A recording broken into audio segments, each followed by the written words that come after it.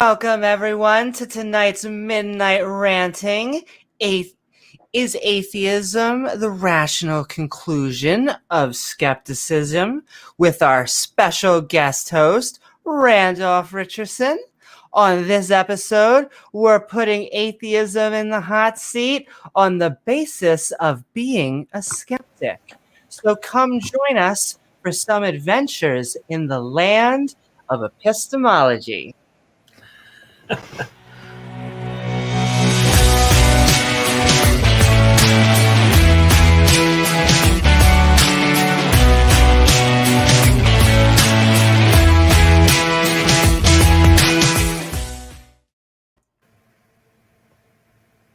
skeptic channel, but after our opening statement, we'll be opening up the floodgates, meaning anyone can come join us and say what's on their mind. We'll also give everyone the chance to have their own opening and closing statements, atheist or theist, liberal or conservative, come as you are, just not on the sheets. Also, if you'd like to see your questions, comments, or thoughts read on screen, you can do so by tagging me at Amy Newman. We also have a Discord if you'd like some memes, discussions, or debates. Lastly, don't forget to like, subscribe, and hit that all button icon so you can get live reminders. And if you'd like to support the show, we offer some unique perks with the aim of creating more content at patreon.com/Amy Newman, including awesome Patreons like KO, Champ, and Oz from the Atheist Round Table. All right, with that being said, is atheism the rational conclusion of skepticism? Well, I believe so, and it's the main reason why I'm an atheist. You don't have to be an atheist to be a skeptic. In fact, many atheists believe in concepts like reincarnation or crystal healing that I would say fall outside the view of a skeptical outlook. Though, as someone skeptical about the claim that a God exists, it would sure be nice to get some evidence if the theists wish to change our mind. The turning of the burden of proof for their lack of proof is not amusing. But I'm not closed-minded to the idea that a God could exist. I'm always searching for someone or a paper or an experiment or whatever to tilt my belief in the opposite direction. However, what I normally get back is far from scientific. If we get past the Philosophy 101 class on how can we know anything at all, the believer rarely defends the miracle claims on any sort of testable basis. So, I'm left being a skeptic. And does this skepticism lead to my atheism? Well, yeah. All right. Thank you. And James, what do you think?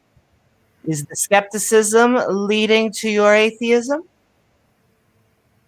James is muted. Can you hear me?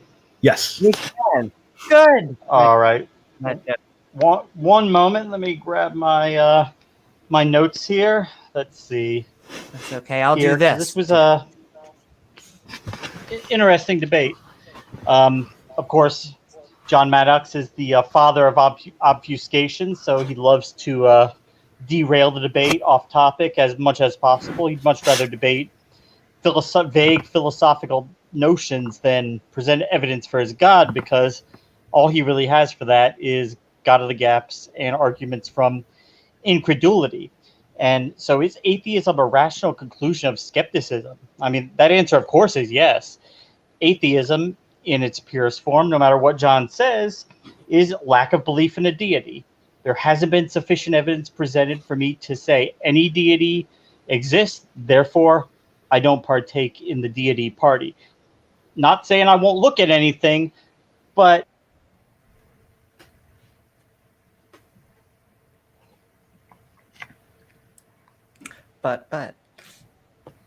Oh, I Oh, thought maybe it was issue on that's my end. okay. No, that's okay. What sometimes happens is he gets summoned by Satan. He may come back in a second. You expect me to believe that? It's okay. Look, sometimes You can't hear Satan me? needs good people. Oh, Oh, okay. nope. Yeah, you're back. Welcome back. The cat came back. That damn devil. The very next day that the devil's trying to cut me off here. Let's see. So religions make claims about reality, and they basically fall into two categories. Those are testable and those that are not testable. And the ones that are not testable, we can't test. We don't know. We have no way of showing whether they're true or not. So we can't really say anything about them. But fortunately for us, religions also make testable claims. And wouldn't you know it, often enough, when you do put those claims to the test, they fail. And that's why we have the entire field of Christian apologetics, because they're apologizing to the world for their lack of evidence and why their arguments don't make sense. It's a big apology, and I would rather just have them stop making their arguments. So what can we be skeptical about? Well, the claim is the heart of Christianity. Oh, we can't hear you again, James. See, but We he heard leaves the us heart on of Christianity. good cliffhangers. The heart of Christianity, and oh, what a place to end it, or to pause it. Oh boy, Am I back? Yeah, You're we heard back. the heart of Christianity is where you left us on a cliffhanger. It was very skillfully done. It's gonna be good. So let's see. The heart of Christianity is their God. He's one God, but he's also three gods. He's both. Uh, let's see. So after he/they existed for all of eternity, doing nothing, one day they decided to make a universe. Throw some matter in, throw some energy in there, create living beings. They created these beings and intentionally designed them to be inferior to their creator or creators, whichever verse you're reading at the time. The creator presents mankind with a set of arbitrary beliefs that mankind must hold, regardless of whether there's sufficient evidence or not. You have to believe it based on faith. And then but they do have a plan for your life. They do love you. They care about you. They want to help you. They want to have a relationship with you. Everything on this earth will come and go. It'll all pass away, but eternity is eternity. And God created these things to be inferior to him, and he really wants these beings to point out how superior God is compared to them. If you're just unable to wrap your head around these things God demands you to believe, you can't pretend you really think they're true. If you don't want to spend all of eternity praising God, in that case, God is just. He won't force you to worship him, and he'll lovingly roast you in an oven forever. Amen. Ramen. Yeah. Woohoo! And so with that, I'm going to hand it off to Randolph Richardson, who had an awesome debate tonight. And we are talking the topic, atheism, the rational conclusion of skepticism. Randolph, how are you? Where can people find you? And what are your thoughts? Oh, okay. So, well, you can find more about the Canadian Atheists at www.canadianatheists.ca. This is, there it is, the website on the screen. This is the organization that we're using to promote the normalization of atheism in society, particularly Canadian society, and wanting it to catch on throughout the world as well. And I feel that if we do this really well in Canada, that other countries will want it too, because to me, it boils down to being an atheist means at its fundamental core, not believing in deities. And to me, in general in life, it's normal to not believe things. This is the null hypothesis, the default that we start with. We form beliefs. Most people, I think, form beliefs throughout our lives, and all sorts of different things. And they can be temporary beliefs or long-term beliefs.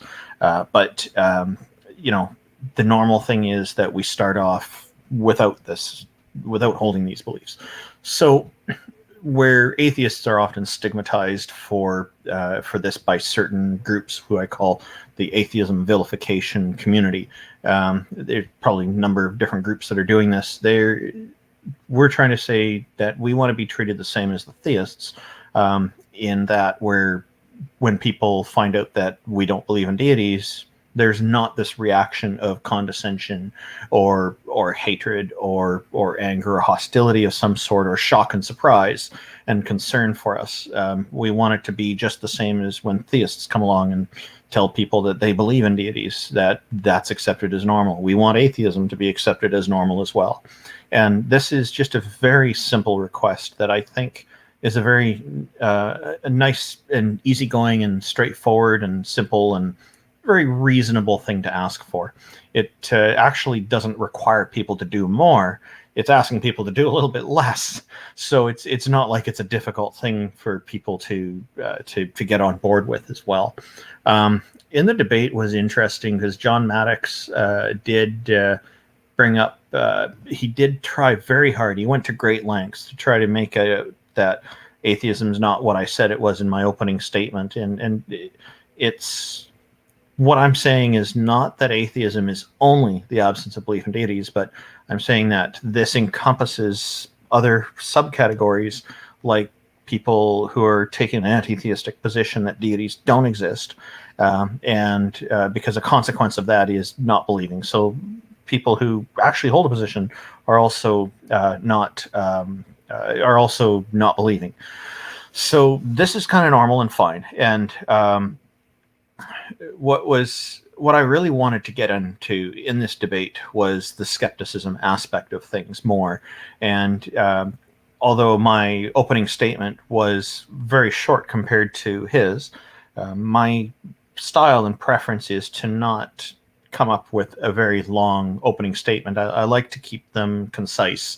And I feel that the statement I made laid out the arguments quite well and made it clear what my position was on the matter.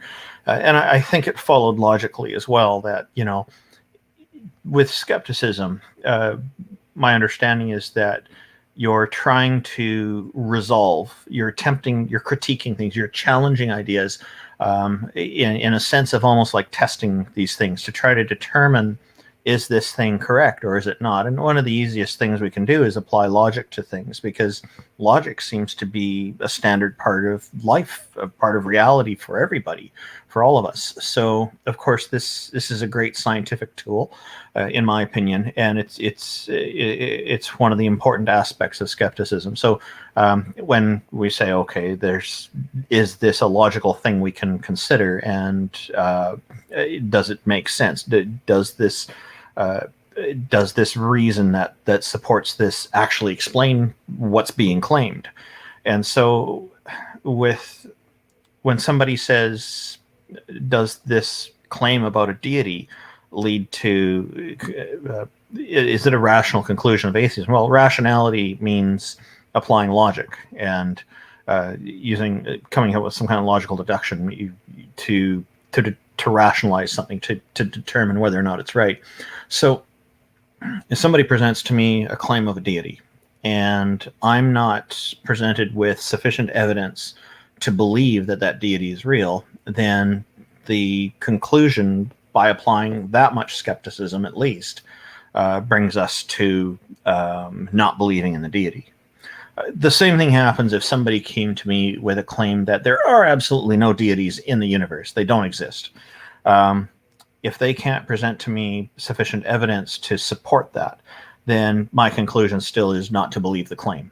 So it works both ways. And I think, like, I was hoping that John would have liked it when I, or at least appreciated it when I had pointed out that anti-theists actually, in my opinion, have a much more difficult burden to satisfy, burden of proof to satisfy, in the position that deities don't exist, because that requires being able to exclude the possibility that there are any deities anywhere in the entire cosmos.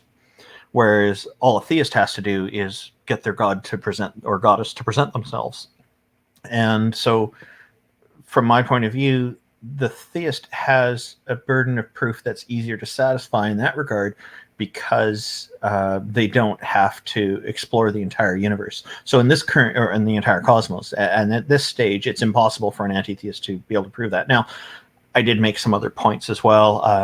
One of the things I elaborated on in my opening statement was that there is a paradox between omniscience and omnipotence that leads me to conclude that this believing in this deity is not rationally justifiable.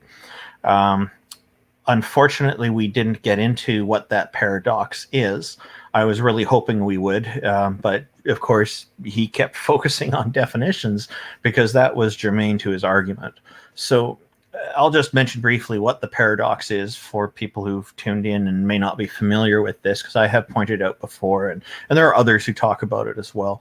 So if I'm omniscient and I'm omnipotent, and I know that there's going to be snow tomorrow in my backyard, falling regular weather, let's say, then my omniscience would mean that I am correct in knowing this. I can't be wrong about this. I know this as a fact. I know how everything's working, all the weather patterns and all this stuff. I know exactly where the state of everything now, so I can make a 100% accurate prediction, or I'm not omniscient. Tomorrow comes along, and here's where the opportunity for paradox comes into play. If I'm also omnipotent, all-powerful, then I can change that weather tomorrow. When tomorrow rolls along, I can change it to rain or sun or something, and that invalidates my omniscience from the day before. That is where the paradox is. So are you omniscient and omnipotent? And then you can do this? How can you be both? And that's the problem I have. And that's what I would have explained if he had asked me about it. I was hoping he would ask, and he didn't.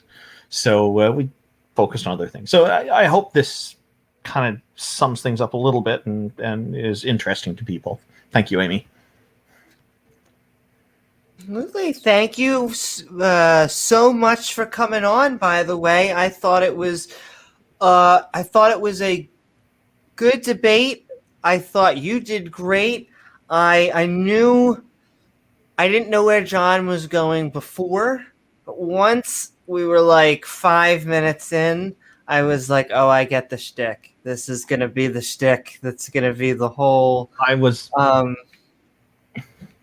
hoping that the definitional stuff would have been resolved in maybe 5 minutes or something, or 10 at the most. But it just kept going on. I kept circling back to it. And so I have a lot of comments, but since we're done the opening statements, we're actually now going to switch it into...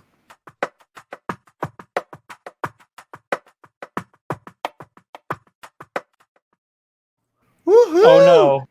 She didn't. She did. So you can come on. I'm going to be sending the link into chat. Tell us what you thought about either the debate or the topic itself. We are midnight ranting on, is atheism the rational conclusion of skepticism? And I'll send that into the chat now. And I'll say that to John's credit, he did try to bring forward a group of publications to demonstrate a body of knowledge, and in an effort to avoid appeal to authority fallacy. So he was doing the right thing in bringing different sources together. I wasn't expecting to play the definition game, so I didn't have all that much to say. He did press on. He wants me to take a position on a document that I hadn't read by the Royal Society, and this is something people will do, and then they'll pull other things out of the document. And if you haven't read it, you're in trouble. So, well, that's another thing. I don't know if it goes to skepticism or political incorrectness, but I was on Smokey's channel, and he was calling someone out. And he was like, denounce this person. denounce. I'm like, I don't know who this person is. Why That was would I almost every day on denounce her? Pokey's channel. Yeah. So I'm not going to denounce a scientific paper or a person at random after we evaluate. It's you don't want to prejudge. Sometimes you need to judge things, but prejudging, that's where the bad stuff comes in, right? Well, it was interesting. He referenced the SEP, Stanford Encyclopedia of Philosophy, which does come up from time to time. Now, the important thing is to consider the applicability of such a paper. First of all, the paper is an opinion piece, and Stanford is presenting it as something that they favor, obviously, or they wouldn't be making it part of their encyclopedia. And the applicability is within the academic institution that Stanford runs. So, and I've heard him use that definition. It's either him or other theists have tried to use something like that, but once again, it's I don't want to say lying, it's omission, because they're using the half of the definition and then they're like, yeah, forget the other half. I know the other half is there, but just forget the other half. Well, that's why I pointed out that there is acknowledgement in that article about how the common usage is that that there is just not believing, and then they went on to talk about the usage that they prefer, and they're recommending in that article. So they're specifically deviating from what they fully well know is the standard. So that's okay. Yeah. Not only that, but I've heard them try and drill down at this definition. I find that strong atheists are in the minority. I actually, I lean towards the anti-theist. I lean almost towards, depending on the God, I like to put forth claims, but I think I'm more in the minority. And I would even say I'm an agnostic atheist, even with all of that stuff, because even I can't know for 100% sure. And I'd say like 95% chance, but you don't know everything, And it's interesting you use that number. But were we Randolph make a comment, and then we have we got people back. Rand. I noticed Iron Charioteer mentioned a name I haven't seen for a while. Steve McRae. He's claiming he started the Pope of Agnosticism. Yeah, I remember he called himself the Holy Pope of Agnosticism, I think. And he, when I first encountered him on Twitter, I thought he was a theist, because the arguments he was using was just the same as theists I've encountered over the years. And he was defending it. Yeah, so it's just I don't associate with him anymore. I was going to have a debate I was going to debate with him, but I backed out of that for reasons unrelated. But there was an probably issue. Better. Sorry? I would debate with Steve McRae about anything but agnosticism. If he wants to debate another topic, I'll talk about it. But anything else? Well, I don't know. He engaged publicly in sexual harassment, and that's why I canceled. Oh, really? Yeah. So I don't know anything about. Yeah, and then 3 days later, he got a nationwide restraining order signed by a judge. It's about harassment stuff. So it's like video clips right there, and he denies it. I'm just not going to have anything to do with that. My problem with people, not problem, but it just feels like he's trying to be contrarian. I know that he'll probably say he's not. I get that that's like, but to me, I'm trying to make as big as a tent as possible, and like deists are like right on that line, and like the deists and the metaphorical theists that are with science, I'm like, I'll be on your team, and I'm just trying to get everybody past that deist line. So Steve McRae is past that line, and it feels like, why am I arguing about we're continuing to, let's argue about how we not believe in things. Nah, I don't really care. He makes some missteps in his logic as well, and then he turns around and claims Aaron Ra, Matt Dillahunty, myself, and some other people involved in the ACA and whatnot don't understand basic logic. Well, I don't claim to be an expert in logic, but I need a fedora. I have to understand the basics for the computer. They're all wrong, and I know SQL, everything. Yep, and things like that. So it's just, yeah. Okay, but we'll go back into open discussion in a second. Ogre, we are midnight ranting on atheism. Is it the rational conclusion of skepticism? How are you, and what are your thoughts? Hi, thanks John for Maddox. having me on. Hi, Ogre. Hey, I sadly was not able to catch the debate. Didn't get to the computer in time, but So, I've seen Maddox debate before. I've seen Randolph debate before. I can't help but assume I know what happened. And from talking to other people, I think my assumptions were correct. That being said, I did have a question for Randolph. I would like to know if you felt that this debate was a positive thing overall. Like, are you happy the debate happened given how it went? Yeah, obviously, that's a question for me. You can leave us on the screen. I don't need to be full screen for this. I think overall it was good. I would have liked it a lot better if we delved more into skepticism and perhaps the paradox that I was talking about, and because I think he focused too much on the definition. But I understand why he did. It's because if he was to accept the standard definition that I was using, that what would happen is he wouldn't be able to win that. So, can I ask you a sidebar real quick off of that? Mm-hmm. Why did you not give him his definition for sake of conversation?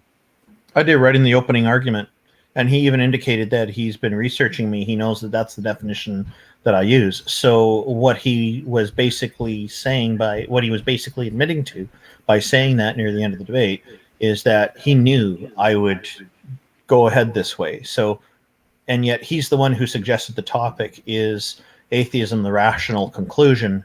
And I suggested we add of skepticism and critical thinking, and James shortened it to skepticism, and he agreed ahead of time. So it means he's well aware of how the word atheism is used. So his intention, that tells me, was most likely that he wanted to debate atheism, not the skepticism. and can I tell you, Randolph, I've heard the Stanford and the "Are you not believing?" So you're telling me that you're not believing the Stanford? If he tells every atheist that you're not believing this definition, maybe they should adjust their definition. I don't think they do, because I think they include it. But if they didn't, then I think, because almost all of the atheists that I come across, once again, most of them are agnostic atheists, though I love strong atheists. Like I said, I'm almost leaning towards that sometimes, but I think exactly. I think I don't think that the anti-theist is always the most popular position, and I like having the burden proof. So bring it on, Maddox. But okay, we'll go. What were you gonna say? Say that, and then we're adding someone. You have to give Maddox his credit. He does his homework, and he can be sneaky when the way he structures that things. Yeah, he puts like traps out there. He put a lot of effort. He sets traps for you. Yeah, I'm used to that myself. But he did it to Erica in a debate because he knew that they were debating his DNA a code, and her partner was saying no, but he's also a theist. And John had that whole thing set up, so then he was splitting the two of them. Once again, though, I'm reading the topic. I'm trying to debate in my own head. Should he have presented evidence? Because in my head, his whole time was just question. Am I going to answer something? I don't really answer things, but question. There was one time where you tried, like you were politely hitting the tennis balls back and forth, and then you were like took like a 1 second. You were about to ask him a question, and it really was this sound effect. It was like nah. And he like stopped your question. And I was like, it was like the one time Randolph was going to ask you something good. You're like trying to. He likes to have that. And okay, Big Screen Bird. He's used to being on his channel. You know, he's used to having the mute button. And one of the things I really like about these debates is I get educational value from them on how I can hopefully do better the next time. I think you did amazing. I think the thing is that Well, thank you. the atheist is always going to keep on swinging the ball back. But I just sometimes feel, shout out to Will out there. Sometimes I don't think that they're used to answering the tough questions. I think they're used to asking the tough questions. And that's a completely different mindset. Not always. Shout out to all the theists that do ask tough questions out there and that are asking tough questions. I've got more to say, but I'm going to hold off because I know there's people that's okay. who want to join Exactly. me. And okay, Big Screen Bird, we are midnight ranting Bird. on Is Atheism the Rational Conclusion of Skepticism, the topic, or the debate, or the topic itself? How are you, and what are your thoughts? Hey, everybody. How's it going tonight? Interesting debate. I repeatedly was calling him Darth Maddox because he reminds me of Darth Dawkins a lot by interrupting and asking question after question after question. And of course, Randolph, first time seeing you on here, like chatting with you, but yeah, it's a pleasure to meet you. Yes, sir. Good to meet you. Clearly, you're Canadian because you are way too nice. A lot of atheists, or a lot of, I would say Americans would be much more stern like he is because, and this is no attack on you at all. It's a joke. I know Canadians No, it's are very okay. nice. Go ahead. Say what you feel. It's fine. I can take it. He is the aggressor in a very douchey way. And that kind of stuff I do not like. I don't like bullies. I don't like people that won't let something go even though you've given the same answer 35 times. You know, that Oh, that you kind noticed of that. Yeah, I definitely picked up on that a few times. And his just blatant lack of wanting to accept your definitions. Yeah, there are other definitions, but there are other definitions for a lot of other words also. That doesn't mean that the one from the Stanford Dictionary is the end-all, be-all. That's not how it works. I mean, who wants to sit in a debate and read the dictionary from cover to cover? I mean, exactly. You know, if he would just accept and listen to what atheism means to you, and then we can go from there or not. But he chose to not, and unfortunately, you got kind of caught in a circle debate with him, and I will say you did very well, and I commend you on keeping your composure, which we don't see here on modern day debate a lot. So good job tonight for sure. Well, they thank do you have very some much. dumpster fires on there, but this Thank wasn't you one so of them. much, Big Screen Bird. I feel that sometimes people get worried about me. Feel like I'm being bullied, and this stuff is easy to take. It's just words, but I very much appreciate the concern. No, I wouldn't say you were being bullied. I just don't like bullies. I know you period. weren't saying I was being bullied, but okay, you mentioned that you don't like the bullies, and so I right, thought I'd follow along with that theme a bit. But can I, Big Screen Bird, I would not retract. I don't think John Maddox is a bully, but that kind of tactic where, like, I think he fought it because it's so hard with Randolph that if he does it so hard, he would be kind of douchey. But there was one time where Randolph was just like, okay, he asked a question. Randolph gave a decent, not only an I don't know, but please inform me. You are informing me. I'm ready to learn. And his response was like, just Google it, bro. You're ready to learn, huh? And it's like, John, this is your time. This is your time. That's like Nathan Thompson.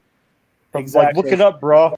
Kind of the same vibe I was getting. I'm not saying he's Nathan Thompson, but you can definitely see with maybe a different debater that he could turn into Nathan Thompson. And I don't think he got to that level. I don't have a problem even in a debate telling my interlocutors if I don't know something. Right.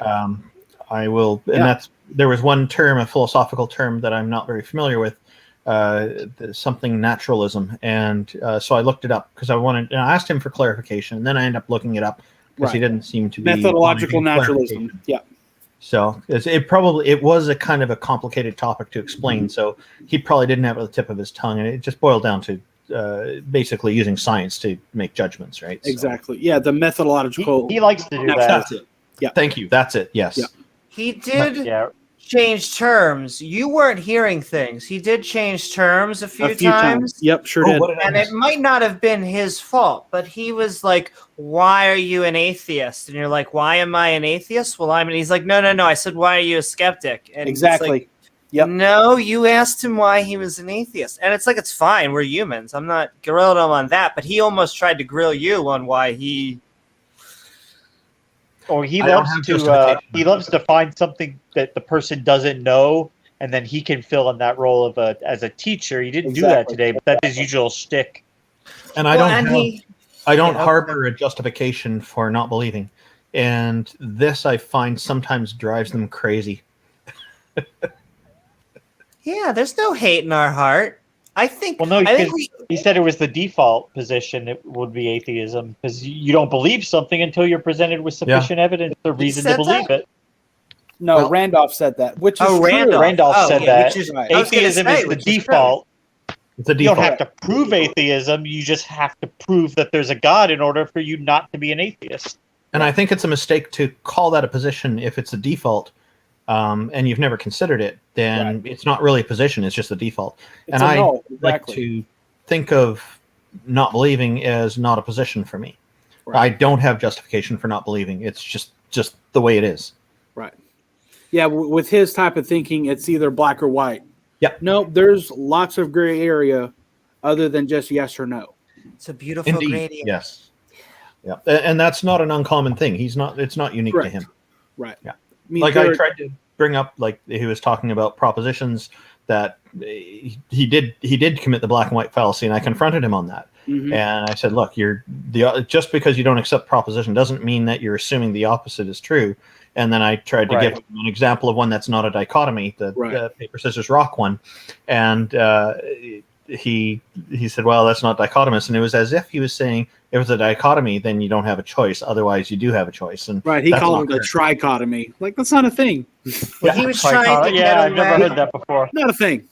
I'll say this, and then we'll bring in the fantastic Oz Hey, from the Atheist Oz. Round Table. But he was trying to get away from the classic gumball. He was trying to say, no, we have to say even or we have to say odd. And Hey, it's like, no, we don't know. Stop trying to make us say if it's even or odd. Now- Yeah, Randall? As soon as Oz is on the screen, we should all say Oz. Let's make it a tradition. Okay, hold on. You got this? Well, sounds good to me. On the count of three, we're talking midnight ranting, atheism, the rational conclusion of skepticism. How are you, and what are your thoughts in 3, 2, 1? Oz. it's the mighty Woohoo! drug user. Oh, What's up, everybody? What's up, man? How's that for a welcome? Hey, Oz. That's the warmest welcome I've ever received. Good to see Woohoo! you, man. And so I believe that you may have thoughts about this subject, Oz. We're talking the connection between skepticism and atheism. Who, me? I may have an opinion. Yes. Freedom reigns supreme here. First of all, Randolph, good to see you again, brother. And yeah, I watched not the entire thing, but enough to get a gist what's going on. And somebody in the chat alluded to my point, so I want to give them credit, whoever that was.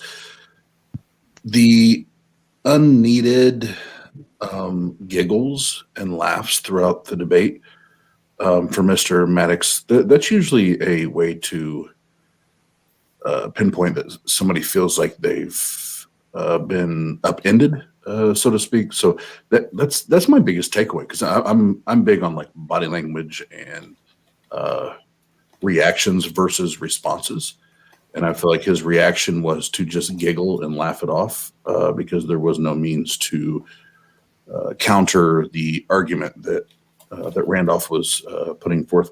And this is one thing. Two things I'll say about Randolph. One, and Randolph in my book is he's the godfather of atheism here on YouTube. I need to get a soundtrack for this. So if you guys don't like it, holla at your boy. But break their legs if they don't like it. I'll break a leg. Oh, for Randolph, I'll break a couple legs. I'll break a couple. I will never ask for that favor. You don't have to ask. I know people know. I know somebody knows something about it. You don't have to ask, Randolph. You just got to wink. But Randolph, what I love about his debate approach is, and I hope I'm not exposing anything here as far as strategy. But I'm a fighting fan, boxing fan, UFC, all that. He's very much the rope-a-dope fighter, so to speak. Yep. He's going to let you just put it all out there and get it and swing and swing and swing. And then he's just going to hit you with common sense and logic and rationale and reasoning. And at this point, you've already tired yourself out. Like you've already given every single argument that you have possibly to fucking give. And now that you've exhausted all that, he's going to pinpoint on why those are not logical arguments, why those don't meet our measure of reasoning or evidence. And that's what I love about it is he's patient and patient and patient. And as soon as the time comes, he strikes. I love it. They're not logical, and they're certainly not probable. I gotta say, Oz, I love you, man. Yeah, I wish we were brothers. We're brothers from another mother. There we go. Brothers in evolution. Brothers in Christ. I don't know if that counts. Brothers in evolution. I don't think either of us is going there. Yeah, we can be brothers in evolution. There you go. Cheers. Oh yeah, cheers. Praise the flying spaghetti monster. Yeah. Actually, what you're saying. Praise the amoeba, the protist. What you're saying about the strategy I'm using. I never really thought of it as a strategy, but it's interesting that you see it that way, because I guess it really does kind of qualify as one. I hadn't considered it that before. What I'm wanting to do is to give my interlocutor beyond a fair chance to get their position stated and get everything out on the table. There's like when it comes to interrogations, military, police, whatever, there's the read technique, which is outdated and leads to false confessions. They don't start really asking seriously about the suspect or the subject, we should say, about what their perspective is on things and why they did things until about the 9th step. They got a 12-step program. It's weird. And with the newer method, PEACE it's called, which is very much like the CIA's newer method. They use it in the RCMP here in Canada. The very first thing they do is they lay out the evidence and say, what say you? What happened here? What's your perspective? And they start with that. Wow, what a time saver. If somebody sees all that evidence and says they just go ahead and admit guilt, they've saved a lot of time doing a whole 9 steps of interrogation there. But if the person's not for it, they can have a more fair kind of conversation. So it's a much fairer approach that's going on to it. There's a Canadian judge actually stated that on official record, it's in court records, that the read technique leads to false convictions. So, and should never be used anywhere. And that's why we don't use it in Canada anymore. There might be a few agencies still using it, but I think that's dwindling off to nothing soon. And okay, we'll go back to a group conversation. Yeah. No. I like this stuff, and I was actually just thinking of police brutality today because I just recently saw a video of a man who it seems like had dementia, but he also had a gun in his car, and the police officers were basically pleading with him. They did They were the best They had to that wait. the cops could be. It was exactly what you wanted in cops, and they still failed to. That guy's save windows, this I've never man's seen life. car windows that I know, strong because they indeed. could not bust those Withstand that. windows down to get in. They needed. I mean, it's what smartphones. they're made for. And they pepper sprayed him, and when they pepper sprayed him, he reached for the gun. And so, what do you do when you try to use the non-lethal thing, and then he grabs the lethal thing? It doesn't work. There has to be, in my opinion, an entire unit that's just for, it's a combination cop and mental psychologist, because obviously the best people with the best intentions weren't able to save this man, which means something's Did he got to die? change. He I did. I thought he died. Oh, he did pass away. He didn't. Oh. He did not was pass almost away 80. in the. Didn't pass away in the video. They must have called, but he did I eventually must and say- in the recently. hospital. I feel Yes. compelled to say, Okay. police work is extremely dangerous work. Yes. Oh, And difficult. my brother's a cop, so I'm torn on that issue. Yeah. Like any But profession, good people and bad people. exactly. And there's also, this is once again my opinion, but I've learned firsthand, the difference between suburban cops and city cops is night and day. And that's where the actual difference is. And that's where the disconnect is, because a lot of people live in suburbia, and they say, well, all the cops are so amazing, and they came and we had a good, and I don't understand. And it's like, we'll go to the city cops, and it's like, what other country you will be holding your hands up like this the whole time? Because you're like, dude, you look like you're in here to fight a war with Captain America. And so it is a different, it's a dichotomy. Yeah. That is an interesting. I know you're getting ready to bring in another guest, but I would love to once you bring him on, go back into that, because your sheriffs or your county cops, people refer to them different by different names. Your sheriffs or county police are actually usually more dirty than the city cops Oh, for really? certain reasons. That's Familiarity breeds contempt. I may know this for a reason or two, but go ahead and bring your guest on. well, that could be, that could be true too, because I'm not saying the city cops are corrupt. I don't know how they were. It's just like, I understand why everyone in jail, it's like everyone in city jail is forced to be tough. The prisoners are forced to be tough. The cops are forced to be tough. The lawyer comes in, he has to act tough. It's like, Jesus Christ, everyone is acting like this. And I don't know. It's a weird mentality, but you're probably right. Corruption, probably, yeah. Meanwhile, when the city, all these cops are doing the dirty work. The suburban cops, the county cops, are under the radar, and they're just floating, and they're doing all the dirty work they want to do, and they're getting away with all the shit. And I'm not playing right now. Like, that's what they do. They can fly under the radar and get away with all this shit. Some, not all. Depends on the police chief, I guess. Most. That's okay. We'll go back into that because, like I said, I'm actually highly interested in the subject. But Nicholas Lamar, we are midnight ranting on Is Atheism the rational conclusion of skepticism, the debate, or just the topic itself? How are you, and what are your thoughts? Thank you so much for having me, and good to see you have you all. again. Yep. Thank you. The answer is yes, and sure, since I never miss an opportunity to blab, I'll answer why. But here's where the problem was.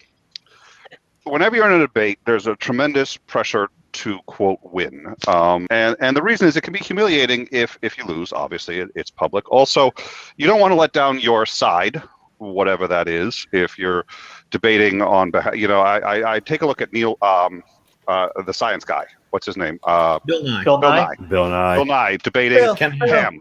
Bill. Now, when he debated Ken Ham, I mean, can you imagine the pressure there? And the reality is all of us are 100% convinced of the truth of Bill Nye's position. But if he loses the debate, not because his position is wrong, but because either of unfair tactics, he had an off day, whatever. So there's tremendous pressure. Now, the interlocutor here, what I find interesting is here's where sort of, in my view, the problem really lay. He was completely correct, in my view, about a number of points. So was Richard.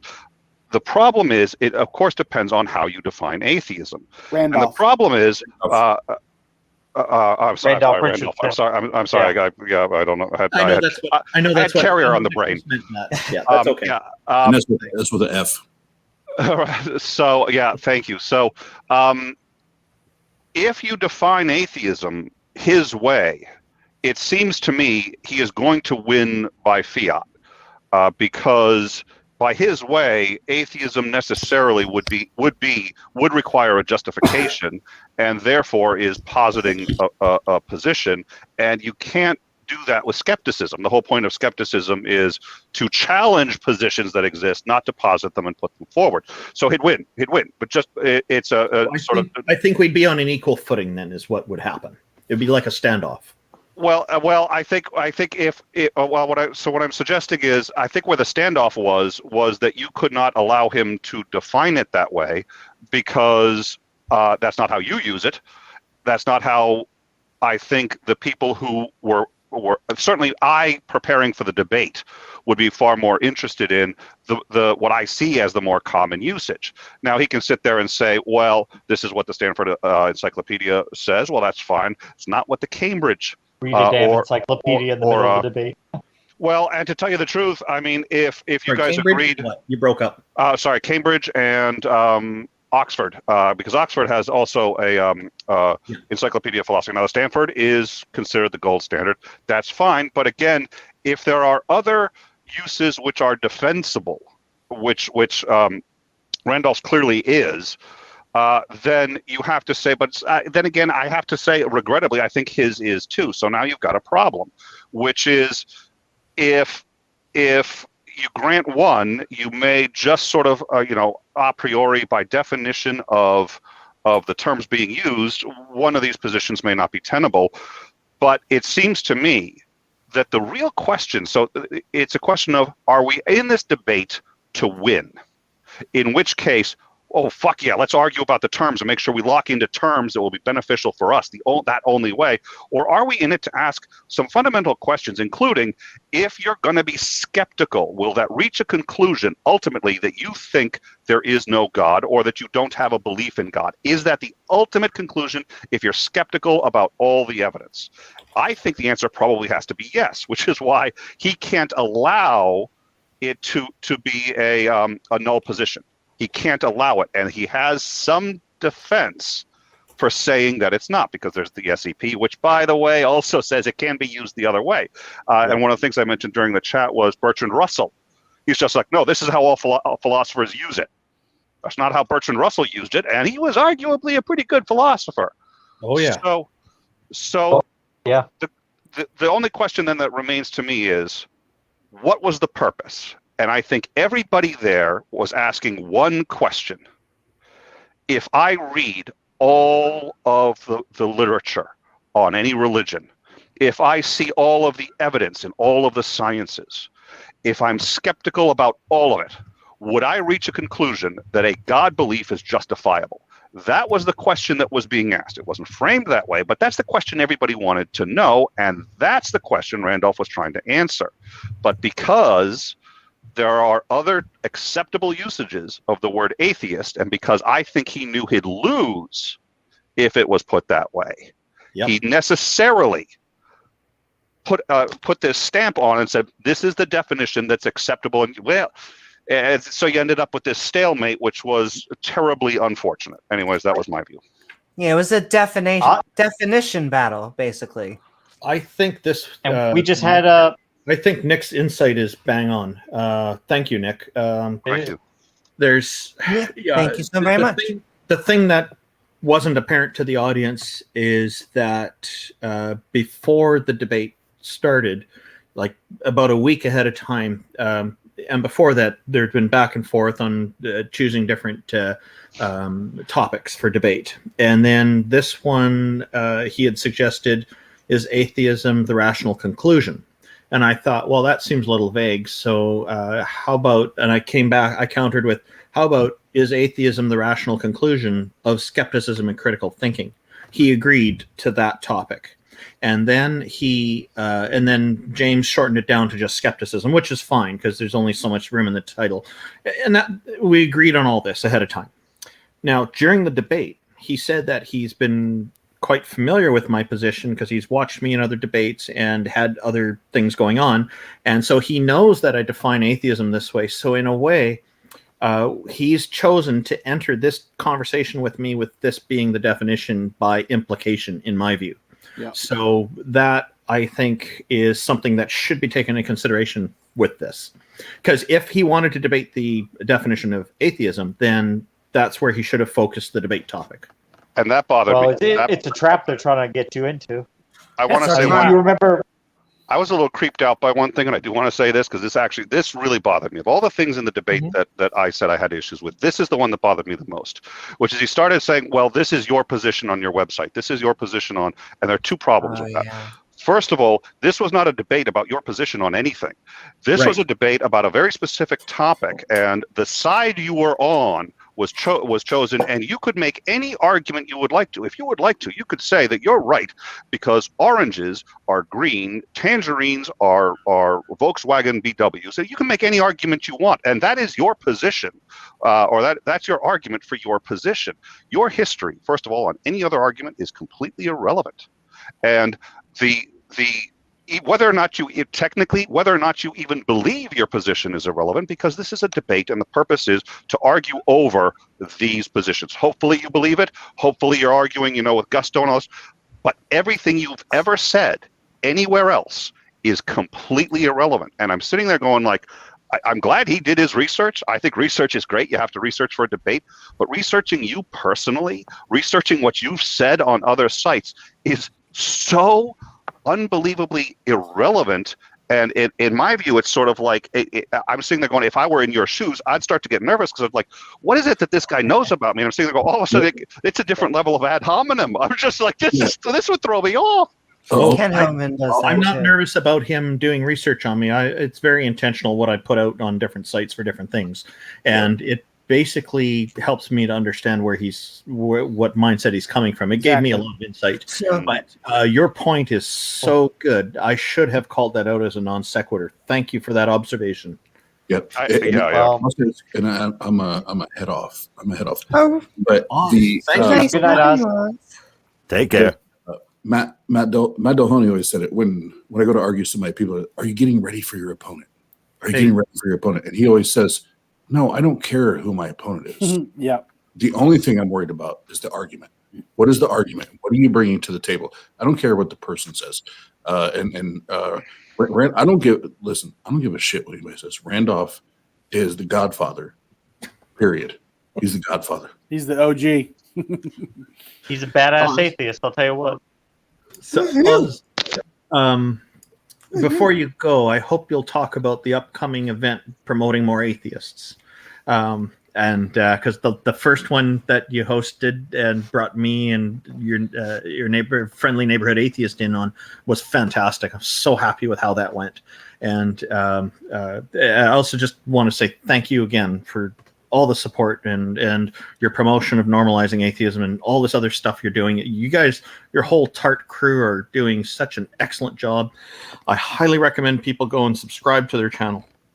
Thank you. And see the awesome things that they've been doing. They're all over the place and it's fantastic. We're trying. We sleep like 1 hour every day. That way we can put content out 24 hours a day. And you can do that for weeks on end. A good hour, but no sleep. No sleep. Out weeks on end. Don't get me started. God damn it. But we did have to change it from the 24th to the 25th. That just happened about an hour or two ago. But on the 25th of April, April, we're having our second turn-up event. And what that is anybody that's just starting a brand new YouTube or podcast atheist content creating platform. We want you to come to the Atheist Roundtable and just promote it. We're going to talk about you, what's your vision, what do you want to do with your channel, what do you want it to look like, sound like. We want to help you promote that and get it to as many people as we can help you get it to. So Randolph and Ethan from your friendly neighborhood atheists are going to help, and a couple other people have offered to help as far as putting finances to it, as far as bolstering up the marketing efforts and everything like that. But it's going to be this one's going to be even more amazing than the last one. Oh yeah, I have a channel in mind that I want you guys to plug. I bet you know which one it is, right? James W. No. Oh, I Normalizing. know. and for people, as you did say a little fast, the event is called Turn Up. Turn it, yeah, not turn up like the plant, but turn up, like Turn up for what? Put your fingers on the knob and turn the fucking shit up. Goes to 11. Turn up If to you 11. remember, it was a couple weeks ago. Oz was talking to somebody on this channel who made the mistake of making the positive claim that there were no gods, and that's the trap Maddox was trying to get you in, so then he could exploit He was trying. And He tried. You didn't bite. No. He seemed very dissatisfied that when I said I don't have justification. He's trying. He wants me to say it's a position. And for the record, for all of us here that know exactly what we're talking about, I would actually still help him because I feel like his heart's in the right place. He just needs to learn a thing or two. But Oz, Heart's thank in you the so right much, man. yes. Oz is a mentor. Thank you for doing everything you do, along with Pasta Mike and all the awesome people there. And keep on getting Dr. Josh to do. It's rich. That's the word. When I hear that impression, which is what you want from impressions, it's like deep. I like it. And if you guys do come across theists that want to debate Dr. Josh, he has agreed to, on the Atheist Roundtable, have a Lion's Den discussion. Meaning, it's a cross-examination round with 3 theists. Only he never asks any questions. Just the theists ask the questions. Ooh. That's going to be interesting. And can I tell you something, Oz? I always in the debate community, I always view a good question like a good. So that means he's just going to be sitting there, and guess what? Maybe taking it, like tennis balls, batting them back. They literally get 45 minutes. They get 45 minutes of questioning, and guess what Dr. Josh does? He never asks one question, not one. Oz, I think I know I have a feeling that somebody here in backstage might be interested in that. Hang around if you can for a moment for Will when he comes on. You can ask him if you'd like to join. He's a Calvinist, and he's a real nice guy. I know Will. Oh, he's a great guy. Very well. And we're gonna have Will join us, but actually right now we are, and I actually have a question. Ogre, we'll get your question as soon as we go back into open discussion. But Midnight Ranting on Is Atheism the Rational Conclusion of Skepticism?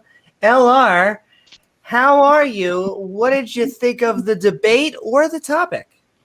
Hello, everybody. Thank you as always, Amy. And also, How you doing tonight? Thanks for coming on. Yeah. What's up, everybody? And to Randolph, good job on the debate.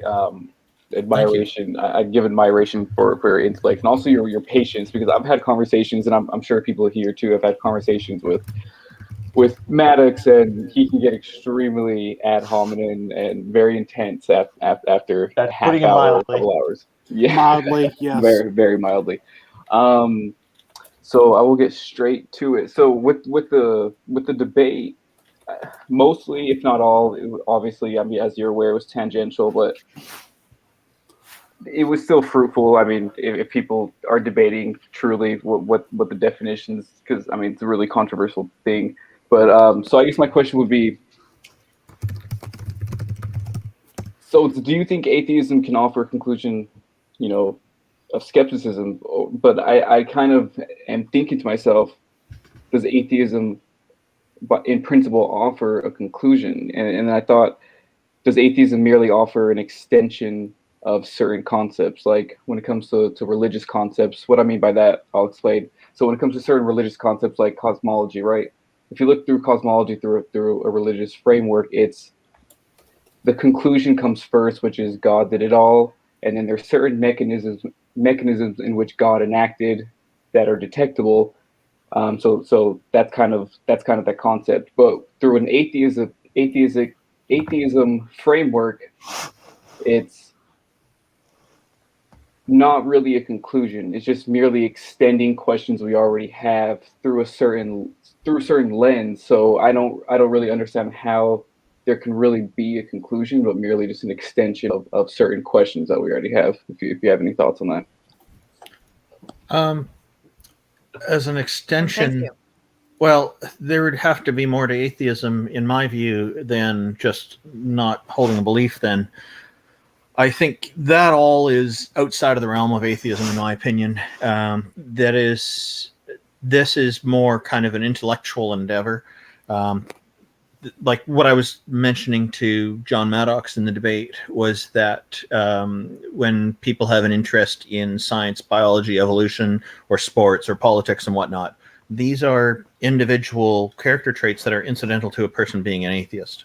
And so, you know, to me, one of the fundamental aspects of being an atheist is that I am free from any of these kinds of whims or demands or edicts by any deities or anything, because I don't believe that deity is real. So it doesn't apply to me. It's a freedom that I have, and so I don't have this kind of standard to conform to. And so, in a sense, I guess by not having that standard, the only thing I guess you could say would be that, and this would be a big stretch, but would be that you could be more open to other ideas that are not constrained by a belief in a deity. That's about as far as I could probably go with that, and that would even be a stretch. I wouldn't even want to present that as something that that's not something I would regularly want to promote. Yeah, no, that's thorough. I appreciate that. But I guess also you answered it earlier, which was really, really good. I'm glad you reiterated it, because I think I missed it when you said it in the debate. But Okay. atheism is the default. And then for a second I heard that and I was like, okay, but is by default you mean an actual position? And then I realized that that's not what it is. It's actually the lack of a position. Exactly. So that made a lot more sense than the answer to the question. And that's a good. Oh wait, yep. And lack of position would be a consequence of just lack of belief. So exactly, it's only implicit in that case to say it's a lack of position. Yeah. But that's a good transitionary statement, because Ogre, I think, wanted to go over the exact definition that Maddox was even laying out. Thank you for that question, LR. That was one that required. And yes, thank you, significant LR. Yeah, I appreciate the answer very much. So what it seemed to be that he was just to me, he was just defending the hard atheist position and saying that's all you can have is the hard atheist position. Amy, I noticed Nicholas is mentioning that he needs to go. Are there some parting words that we can really? give some time for? Nicholas, absolutely. So I'm sorry. thank you for being on. And did you have any last thoughts on, is atheism the rational conclusion of skepticism? As I said, the answer it's I believe in nuance. I believe in all the shades of gray. So the answer is absolutely, yeah, it is. I'm sorry, there's no. Yeah. So it's that simple. But nonetheless, I enjoyed the debate. Thank you for having me on, and I am sorry that I need to go. We're actually going to be having Randolph on our show, but I oh, nice. Thank you. I'm looking forward to them. Thank you. We are too. So, and I think that's going to be on Tuesday. But thank you so much for that, and thank you for having me. And I look forward to. I may even be back tonight, depending on how late you guys are up. But I do need to go. So, thank you very much for having me on. Thanks for coming on, Nick. Absolutely. Thanks for coming on. Thanks, Nick. Not on the sheet. But not on the sheets, exactly. Anywhere else. Yeah, I mean, I thought it was a good debate. I knew that was where the tactic was going to go, because in my head, trying to think how the logic flow goes, it's like, so you're making it, you have to be saying there's no gods, which means you're making a claim. You're making a claim, therefore you have a burden of proof. You have a burden of proof, therefore where is your evidence that there's no God? And nowhere in that loop does the evidence for God come up. You hear Eric Hovind, he does that trope, because he'll say, oh, out of all the knowledge in the universe, do you think you even have 1% of that? No. So in the 99% you don't know, could there be a God? Sure. Absolutely. There could be a flying spaghetti monster. There could be pixies. We don't know, but no reason to think there are. I would like to bring up a topic. He kind of hit at it, and Randolph, I think you did a really good job of deflecting it and putting it back on him when he said that atheists in America are not like thrown under the bus, that type of thing. And instantly in my head, the vilification. The vilification, and I instantly thought of Telltale.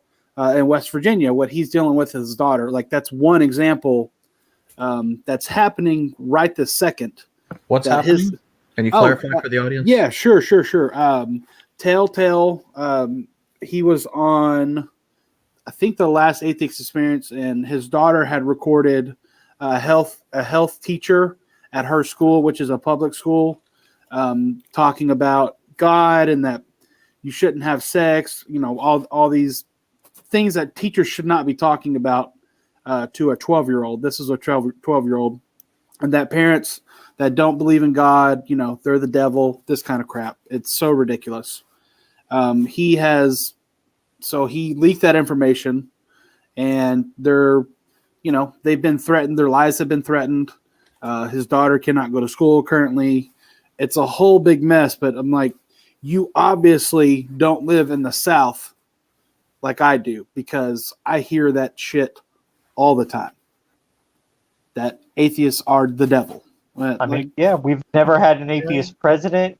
It's still very hard for atheists to really... Right. Well, it's why Randolph and Oz are doing what they do, and I guess why we're doing what we do. Right. Normalize Unfortunately, there was a Facebook page that was made, I guess, and they got a hold of his address, and they were harassing him, and the Facebook page did get taken down, fortunately. But he did the extremely respectable thing by at first not releasing her name, and now it's released, and he didn't release it though. Right, the Facebook page did. Exactly. That was deleted, and it was he was telling the story. It was over 1,600 people in his town of 3,500. That were signed up on the Facebook page. Exactly. It's so crazy.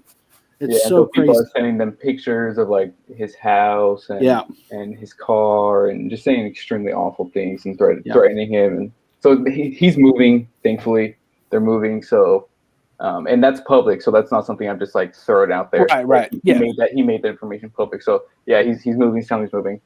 Wait. Everything I've said, he's already said. It's out there. Is Telltale the one that's moving, or is the teacher? No, Telltale. Yeah, him and his family. Yeah. Jesus. It's crazy. Yeah. Well, Jesus. Yeah. Obviously, Jesus isn't there, but Jesus. And we'll go back into open conversation in a second. Just want to throw that out once you bring them in, I'd like to talk just a little bit about this, if that's okay.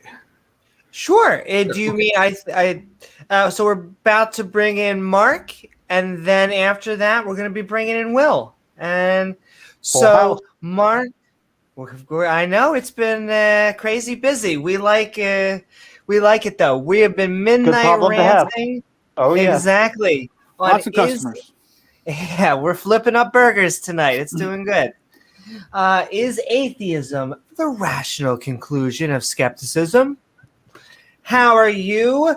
What are your thoughts on the debate or the topic in general? Hey, how you doing, everyone? It's great to be here. Really good debate, Randolph. I really enjoyed it. I thought it was fantastic. I've got sort of. You're welcome. Really good. I've got sort of a comment, a question, and a kind of aside.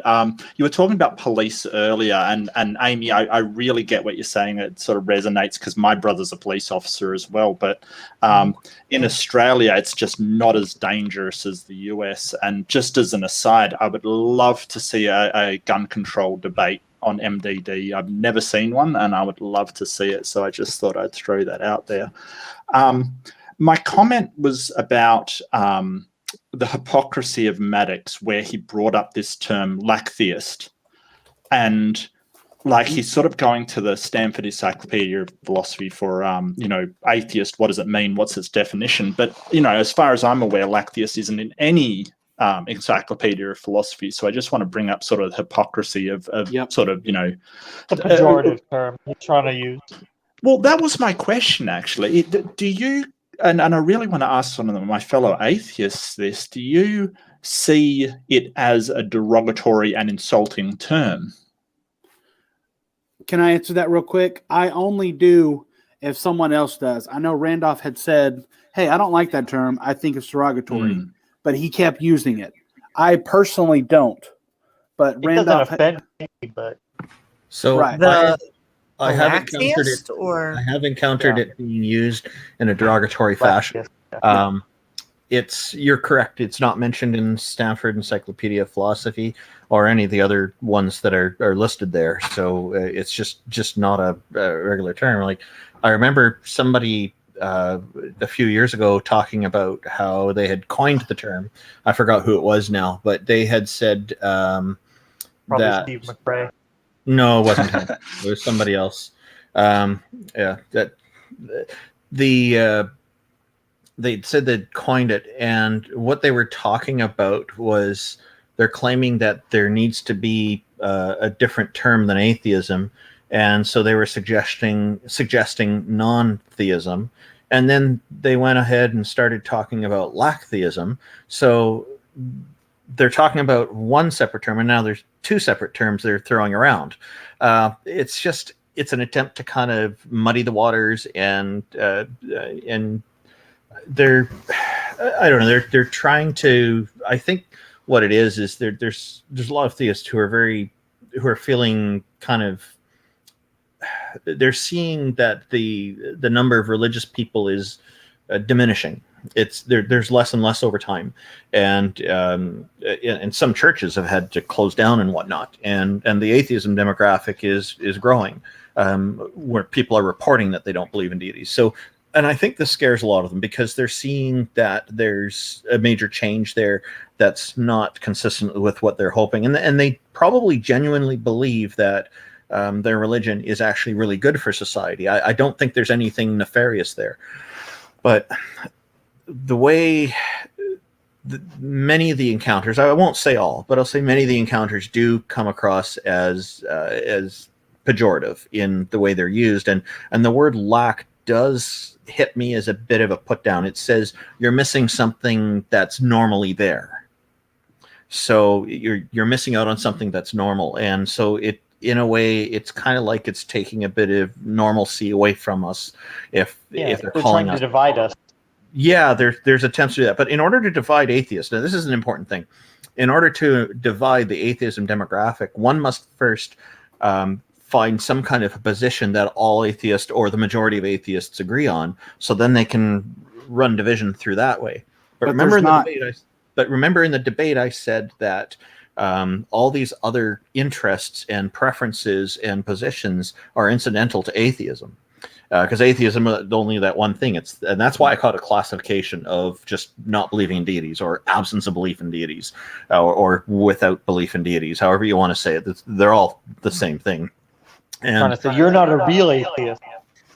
And we may have someone who has a difference of opinion in a second. Sure, yeah. But the thing is, as we don't hold this belief, there's that's the only thing that really is the same characteristic that all atheists share. And it's a matter of fact that it's a classification. Like everything that is the color red is, or the color blue or the color green can be classified as a color. It's those things are classified as that particular color. And they can be all sorts of different things. You can have a green army tank. You can have a green apple. These things have nothing to do with each other, but they're both green.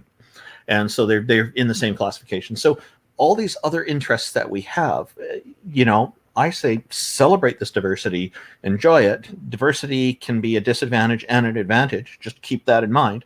But the thing is as long as we continue to be diverse like this, which I don't see any reason why that should change, it just wouldn't make sense to me. I think that as long as that's the case, any of these attacks people make on us, some of us for favoring evolution, or some of us for aligning with a particular political party and whatnot, it doesn't matter. It doesn't have any impact on atheism at all. So atheism is impervious to all this stuff. It's like you're shooting at something that's not there. Your arrow is going to go all the way through and carry on and land wherever it lands. It's like when they use the atheist worldview, and it's not a worldview. It can't be. There's no such thing. Exactly. And that's an attempt, and that is a sneaky attempt to try to get us united on something. I actually like that there are differences of opinion among atheists. Absolutely. And there are atheists I disagree with things on, like capital punishment is one. Abortion's another. Christopher Hitchens was not fully in favor of abortion. I'm fully in favor of abortion right up to the end of the third trimester. These are different views. I respect almost everything Christopher Hitchens has to say. I have deep admiration for him. And I think he died way too young. But the thing is, when it comes to abortion, I disagree with him on it. That's just the way it is. I'm staring at his memoir right now. Stated that if people disagree with him, he's quite okay with that, and he encourages that. So.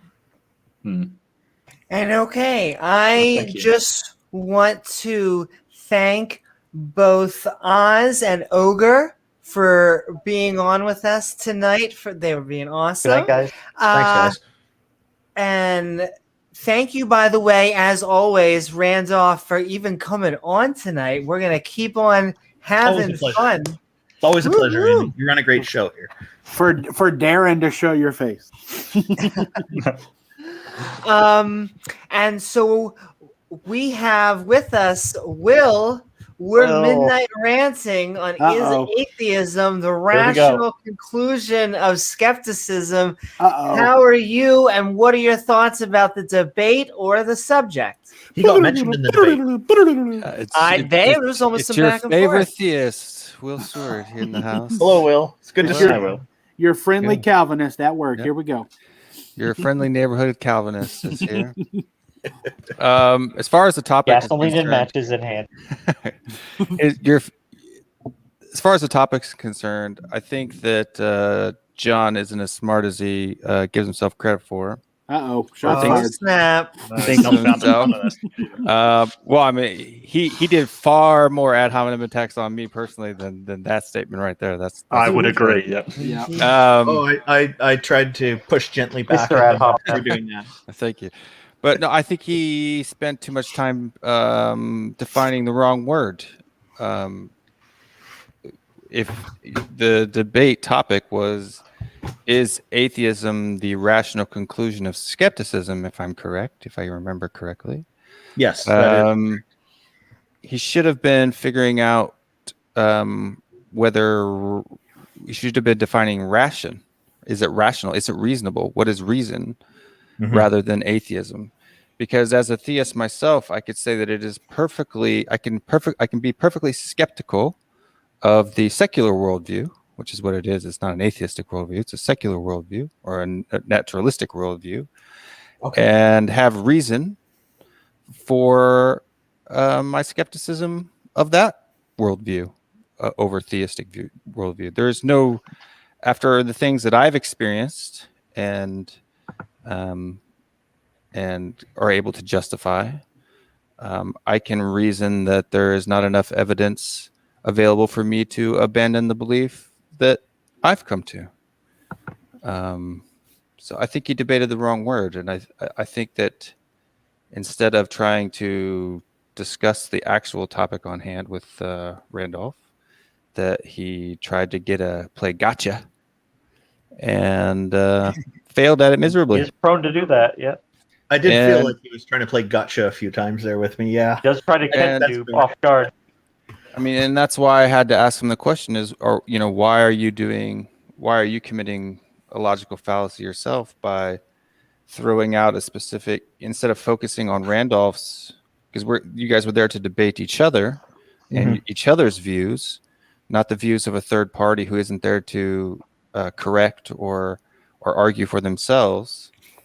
And while using a definition or citing other definitions is a good starting point in debate, you have to come to a reasonable position with each other in order for the debate to actually continue on to debate the actual topic at hand. The debate wasn't what is the definition of atheism. The debate was, is atheism the rational conclusion of skepticism? Which I think that there could be multiple rational conclusions to a skeptical form of thought. I really liked the questions that you super chatted in there. I thought they were great. Thank you for doing that. And I agree with you on the fallacy assessment that you made. It was bang on. Rationality would have been a very good thing to get into. We didn't. That was kind of what I was hoping as well. I was actually prepared to talk about what rationality was. I did some research before starting, and he claimed I didn't do any research, which was interesting. He would have known I did if he did go the angle that you're suggesting. Would have been a really he does good that one. all. That's one of his lines. And I think you were right on. That would have been a really good one. That would have been more challenging for me because I was prepared to say, well, rationality, as I know it, is the quality of being based on or in accordance with reason or logic. And so that would actually be able to give him a lot more plausibility in his position. I think you're right, because like you say, with reason and rationality, there's different ways to look at it. And especially reason would be leaving it wide open for him. Yep. Logic, not so much, but reason definitely is much more vague and more flexible, and he'd be able to bend that to his whims and be able to advance with that, I think. So yeah, but it totally didn't seem like he was really wanting to debate the actual topic at hand that apparently he put forward. It seemed like he just wanted to prove, I guess you could say, discredit you by showing that your opinions, right, your position, which is your position, it's not anyone else's, is somehow faulty because you don't toe the line of what these particular texts that he stated said. Yeah. And that's a horrible argument, because if I'm a libertarian and someone's going to try to tell me that just because I'm not a libertarian anarchist, that I'm not a libertarian, is a completely ridiculous argument, right? I can still have libertarian ideology and not necessarily agree with 100% of what every mainstream libertarian says is mainstream libertarianism. Right. And even him as a Christian, as you can see from the end of that debate there, that there's a very broad spectrum of what Christians believe. Well, you're not a Christian. Very. So that's what he said. I did want to. I'm just messing with you. I want to say I was disappointed in John Maddox when he said, and I actually found it kind of offensive when he's saying that, telling you that you're not a true Christian, and saying some bad things about Calvinism. Like, it has nothing to do with the debate. It seemed very personal, and I thought that was not an appropriate thing for him to do. I thought he got him though. Over the line there. He gets triggered very easily. And I did want to ask you. I want to ask you about that, Will. I have a question from the comments for you, Randolph, and then we're going to get Martin in. Can I just quickly put something to Will, because you said sort of Hinky, but problem- absolutely. No, I'm just The kidding. problem with what Will said is then you are bogged down in the definition of skepticism. Like you say, you're skeptical towards this. You're then bogged down arguing whether being skeptical towards something is actually the philosophical principle of skepticism. I would put to you that you could be skeptical about all kinds of things. That doesn't really mean that you adhere to the philosophical principle of skepticism, which is, refuting any belief without justified evidence. Refuting Right, or and I believe doubting? I I have- see it as doubting. Hang on. Doubting, yeah, you're right. Doubting, yes. Okay. And I have justified evidence from my viewpoint. Okay.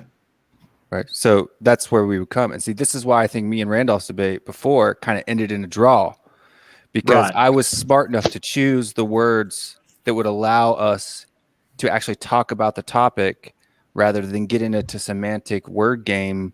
We were actually able to talk out topics. And in the end, both agree that we have our opinions and neither of us can prove that they're absolutely wrong. And so therefore we go on and live another day.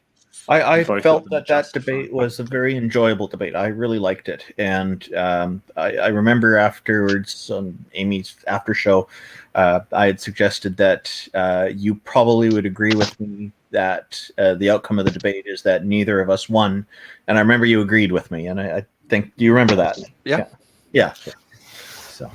And so I That was a want to great ask after you show. about your beliefs, remember it. Will, but I want to bring up Jay's question. And if you have any more questions, feel free for Randolph or anyone on the panel, feel free to tag me at Amy Newman. For Randolph, I feel like Maddox was using games and tricks in order to win Not the Maddox. debate. I don't think he was actually trying to have a fruitful discussion. And He wouldn't do that. No. Jay Nixon. Darth Okay. Maddox. I was going to say something, but Randolph, what are your thoughts? Well, Jay, I remember one person I think did a super chat or something, or made a comment there during the debate that about John being a trichologist or something. So a trixologist. I don't know. I don't know who made that comment, but it was interesting because I think that it's a combination of he was making an effort to was making actually really good efforts and did a bunch of research first, and he was doing things that I think a normal kind of thing that a serious debater would do. But I do think that he was also not so genuine when he was suggesting a topic using the word atheism and knowing full well ahead of time that's how I use the word. And because if he was going to debate it honestly, he could state a different phrasing in there, and then we'd be having a different debate. But he did that because he knew he couldn't get you on his little tricks that he does. So that's why that happened. Maybe. Yeah. He set the bait out, and Randolph didn't bite, so he had That's to move right. on. Yep. But I think that with a debate, the goal shouldn't be to win. The goal should be to show the audience how sound your position is. And if it ends up in a draw, then you haven't lost. You've won. We gained. both won. You've gained. That may be Right. how Randolph looked at it, but not Maddox. He's in it Right. to win it by hook or by crook. But then you come out looking like a bully, right? That's what. Because what I said. If the only way that you can win a debate is by Jay. by actually not holding a logical argument, I think Randolph, I think you're being way too kind to him, because I don't think he had any intention. Sorry, I'm Oh, I being mean, way I- too what? Sorry, you say I'm being way too what? Far too kind to Maddox. Because Randolph's a very I did a lot of charitable research person. before our debate. I watched every YouTube video that you had on the web. Now, granted, you were at a disadvantage because I had none at the time. Ian. Now, But, I will speak to that after you're done. Go ahead. Yeah. Yeah, but when we spoke, I had written down positions that I felt that you held, but I asked you, right? I asked you, is this a position that you hold? I didn't straw man you or claim to know what you think. I asked you to clarify, and then I went on your answer, not the proposed idea. And that's fair, and I consider it to be high quality and professional. That's in my view. So thank you for that. So there was a point I was going to talk about, and it's escaped me now. Sorry. And that's okay. We have another question, a very, very serious question. Randolph, if Randolph is the godfather, why isn't he petting a herd of cats? I'll have to get back to you on that. Because All Canada right. is cold. He could just reach down. There's a cat right under you, Randolph. Kitty. It must have run away. Sorry. Aw. No, on the I don't- screen. I don't have Oh, any, I don't have any pets right now. I used to. I do want to get a cat or two, but I have to get some other stuff taken care of. I've got one for you. Yeah? Mail him up to Canada. Oh no. Mail the cat to Canada. And okay, we'll go back into open discussion in a second, but Martin, we are midnight ranting on is atheism the rational conclusion of skepticism? What are your thoughts on the debate or just the topic itself? I how are would you? say that the answer is for me was yes. The topic of the debate, but a lot of what one things I want to say is that so skepticism for me was the natural, atheism was a natural position after skepticism. But what I find in the modern day debates is that they don't discuss the actual topic of the debate.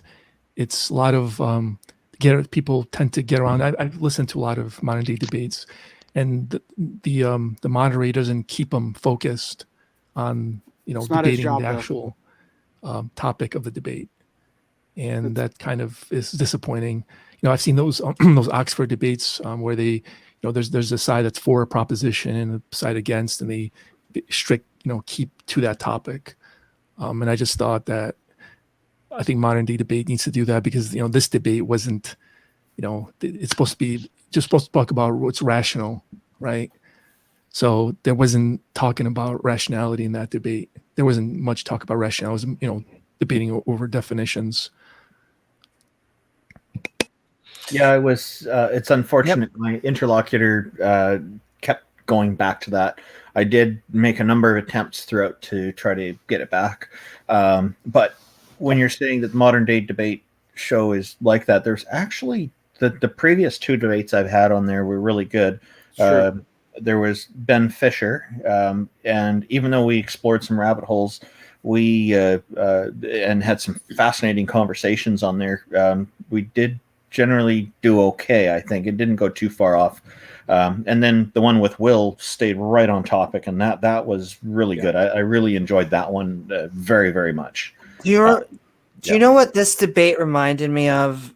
That recent debate with Darth is that if you can't get past the first question, Exactly. he won't even let you get past it. Like the I don't know isn't acceptable, so we need to now spend the rest of the debate getting through this one question over and That's over why and Big Screen over. Bird called him Darth. Darth Maddox. Yeah, like the Darth Dawkins debate, Yeah. Amy. Remember? Yeah, and it's just The same shit. I mean, So the thing to keep in mind with Darth Dawkins is he wants to conduct an interrogation, not a debate. Exactly. Yeah. So He doesn't he's want to gotta- chat. Yeah, so he's got to do about 90% of the questioning. Now, when I've engaged with Darth Dawkins, I know this, and I'm willing to be interrogated by him. So most people aren't. So that's why it ends up turning into a big screaming and yelling match between most times both people. With me, I'll follow through with the questions, and I genuinely want to see how far it can go with him.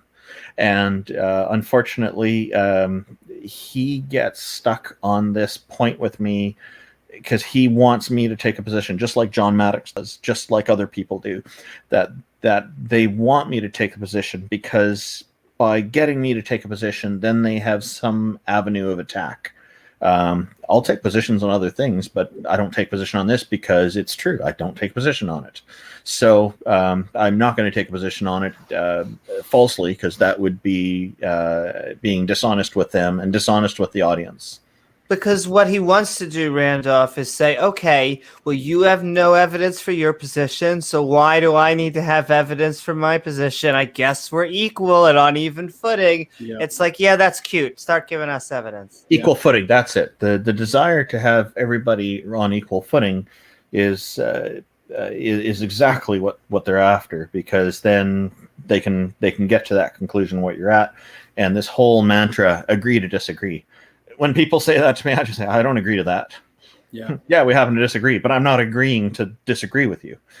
It's a distinction that'll push, and it drives some people crazy. I did that with Gavin Herleman. That was funny, and he said, well, "What are you talking?" He didn't quite understand.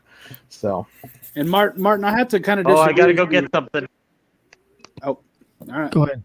Huh? I was I like just going to say I disagree with Martin. It's not James's or any of the moderators to interject or do anything like that. James has stated, I'm going to give you these two people, and if it gets crazy, I'll step in. But he's not a leader of where the debate should go. It's up to the two people to kind of decide. Now, if it gets crazy, he will interject. Oh, right. I mean, I'm sure if they're like, swearing at each other, and Right. calling each other's moms, derogatory names and stuff Right, like that. right. Well, James wouldn't talking even let it- over. But James sure, wouldn't even let it and get like that not far. answering, not responding to questions.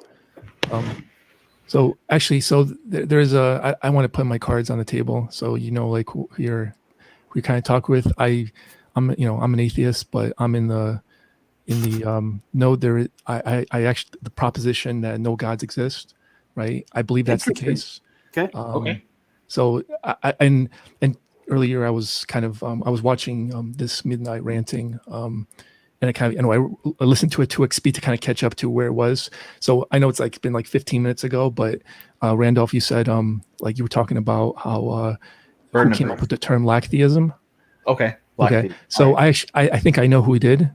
And it's Ozymandias Ramses III. He was a YouTuber.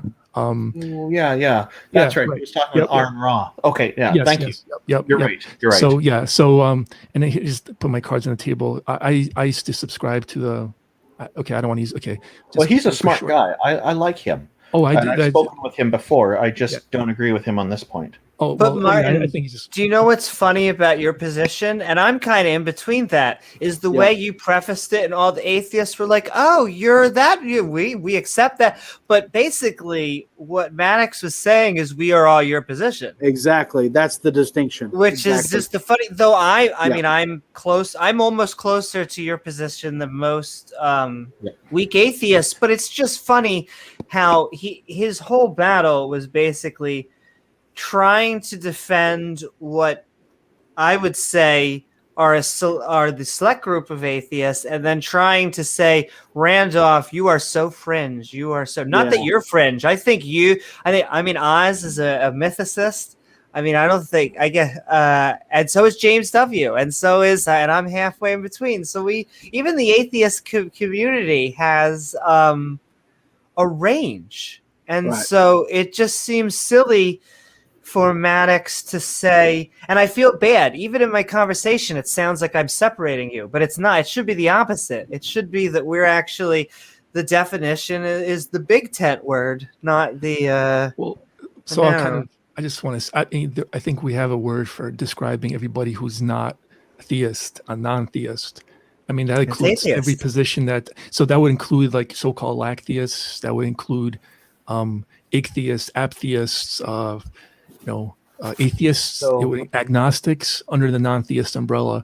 But these other words, they describe specific positions. Well, the thing is, like, as I pointed out to John Maddox, though, is that the non-prefix and the a prefix are the same thing. It's synonymous, exactly. You said that over and over and over, and he's like, no, it's not. Yeah. But I do have a question for you, Martin. I'm curious to know what your thoughts were, since now I understand correctly that tell me if I understand correctly, you believe there's no deities anywhere. Yes. So in the sense that local kind of atheism, where it's every single God I've ever heard of, like definition and characteristics, I don't find plausible. Okay. and I think those don't exist. So can I say, like, like globally, like there's no possibility? Like, I mean, there could be some kind of like, well, if can't if you're rule talking it about out. God with a capital G, then yeah, I mean, maybe some like local gods that might have some superpowers. I was going to that- ask you, like, if you were thinking that there absolutely are no deities anywhere, I was going to ask you what you thought of my question, my point to John, that I think an anti-theistic point of view in that regard is more difficult to justify and to prove than the theistic one. so Yeah, you're like a lukewarm atheist. Oh, sorry. Go ahead. Sorry, I just said it's more like lukewarm atheist, basically.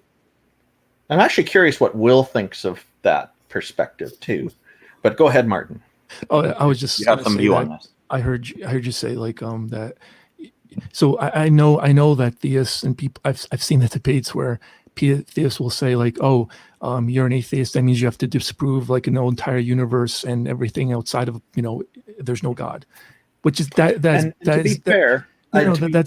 you can't accept that. That is just philosophically unsound thing to do. They could say that, but you have I absolutely always no love when burden people to tell do me that. how I think. It's great. Well, to be fair, though, the thing is, if someone is to claim that something absolutely doesn't exist anywhere, then they would have to demonstrate that. No. So But he we're didn't say talking about absolutely, beliefs. though. Yeah, I know. We're talking about beliefs. I got right? you. If they did, I got you. Right. We're not talking about knowledge, right? I have no knowledge about there being no gods everywhere in the universe or anything outside the universe, if that's even a... Oh yeah, and I'm not meaning to trap anybody here. I'm just the point I was making to John is that I think, and I was intentionally being charitable to him and hoping that would help him feel better about conversing with me and hopefully get back on topic. But also because I really do believe that to prove that your deity is real, all you have to do is provide evidence of your deity. You don't have to rule it out of every part of the cosmos to do that. Whereas the anti-theistic point of view, the global one, Right. you have to be able to rule out of every corner of the cosmos. You call it anti-theist. I know what you mean. Yeah. You mean what I call an atheist, but yeah. See, and I would put the asterisk on that, because to me, anti-theist isn't saying that no gods exist. It's saying don't like theists. It's saying that's and even Religion that's as a a whole. core, because I love theists.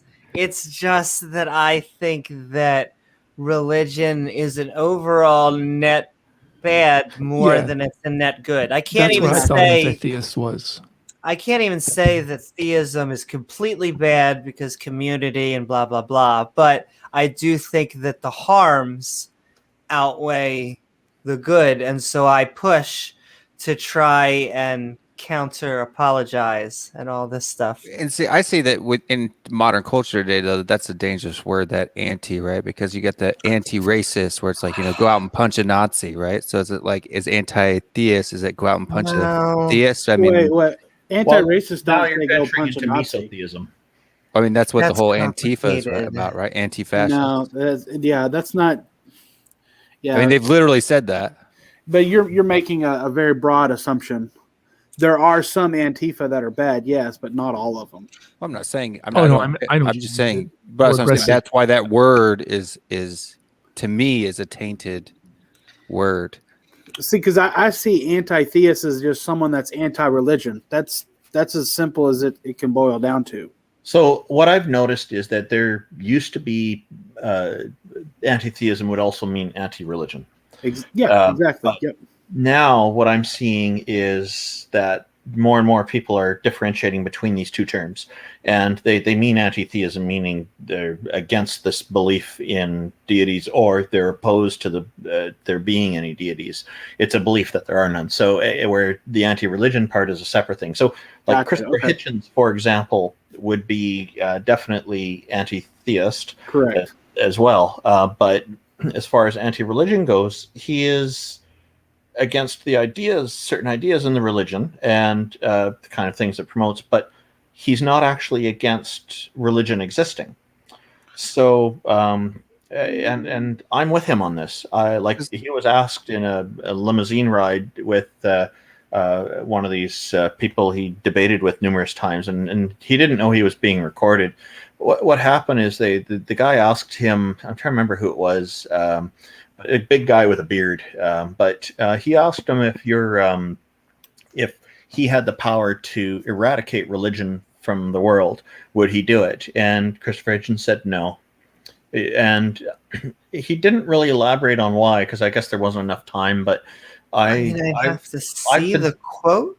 And I've been thinking about this, and I thought, this is right, because people should have the freedom to decide for themselves if they want to join a religion. And if you take the options away from people, then you're interfering with their personal sovereignty, with their freedom. And I'm guessing this is music to your ears, Will. Well, I do know Dillahunty. I've heard him say. Sorry, Amy. No, keep it. Dillahunty has stated that if someone is in religion and it keeps them from doing bad things, then he thinks that they should still be in that religion. Specifically, like a psychopath. If you're a Exactly. psychopath and the only reason that you are legitimately not going around committing killing horrible people because of God is because of God, then exactly. I would push back just a little bit. I would want to see the quote. I would say that I don't want to like Thanos snap. I think even if I did Thanos snap and religion went away, it would still come back in a little bit of some form, because in my opinion, it is a form of superstition, and someone would create a new one. It would pop. It would not only pop back, but I can't imagine that it would ever go away completely. And so what I want is for it to be like where it's the majority in America. I kind of want it to be flipped to where there are religious people and we treat religious people well, and they're able to do it. Just becomes boring, just like kind of how it is over there in England, to where people just do other stuff. It's not that we become this stolid everybody and thank you Karl Marx and thank you what is what Adolf Hitler. Well, no, he was a Catholic. Or Darwin. Thank you, Darwin, for giving us our morals, and we come today. I don't want any of that stuff either. So it's like it's a balance. Yeah, worshipping when you worship a leader, you're giving up some of your sovereignty sometimes, depending on to what level you're doing the worship. So that can be an issue. Like all the time. Yeah. Okay. Thank you. When you worship, you give up sovereignty. Yeah. Exactly. Yeah. That's what worship is, right? And quite often leaders don't have people's best interests at heart, and that's exactly why. What you're saying about what Matt Dillahunty said for a person believing, I think that's a good justification for. Well, not good. I would say it's an effective justification for following a religion. I don't know if I don't think it would qualify as a really good reason, though. I think there are better reasons to follow a religion. Well, let me clarify. He was talking to a caller on Atheist Experience, and the caller said, "Well, I don't go out and hurt people because of God." And Matt said, "Well, then I want you to keep believing in God." That's I agree with Matt on that. Yeah, I'm just kind of reflecting on is the motivation, I guess, or the justification for following the religion. And I'm thinking, I'm trying to raise the question, I guess, on what are good reasons for making the decisions we make in our lives. Mm-hmm. And I'd like to ask think that question. For a religion, I think like there's probably better reasons than that. I wouldn't consider that to be the best reason. It's kind of a negative one. And I would hope that people, if they do follow religion, that they have a better reason than that for it. Right. No, I totally agree. Bring Sam in, then I'd like to ask a question. Yep. So we're gonna. Do you want me to bring Sam in first? I was gonna let you. Oh yeah, it may go. I can do it. Do the if you want. Do I want to hear what Will has to say to what I just said. Do the question, and then I assume we're gonna have some sort of response, and then I'm gonna bring Sam in. So why do you feel that my belief and God is irrational. Is No that one's- to me or is to someone else? I don't the think panel. anyone said that. I've never said that. And I can explain why. Well, I think it depends on what your reasons are. I think if you're believing in a deity in your God because the color of cheddar cheese is orange, then I wouldn't consider that to be a rational reason. But I have a suspicion that your reasons probably are very well justified in reasoning that you utilize. Like I would say, if somebody's following Pascal's gambit, and I'm not saying you are, but I mean Yeah, I don't do Pascal's Pascal. wager. Yeah. I think that people who use that are making very often a genuine attempt to make a good decision, a rational decision. The intention is a big part of it. What is the reason for following it as well? Like, are you trying to reason through something and come up with something that's logical and makes sense and follow it that way? Or are you just doing it because somebody else, because your dog told you to? That to me is the difference. So I'm going to guess that you're following it because you've studied the Bible quite strongly, in quite a lot of detail. I get the impression that you know it very, very well, and that you've probably considered various aspects of it. And from what I remember vaguely from what you're talking about, the importance of believing, that you've got reasons that I wouldn't consider to be irrational. That's my view. I'm sorry, it's a bit vague. I would agree with that. Yeah. And Yeah, well, so first of all, go ahead, I Brandon. just wanted to say, Haley, send in lots of hearts out there. We're all glad you're here. And did you? I was going to answer, but it almost sounded like you were about to say something. So, Will, did you want to respond? Yeah, so I mean, for my points, I have a cause, explanation, and ration, and a justification for my belief, right? And there may be people who are skeptical of that cause, explanation, and justification, but I'm equally as skeptical as for the cause, explanation, and justification for a naturalistic or a secular worldview as well, based on my experiences, right? So I think that's, and so if I was debating you tonight on this topic, that's the road I would have taken, and I feel that the debate would probably have ended in a similar way that the last one did. And irrational isn't the right term, but I have very strong notions towards this, maybe than other atheists, because I am not other atheists. I hate to say that. I'm so cool. Where's my inner circle atheist fellow? But I am just so obsessed with consciousness and trying to find a natural explanation. And the more I become obsessed, the more I'm starting to see naturalistic means, and the less a non-naturalistic form of consciousness makes sense to me. Sure, and I'm skeptical of that. But if there was evidence to prove that without a shadow of a doubt, then I'm not saying that I wouldn't believe it. But until there is, I'm skeptical. Okay. Well, I would You're say skeptical of consciousness? No, skeptical of natural explanation for consciousness. And that's fair. And Amy, what you're pondering there is not a new idea in philosophy. It's a pretty big one. So. Oh yeah, no. See, now I really did start this like I was tooting my own horn. I'm just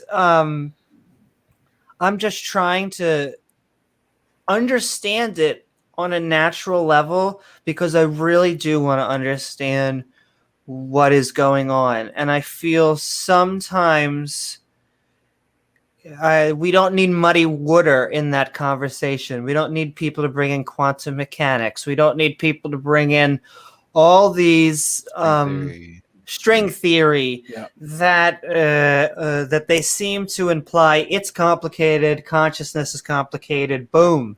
And it's like, no, there's probably reasons why animals are conscious. There's probably good naturalistic reasons. I think I know the reason why. Spoilers, it's so we can eat food. But Eat more soy. Eat that soy. But Amazing. knowledge and the ability to reason is going to be even the harder step. Why did that take the natural, the next step in evolutionary path? Well, because unless- no other animal has knowledge I and can't. reason. Be careful. Don't rule out Explain the that too, possibility that the fundamental explanation, should it come to be, might actually make it easier to answer that. So I'm saying it's possible. I'm saying right now there's no evidence. Wait, you That you we're said aware no of. animals have This also knowledge? delves into- Knowledge this also and the delves into ability to neuroscience. reason. And this What? also delves into neuroscience, what Amy's pondering. Right. In the way that I'm talking about human Oh, knowledge. okay. Yeah. and I don't human know if that's reason. true or not, though. But do you have any example of that ability to be self-aware and that ability to reason? Do you have any evidence to suggest that there's any conscious that has that ability, was given that ability by a supernatural entity? No, I don't. Oh, okay. Nothing scientific. I mean, I guess by the that's scientific on the method. same level as, maybe not the same level, but almost the same level as consciousness coming through natural mechanisms.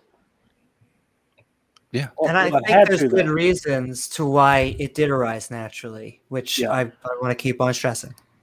I mean, I don't I- believe I don't believe Well- animals have personalities because they're not people, right? They have animality. I completely disagree. Mm, I completely How disagree. can an I- animal have a personality if they're not a person? That's just a word. It Okay, means- yeah. Okay, we it's have to last decide call But for it's drinks. different. Last call for drinks. Make sure we solve the world's problems in the next 5 minutes. Love would be a good And one. go. Love. I have a question about like epistemology. Well, because epistemology is my jam. So when I like to go back and like ask the question, when people say there is no evidence, it triggers me because Me too. A no little bit. evidence means like that's like an absolute Undisputable. statement. And I know people don't generally mean that. Yeah, that's I not what I hear mean I either. hear atheists say that there's no evidence for a God, which is nonsense. There's absolutely there is evidence. I see, when Will said there was no evidence, I think that's not the case either. I'm going to And- guess that Will means locally speaking. There's no evidence. Yes. Well, and I would say there's good evidence that other animals have personalities that have what we're explaining. Like you have some cats that are extroverted and some cats that are introverted. That you have some cats yeah, like a that pattern of behavior. That's Yeah, consistent. Yeah. I think you could almost start to drill out. But There- emotions are there's different a- than behaviors. No, I think Emotions personalities are different than Personalities are totally I behavior. think it may be anamorphizing just a tad when you try to associate something like personality and the traits in which the constituents of which a personality is within a human being. You can't apply that across board within all species, but I didn't say if the across question- all species. But if Personality is well, behavior. I think it can be across all species when you reform the question in such a way as where it is. Let's start off by creating not an objective. Let's start by creating a standard of traits for which an animal personality. And I know I'm using the word personality, but you understand what a personality specifically for another species outside of a person. But I would push back on that again. Something like a cat is a mammal, and it's not just that they're conscious.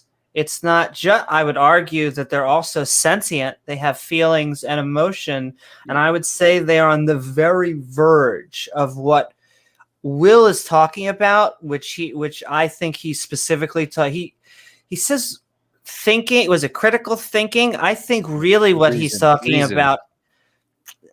Because I disagree, though. There's a difference between reason. It's a cause, an explanation, and a justification for something. I think you No, can not- actually have not- that way down the line. What Not like necessarily. lizard? I I think think that- lizards can reason. So like I a gorilla uses a stick in order to complete a task. He doesn't reason and try to invent better sticks in That's order not to. no, true. but No, the gorilla. that's not No, true. no, but the gorilla will Ladies. select better sticks for the job. Exactly. They may look for actually- better sticks, but Yeah. they're not inventing. They have Right, no but they're not innovation. fashioning which tools. I comes disagree. from I reason. disagree. Well, I here's the disagree. thing. Birds fashion tools. Like I think ravens. Nests, yeah. Yeah, so they fashion tools. So we used to think that humans were the only ones who could fashion tools to make them better for a particular job. But we found, relatively recently, that's not the case. There are examples in the animal kingdom where animals fashion tools. Exactly, orangutan. They have video of an orangutan sharpening a spear to go fishing.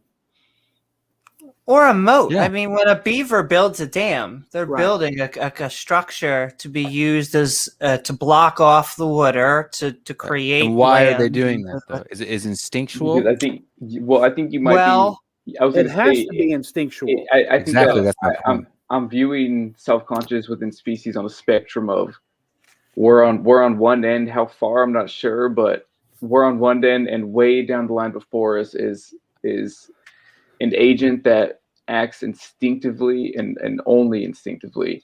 And there are certain attributes that may apply, like being able to sharpen a stick, right? We, again, anamorphizing, we see that as reasoning, chronological reasoning. We start with a dull stick, then we get to a sharp stick. We're applying that one, Simple. we know for a fact that they're doing it for a specific reason because it'll be more effective. We don't know that for sure. We're just assuming that. It may be the best assumption, but we don't know that for sure. And so, Like love. I disagree. An animal's love, like the reason your dog loves you is a survival instinct, right? It's a pack Not all mentality. not all dogs though. Absolutely. You could say the Because same if thing you for kick and you humans. punch your dog long enough, he will bite you, regardless of how long he loves you. But Well, a child also will love dogs his are- abusive father irrationally for no reason at all. Dogs are also we've genetically It's different. manipulated dogs to frickle. They're the only species we know of that are artificially created. Dogs are weird in that once they're either with you or they're sleeping. They're either with they don't have like a life. We have basically made it so they rely on us for everything. That's why you Selectively see bred with them the for certain cat. characteristics. with the child Exactly. with the child analogy, I think that I don't think that can even that's not relevant because that there's so many psychological factors that are in play when it comes to abuse that you cannot call that love. I'm not saying it's. What I'm saying is it's different. The way a child loves their father is different than the way your dog loves you. No, I'm saying that's not love. You may convince a child that no matter how badly you treat them, even okay, let's just stick with a child. So you can convince a child that no matter how bad you treat them, that's love. When you grow up, you become more aware of how the world works and societal structures and standard and generic standards of what people see as good treatment to family members, especially. You can understand that how you were being treated falls very outside of that standard, and you realize that what you were being told of that the label of that treatment was a lie. It was a lie and it was manipulation. So that's just my point. I don't think the child analogy. It's not love. It's. So I don't really know where you're trying to allude. That's the I know you're gonna extreme. want to respond, so respond. Then I want to make a point. Then we're adding Sam. Yep. Gotcha. That's the extreme opposite side, right? The point of my analogy is that the love that you anamorphize from your dog, the way that you see that he feels about you, is not a rational type of or irrational type of love based on an absolute emotional connection. He's doing it because you're the pack leader and he needs you to survive. That's it. And when he doesn't need you to survive, See, it's a he common. he doesn't love you like you love your significant other or your child loves you. There's a difference. There's a separation in rationality there. But that's a Is my hard point. statement to make with 100% certainty also. But we could say that, like, You can see it in nature. But don't you how think do I there's know a how you see genetic? red or green if you see the same way I do? Like that's like you can't get into your dog's brain head, and neither can you get into another person's head. You can see evidence in nature, though. You can But see see, paternal behaviors that How aren't your dog influenced by feels, humans. I would How do say you know that how your dog love. feels? All you see is behavior. Right. All you see is behavior. Let's bring Danny in here. He's waiting in the private chat. Oh, well, so it'll be Sam and then Danny. Oh, Sam. Yes, of course. I just wanted to, I'll go up. I just wanted to say, Will, and I think I've made these type of points before, but I think the hallmark when we really, because we almost instinctually, we're saying we have these big brains, we're doing all this civilization shit. There's something different. And so what I think is its introspection. And it's just how much is an animal once you get there, able to introspect. I think that's our niche. We are the introspection king or queens, whatever you want to call it. We're saying, we have this stick, but it could be better. It could actually be better. We could go and we could make it sharper, and then maybe we could actually poke stick. And so there are it's hard to say there are no animals, because there are the dolphins and the elephants and the ones that are kind of meeting us at the game. But at the same time, I'm also not, I think science isn't trying to say, and you probably agree, we're not trying to say we're just slugs and we have the same artistic value as slugs. It's just some people do. I don't agree with people. Some people do. Yeah. I view slugs as individuals. I know that sounds crazy to a lot of people. I view them as they're just as evolved as we are. They have 4.5 billion years. They have just as when you say just as evolved, means of surviving. When you say just as evolved, in what aspect? As in time-wise, as in sure, 4.5 billion years. I mean, we've all, as in I've been evolving it took 4.5 billion years, boom. Yeah, Amy, it took 4.5 billion years, boom. Like it's not a competition. And so we look at the snail and we say, you stupid snail. But the snail the snail's niche isn't to write Shakespeare. That's not what puts food on the snail's table, I guess. So it's both of those things. We have this thing that makes us different, but it's just, I don't like to think of us as better just because that's our niche, if that makes sense.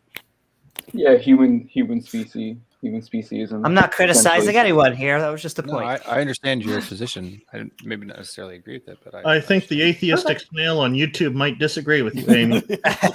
But that's okay. Speaking of someone that I've probably ranted for hours and days and weeks about this subject, but Sam, we are actually midnight ranting about atheism. Is it the rational conclusion of skepticism? How are you tonight, and what are your thoughts? Debate or the subject?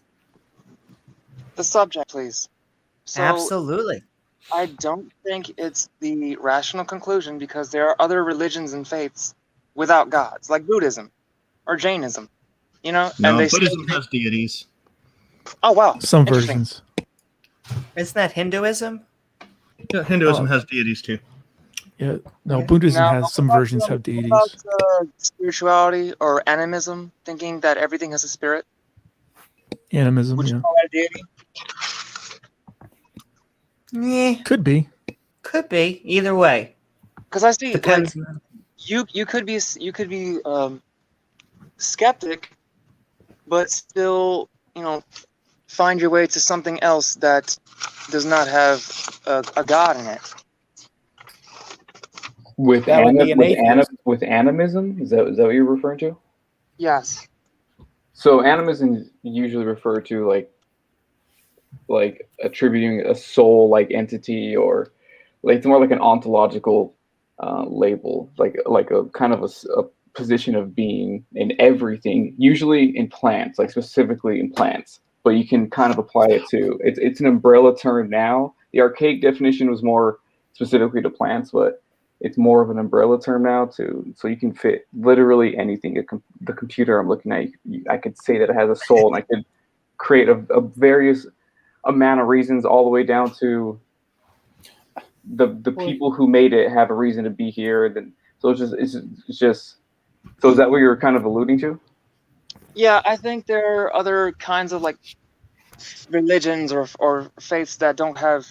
If I'm not mistaken, that don't have God, that one could find themselves in just, being a skeptic. So if they don't have any deities, then they're not theistic. Exactly. So they're not theism. Yes, exactly. Yeah. So it doesn't matter. So I think you're more trying to, and correct me if I'm wrong, but trying to kind of convey more of a worldview, and whether that worldview is founded within a religious framework, but kind of what you're explaining doesn't fall within that religious framework. And I think that's exactly what we'll kind of all unanimously agreed on. I'm an atheist myself, so Okay. I'm not very well versed on the subject. If you're a skeptic, I don't think atheism is the only place you could end up if you're a skeptic. Definitely not. No. If you start with the question, is there a God? You just within that question, it's like it's a plethora of things you can start exploring. Obviously, you have some of the more mainstream ones, Abrahamic religions, be it the most popular. But no, being skeptic can elude you to, or can lead you to extremely scary things, extremely beautiful things, extremely profound things, extremely things that bring you ambition. But it's like the best skepticism will always bring you to more skepticism. I agree with this. It's very, very, you'll find very few things, in my opinion, in my anecdotal experience, you'll find very few things that don't end in skepticism. And most of the things that don't end in more skepticism may be less skepticism, but still skepticism nonetheless. So go ahead. Is skepticism not the theory that certain knowledge is impossible? I didn't realize it had to do with a deity. Oh, geez, there's there's a lot different versions of skepticism. That's not one philosophical. Thing. Yeah, I mean, there's all the way back to freaking Greece, and you have a position that knowledge is impossible. That's nobody can have knowledge. That's a skeptical position, a version of skepticism. That's a version of skepticism that's kind of, as I understand, kind of frowned on a lot by philosophers. Wait, which version? That knowledge is impossible. No knowledge is possible, and see that's a claim, and that's a claim that doesn't. When you apply skepticism to it, leaves me doubting. Right. Oh, Randall, certain knowledge is impossible. It's a positive claim that requires the burden of proof when you say something like there is no. Well, I guess technically when I say it out loud, I guess yes. But when you say something like, because I guess I really didn't say it out loud until now. But when you say something like there is no absolute truth, but I guess yes. Well, do you believe that there's some neutral ground within there that doesn't require the burden of proof, but not yet being convinced that there is in fact truth with a capital T? Is there middle ground, you think? Middle ground. Or is it a true dichotomy situation, I guess? Is it something is either absolutely true? Well, to call it a true dichotomy would be redundant to just calling it a dichotomy rough. But that's a minor point. But I went over that with Darth Dawkins. That's the only reason I'm remembering this. Oh, no, I'm sorry. No problem. No, it's okay. I don't have any scars from that, so I think he ended up with the scars. He got on a rant and told me there's no difference between implicit and explicit, which was interesting. Yeah. That's not surprising from him. Surprised me. I've never heard him talk like that before. So you've obviously listened to more of him than I have. Yeah. Unfortunately. I think like when it comes to is something true or not true, I'm not sure. Like if it's a single point, then that's a dichotomy. And what I was explaining to him, like he was saying, all facts depend on God, is what Darth Dawkins was presenting as the idea. And he said that it's a dichotomy, and he was using the phrasing true dichotomy. And I said, I disagree with that being a dichotomy. And he said, okay, so why is it not a true dichotomy? And I said, because you haven't ruled out the possibility of some facts being dependent on your deity and some not being dependent. And that's where he just went berserk. That's actually really interesting. So I guess if I 30 seconds really quick, I guess where I picked that up from of the whole kind of the trend of using, because that was kind of a trend kind of I picked up a lot of YouTube apologists were using as true dichotomy. And so I guess the apologists do mess things up a bit. Yeah, exactly. So I guess what the reason why I started using it was because I kind of grasped and agreed with the distinction they were making, which is something like a true dichotomy being something is either supernatural or it is of the natural world, and there is nothing else besides that. But then when you go to something that may not be considered a true dichotomy, such as this, if you find a person that's murdered, right? Someone either murdered them or someone did not murder them. So something like that, where that's not a true dichotomy, whereas go ahead. Yeah, it's not dichotomous because there are other possibilities. They could have died from natural causes. or there could have been a meteor fell out of the sky and hit them on the head, and it looks like they were attacked, but the meteor's gone because it bounced away or whatever. I'm just making stuff up here, but there's lots of different possibilities. Or they committed suicide. I mean, it's another. There you go, another example. Yep. And okay, guys, we'll God go just back. transported them. Yeah. Star Trek is real. No. That's okay. Right here, baby. I appreciate the answer, though, Randolph. I appreciate it very much. Oh, yeah. I like the questions you're raising. And okay, we'll go back into. Oh, Martin, did you want to ask something? Yeah. So, I know we're going back, but like I said, epistemology, philosophy, epistemology is my jam. So, I always like to bring everything down to that, or like the meaning of words, or what we're referring to when we use certain words, to make sure we're talking about the same thing. Strawberry. Yeah, because it's important. Obviously you get crazy miscommunications, right? When you don't use the same words the same way. Yeah, you get that one. Right, but I just want to say, so like we were talking, I told you, Ozymandias Ramses III was the guy. You say you disagree with him, so just kind of like on that one point. Yeah. This is the thing is, so I used to subscribe to the lack of belief in God's existence. So I used to subscribe to that meaning of atheism, and I know you disagree with him, but he's the one who convinced me otherwise. So I'm on board with what he said, and you weren't convinced. I was. Yeah. By him. That's fine. There's Christianity right there. I don't think Ozymandias is a Christian. I'm pretty sure. No, I'm saying some being convinced and some Canadian, not. Though, right? Randolph, he's a fellow Canadian. Yeah, I know he's Canadian. Yeah. He's from Canada, eh? Yeah, he's. We had a good chat. We talked a little bit about Canadian atheists, and I don't think it's on the air. And but I was telling him what we're doing, and he seemed to be quite appreciative of that. So we didn't end up talking about definitions at all. It was just a nice conversation. Well, this is why I don't want to kind of attack your positions, even though everything I know about epistemology, and I really do want to attack your positions, but I'm holding back because I know okay with that. But because I know you do good work, and what you do is important to normalize atheism, and non-theism, and agnosticism, and everything like that under that umbrella. And I will say that people having different positions is so important. Like, this is not, I don't consider what I'm doing to be a philosophical platform, but in philosophy, I think it's necessary for there to be dissenting voices. There need to be differences of opinion. Otherwise, it's not really a useful intellectual endeavor. It becomes more doctrinal. So. And I just want to say really quickly, and then we're going to bring Danny in, that if you watch it on Twitch, this is our first live stream that's also now streaming live with YouTube and Twitch.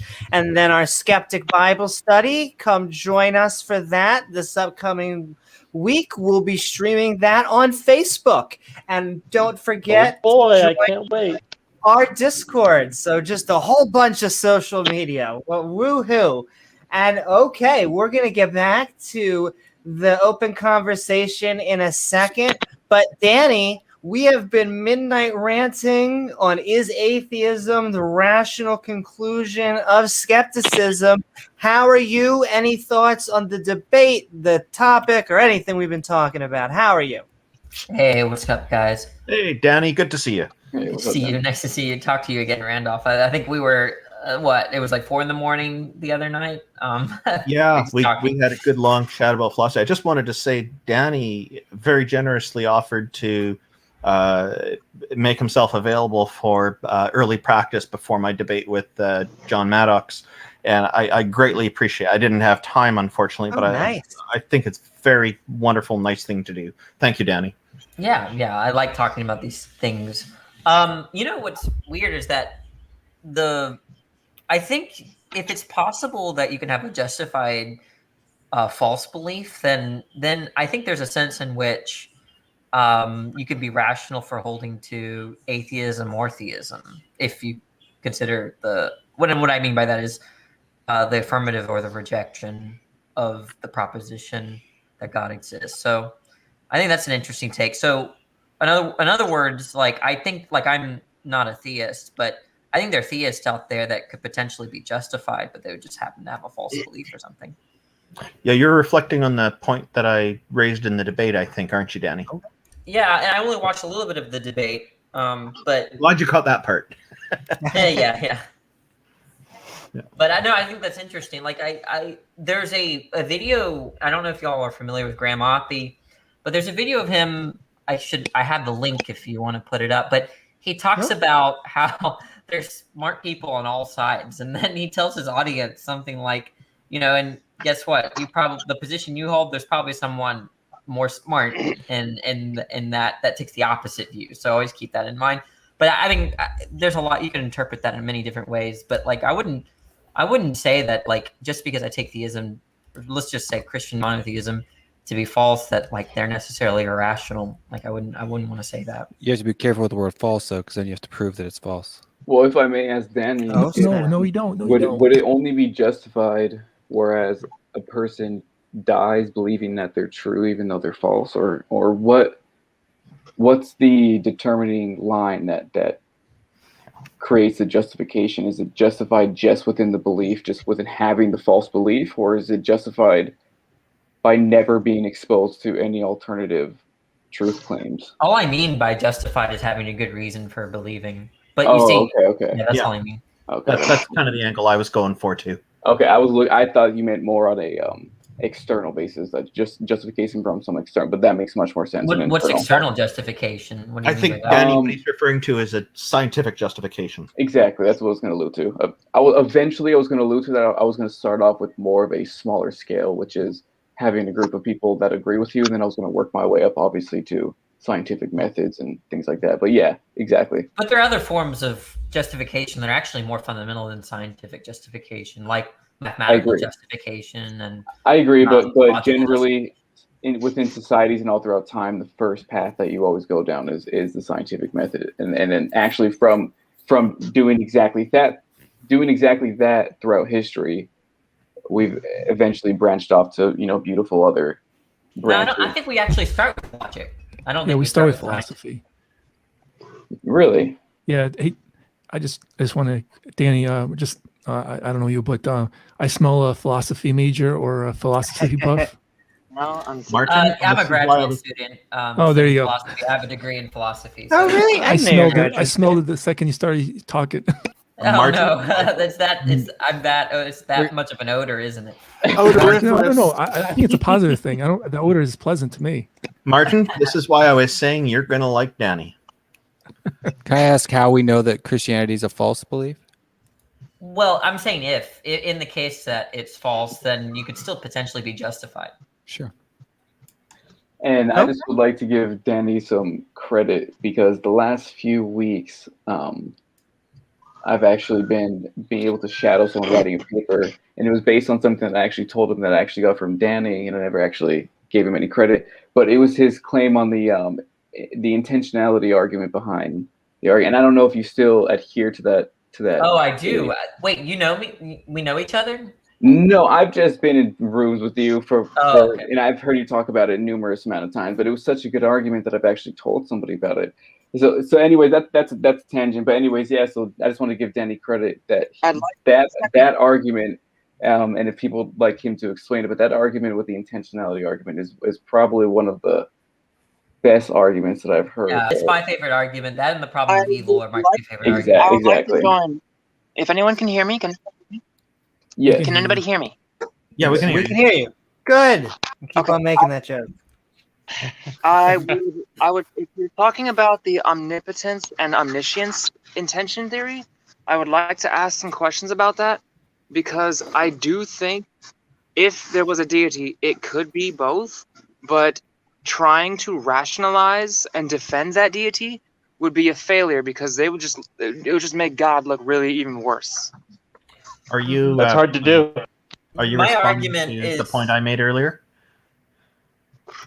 I'm curious as that. Why do you think God cannot be omniscient and omnipotent at the same time? Well, no, I do. Think that, yeah, no, I think that. Go ahead. Yeah. Yeah, my argument is has to do with fallibility and infallibility and the nature of like beliefs as being potentially fallible. So the idea is that, like, think about this, right?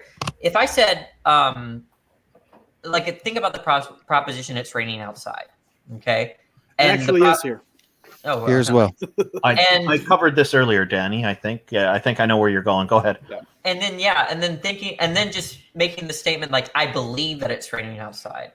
The idea of adding belief before the proposition doesn't actually reveal whether it's true or false, right? But in the case of God, it's supposed to, right? Because the idea is God's omniscient. So if God believes that it's raining outside, then it's also true that it's raining outside. So then the question becomes: how do we differentiate God believes that it's raining outside? God doesn't believe anything. Well, then he's just not a mind. There's no he. Exactly. There's no concept. If you're omniscient, how can you believe something? You wouldn't believe it. You would know it. Well, sure. I mean, interchangeably, those terms are interchangeable. They're not. Belief is the assumption. Knowledge is different than belief. I just take knowledge to be a subset of belief. You just said that belief was, you couldn't make a true or false claim based on the word belief. But knowledge is a true or false claim. If you know something, it's either true or false. Right, but I don't think I would like to ask. And I'll point out your knowledge could still be mistaken. But not if you're an omniscient. Correct. Yeah, I'm just saying that. I have a spin on it, please. What's up, Sam? What's your thought? So, and just let me finish, and then you can attack it like piranha. Because, like, again, I'm not a theist, but for something, let's just say God is omniscient and omnipotent, right? So God knows everything, right? And God can do everything. Now, I did watch some of the debate, and he made a metaphor about weather. If you know it's going to rain tomorrow, and then tomorrow comes along and you decide to change it, there's the fallacy. But paradox. One could argue Why would he that. change it? I'm sorry. Go ahead. Because he felt like. I'll attack because he can. Okay, so he could change his mind. A God can change his mind. So if he knows it's going to rain tomorrow, and when tomorrow comes along, he decides, nah, I don't think I want it to rain after all, and change that because he has all that power. There's your argument. There's their argument, right? And you could quickly ask, well, why does God allow such and such and such to happen? Like all these, travesties. Simply because he does. He does. There's no defense for him. Well, with the intention argument, it's more touching on there is no making another decision. There's only one decision essentially that can be made. Well, it's that there can't be a decision. Exactly. I don't really know how to. You can word it probably much better, but it's that it's not even a decision. It's just what he thinks is what is, and what is right. Exactly. Yeah, something like that. That there's not really a mentality there. So I think Sam's microphone cut out there. I know what she's alluding to is what I mentioned in the debate earlier about the paradox of omniscience and omnipotence. So yeah, the weather is a great example. And so the example there's no paradox there, though. Well, let me explain. The paradox goes like this. So God knows that tomorrow is going to be rain, let's say. Mm-hmm. I said snow earlier, it doesn't matter. And then tomorrow rolls along. God has omniscience, which means that God can change that weather. So if God actually changes that weather to be snow or sun or something else, then that invalidates the omniscience from the day before. And therein lies you're missing the point. But no, therein lies hang on. And therein lies the paradox. But that's a hypothetical paradox that you created that's outside the nature of God, right? That's not the nature of God. So that's not a paradox. The nature of God is it rains tomorrow because God makes it rain tomorrow. It's not that he knows because God believes it's going to rain tomorrow, or no, because he makes it rain tomorrow. But in order to that God makes it rain. That requires intention. That requires a will, and then within that requires a belief to. There's no belief. That will. He's omnipotent and omniscient. How do you have There's no belief. How do you have any action within a conscious mind or a conscious entity, if you will? God has ordained it to rain tomorrow. because he believes it's going to rain. No. He made it rain. But in order to make if I have the power to rain, if I can make it rain tomorrow, like myself, first, in order to enact on that will, I have to believe I can enact on that will, and then that belief. So you can. Yes, not a belief. Exactly what you said. Belief is a subset of knowledge. Go ahead, Randolph. I would just like to say, I think Sam was her mic came back. She had one question about this paradox. I'm sorry about that, Sam. Go ahead. No, it's no problem. I think people may not have heard. I'm not fighting for or against. I'm just saying. I'm still under the impression that if there was a being, it could be both, because again, it just could change its mind. It could decide, I don't want this after all. The God of the Bible doesn't change his mind. Well, that's leaving room, and I guess maybe there's a little bit of mishap in that logic, is that leaves room for God making a mistake, and I think within the theist worldview, correct, and that's my argument. Exactly, that's not possible. Yeah. So in my theological world, that God is the Bible says that God is a jealous God, right? Yes. And so that's one human flaw, jealousy. So it's not a flaw. It sounds like it's a righteous jealousy. This sounds like this. Okay. Just let me finish. It sounds like this is a brand new God, still making mistakes and still learning. It sounds like this God is just cracked out onto the scene, and people, for men who are writing this Bible, they could be learning themselves as they're writing this Bible to guide their people. They could be making mistakes and learning themselves and saying, God decided to correct this or that, backtracking. And so I can see how a deity could be both, but it does not paint them in a very good light. Well, I guess my question to that would be, and this is a genuine question, I don't really even know what my answer, but with that line of thinking, when you say something like learning, it entails that there's something more to learn, right? So it means that there's a goal within, let's say, an academic whole. With you're trying to learn something. You're saying he's all knowing. Yeah. So I guess in that line of thinking, what do you think God would, improve? Could a God improve? Because that's what learning entails. There's something to improve within your consciousness, whether it be.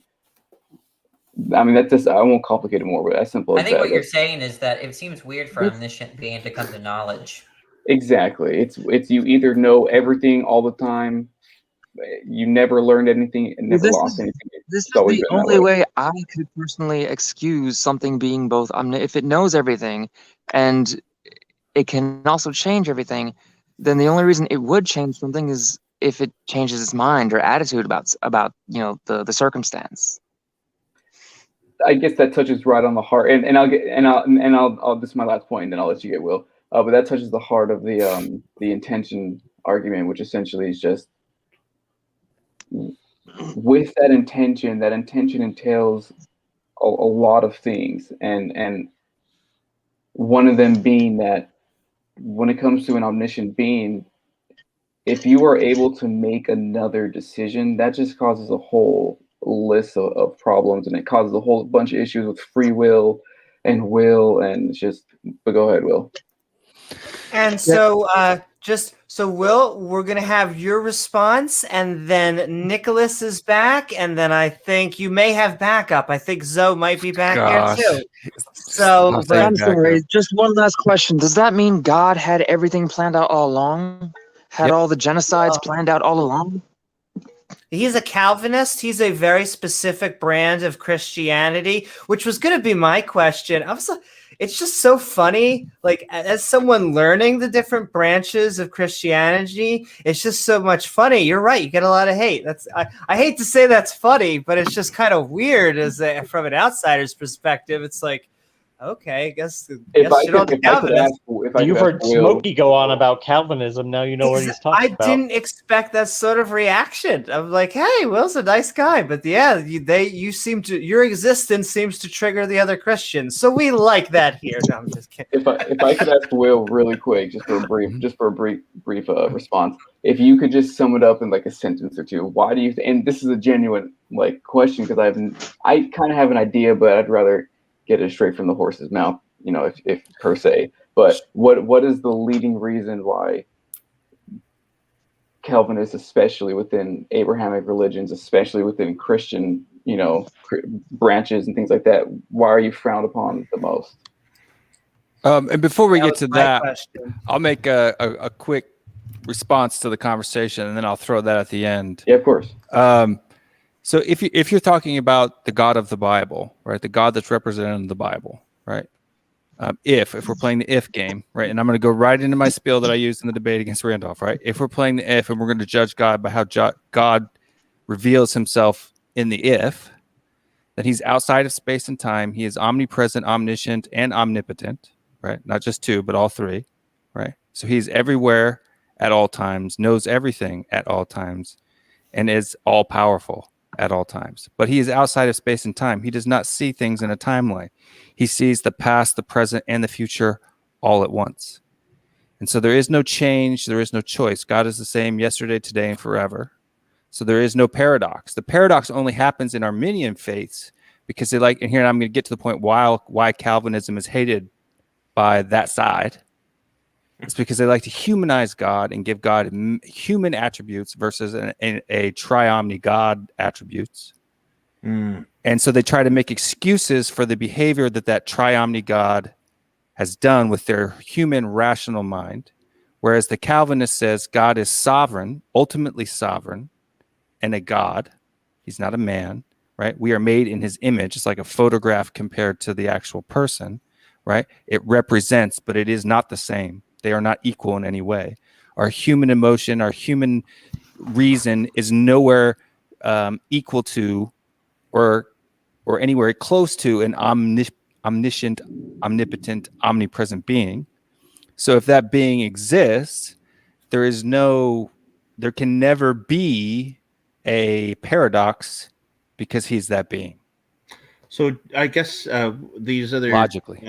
The other denomination of Christianity that are humanizing the God, you see that as a predicament that they're in. Huge. I guess. Yeah. It's a pride. I think of it as almost a heretical doctrine. I think it's pride, human man-made pride, right? For instance, Maddox today said that he chose his own salvation, right? He came to a knowledge of God through his own personal knowledge. That was something he did. And that's where his arrogance comes from, and it shines through fairly clearly for anyone to see, in my opinion. Iron Charioteer in the comments is suggesting that you should debate Maddox. This came up in the debate. I would love to see this. This would be so interesting. Like tirade last time was Sunflower about. And okay, I'm salvation. just going to add in Nicholas. Nicholas, do you have any new thoughts or questions on your mind? We're talking atheism, the rationale conclusion of skepticism. I enjoyed what I was listening to. I'll say this. I think, first of all, a great way to try to figure out what the Bible is or means is to start and say, if it's fictitious, if it was invented by human beings, what would we expect to see in it? If it was divine, what would we expect to see in it? And then go forward from there.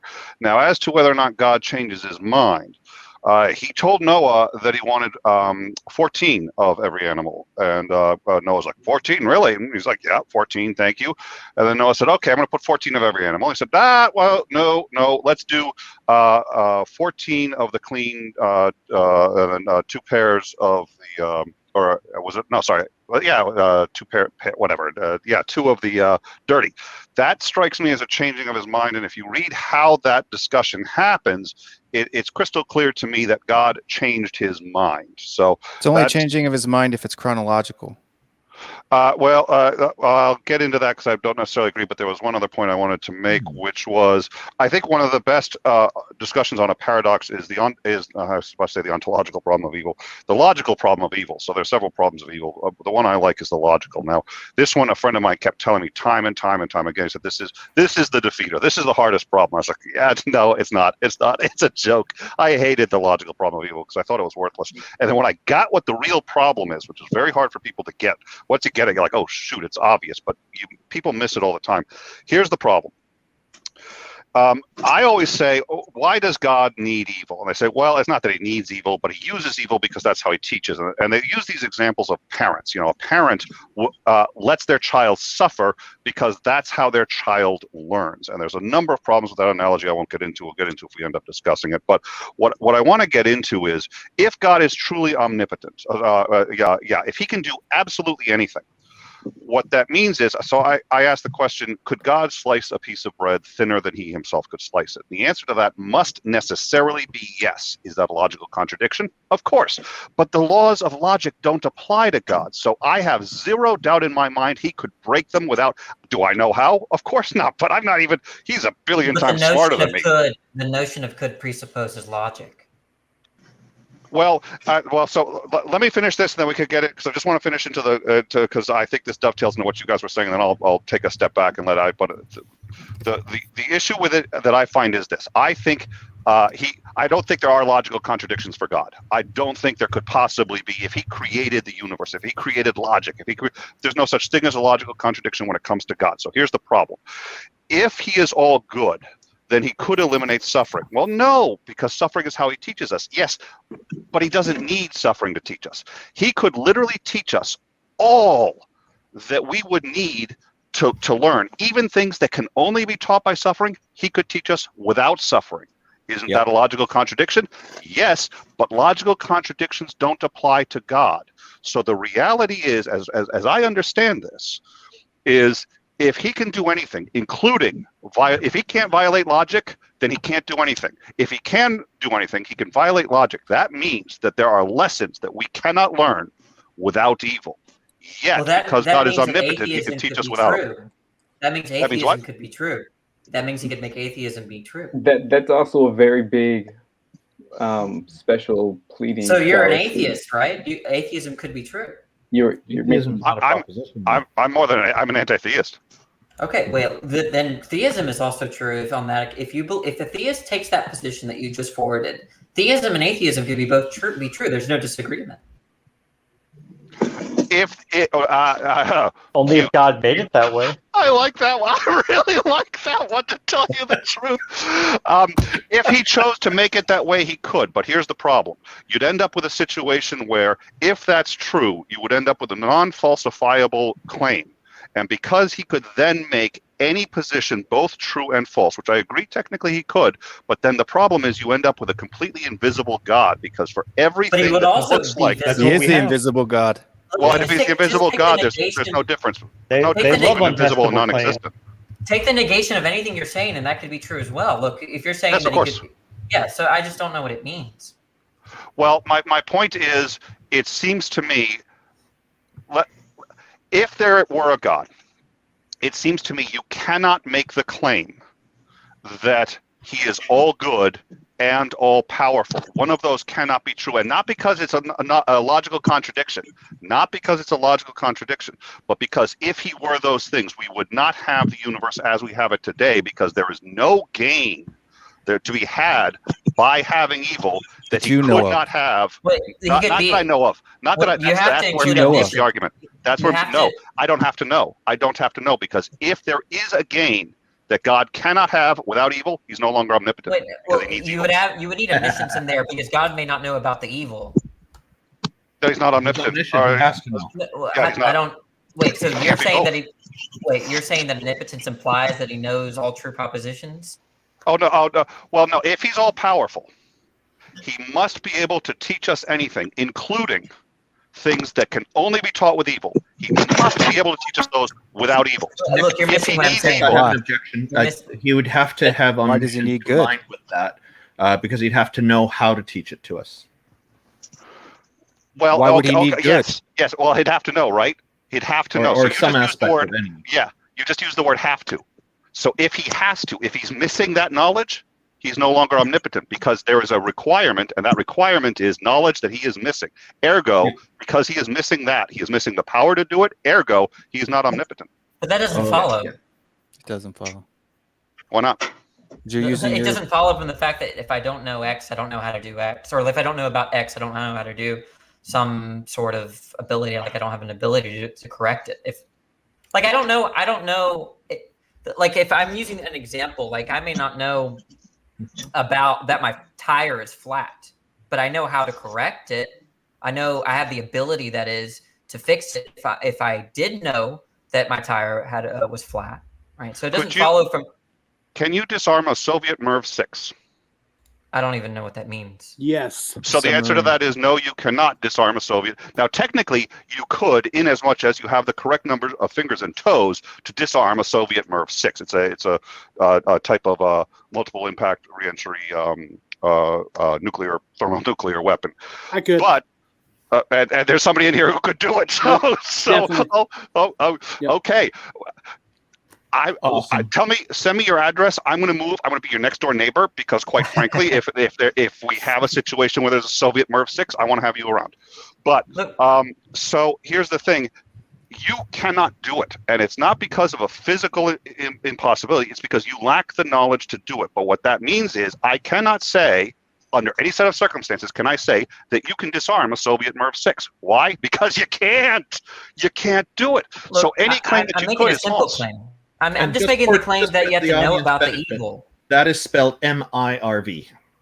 I'm just saying that you have to know about the evil to correct It's an acronym. It's a multiple impact reentry vehicle. I'm just saying that you have to be aware of the evil events in order to correct the evil events. That's why the traditional problem of evil requires the 3 omnis, not the 2 omnis that you listed. That's all. So you have to have the knowledge. If he is missing the knowledge and ergo cannot do it, the result is the same. He cannot. That doesn't do follow. It. Why is I gave irrelevant? You an example. Look, first of all, you're conflating knowledge how and propositional knowledge. Okay, if I don't know about the event, then that doesn't mean that I don't know how to correct an event if I knew about that event. Okay? Correct. But it doesn't mean you can't do it. It does mean you can't do it. No, it doesn't. Look.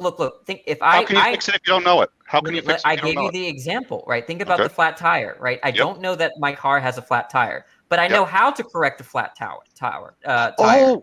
Oh, God knows how to be omnipotent, but he's not omnipotent. Well, because here's your tire's flat and you don't know. Hold on. Let me answer your question. I'm going to answer your example. You're conflating knowledge how and propositional knowledge. How do you fix your your flat tire if you don't know it's flat? Look, you're conflating 2 kinds of knowledge how and propositional. You're missing the whole aspect of God. God is if he doesn't want his tire to ever be flat, his tire will never be flat. Correct. Then he'll drive a MiRV-6. Exactly. I'm just making the claim that there's a conflation between knowledge how and propositional knowledge here. But how's that limiting the omniscience or the omnipotence of God? Can God do anything? I don't know who you're talking to. God can do anything he decides to do. Yes. All right. Can he teach us? Think of. Okay. Presumably, and I'm going to assume that this is your position, the reason he has not eliminated evil is because without it, we cannot learn certain things, including the value of being good. I don't believe that at all. Oh, you don't? Okay. So that is a common Christian belief. It is obviously not a universal one. But the common argument that I get is the reason he doesn't eliminate evil is because we cannot have free will without it. And we cannot don't have learn free will. We don't have free will. He's a Calvinist. Yeah. Wait, Calvinists accept free will. Wait, Calvinists accept free will. They accept compatibilist free will. Yeah, it's a voluntary choice. It's not free will. It's a preordained, a voluntary choice. Yeah, but that's how not can it be voluntary? Participatory wait choice. How can it be voluntary if there's no free will? It's participatory. That's compatible. You want to do it. Yeah, it's the whole new idea of compatibilism. It's you want to do it. Yeah, it's creating a balance. Consensual choice. Yeah, it's creating a balance function between free will. No, I agree with Randolph. It just doesn't make sense to say that I have no free will, but I can do things voluntarily. It's consensual, right? So you want to. I don't think we have free will. Oh, do you believe that you want to do things? Like, do you want to eat a candy or kiss your wife or girlfriend? Do you want to do those things? I agree with Will. I wouldn't use the word believe for that. Look, I mean, everyone has a notion of voluntary and involuntary. After all, if you deny that distinction, you're going to reject things like rape. Rape is built on the notion of voluntary and involuntary. Presumably, you think things are, there's coercion, there's instances of rape. If you reject freedom of will or voluntary and involuntary action, so Sam Harris has this exact same concept, right, of my free will. Sam Harris's concept of free will is the Calvinistic conception of free will to the T. I thought he rejected compatibilism. I think he's a hard determinist. He did. He's a hard determinist, isn't he? He's a hard determinist, I think. Hard determinist, yes. He thinks it's a delusion. You've been ousted. You're a hard determinist. I don't know what that means because that's not what I. What I'm talking about is that how Sam Harris says that even though you are not necessarily every action that you have is not your own, right? Is that true? No, it's not true. Don't listen to Sam Harris. Yeah. No, I'm saying that's what Sam Harris believes. What Sam Harris says is you are not the author of your own actions. That is correct. That is correct. Right. But you're still responsible for them, correct? Yes, he says that as well. Yes, he says that's both. Calvinistic That is correct. position of free will, exactly. What Sam Harris is saying is that if we put a machine in front of you and we say pick which way, left or right, we can determine seconds before you do, your conscious brain, which way you're going to pick. So basically, choices are being made, and then somehow your consciousness is then picking up what's going on and then confirming you couldn't choose the opposite.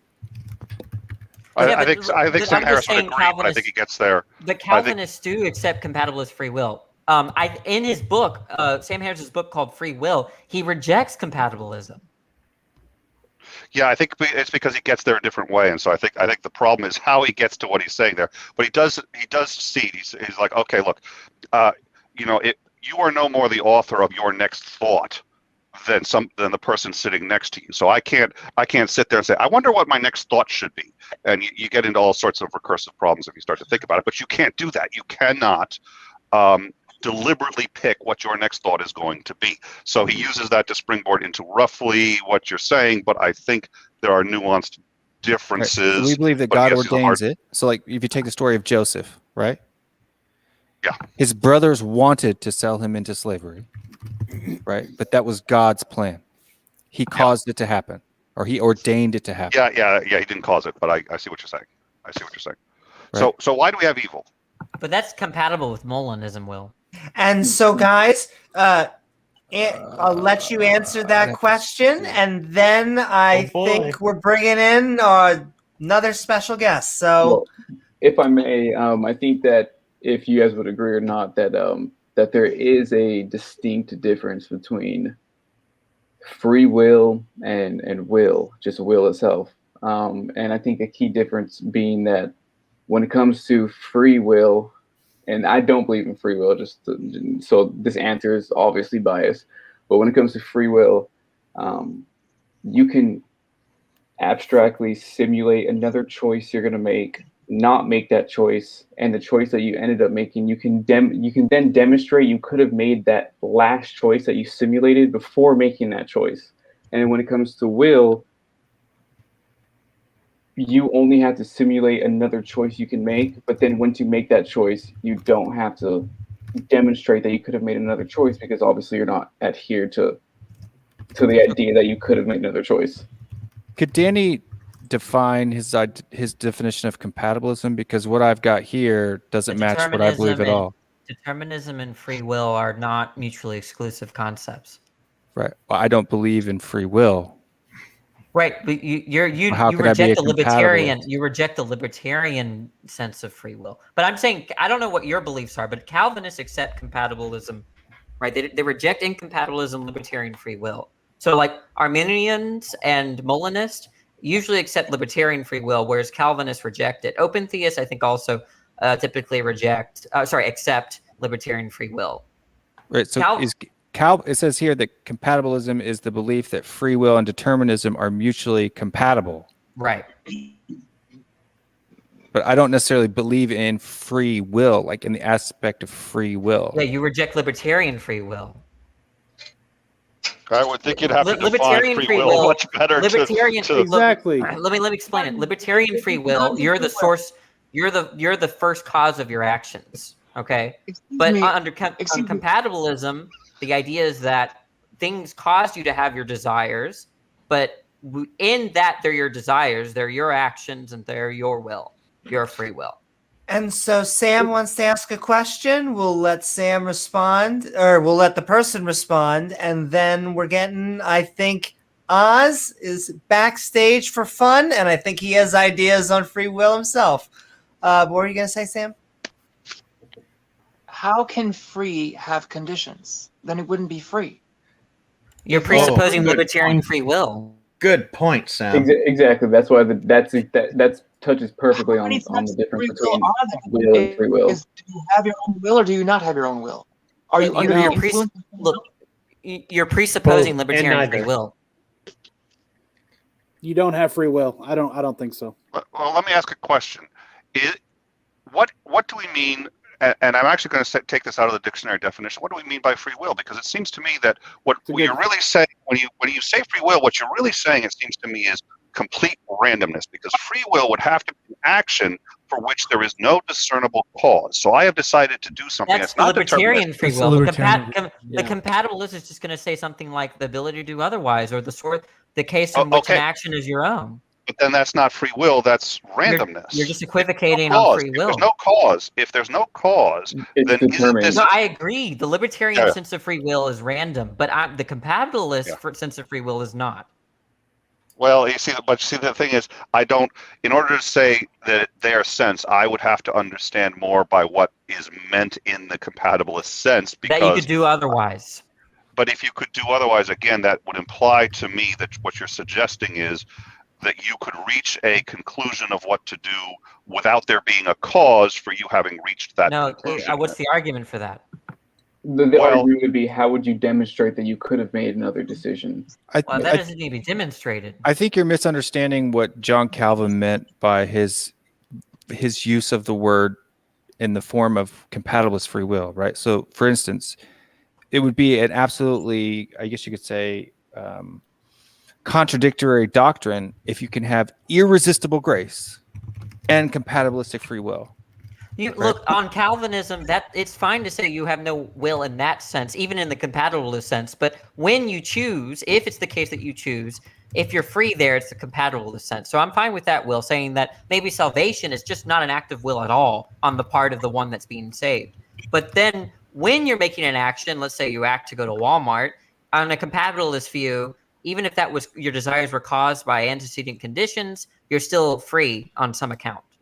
No, because there's what I'm saying is that I don't like to use the word free there. I like to use what I say voluntary choice or consensual choice, right? It's not a free will if you're in any sense, really, because God has ordained this to happen. It's going to happen. You can't go against God's will. Yeah, that's fine. Okay? But the person who does that action also wants to do that action. So therefore they are responsible for it. That's what John Calvin means by that. Yeah, that's what not, it is it's separating God from committing the sin himself and yet ordaining it to happen. Yeah, I'm right there with you. Nothing that you're saying is incompatible with what I'm saying.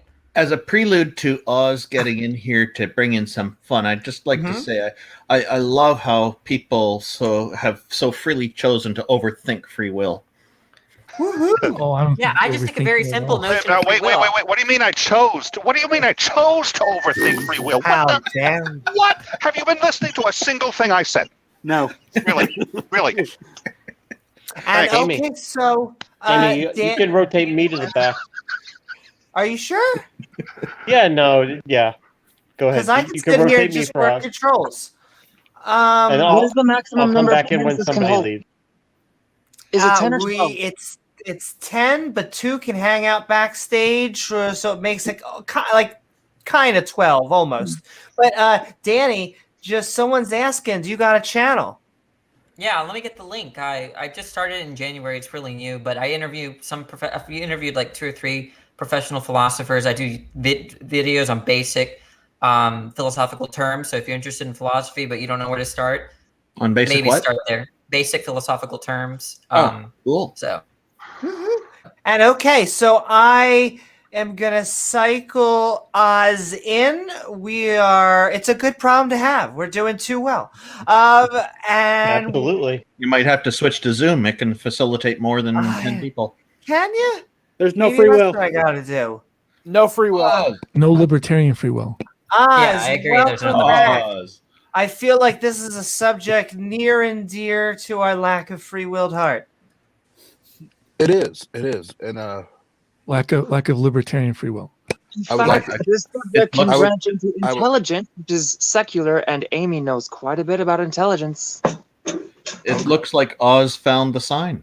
I would just love to say free willy. That's what really matters tonight. But Will, I would like to point out that your name is Will, and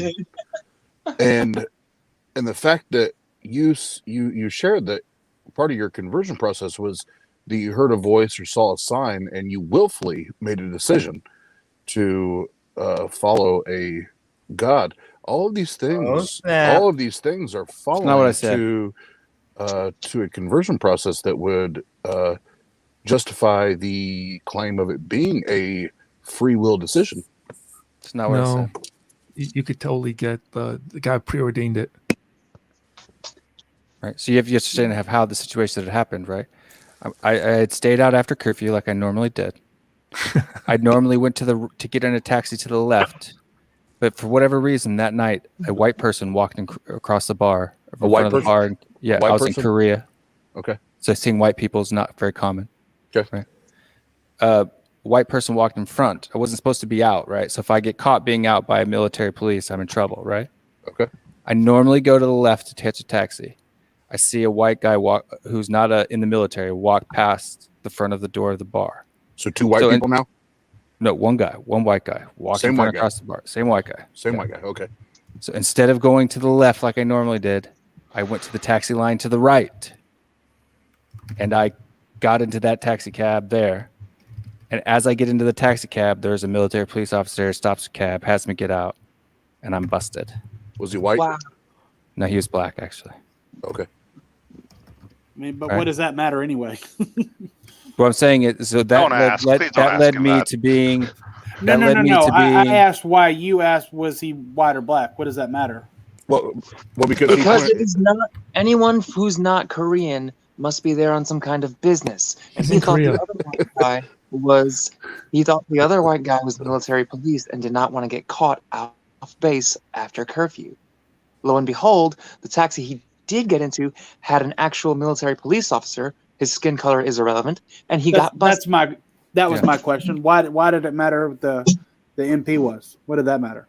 Well, because he'd already pointed out 2 times that they were white guys, so I was just seeing if they were white guys. A white guy. I'm saying in the white guy being applicable is if it was a Korean guy that had walked by the door, I wouldn't have changed my pattern, my normal habit. Right. Okay. So do you understand everything you just explained have very natural explanations? Okay. So You mean they there's could no have God. natural explanations? Wait, that doesn't follow. Yeah. Look, just because it could be a naturalistic explanation doesn't mean therefore no, it wasn't. You were avoiding danger based on knowledge. Oh my God. You were No, making. I'm an okay. atheist and I'm on the side of Will. Just because it could be a naturalistic explanation doesn't mean there's no God. It wasn't God. Okay, you're right. Let me rephrase before everybody starts throwing stones. Oh, we're not throwing stones. We're not that many people.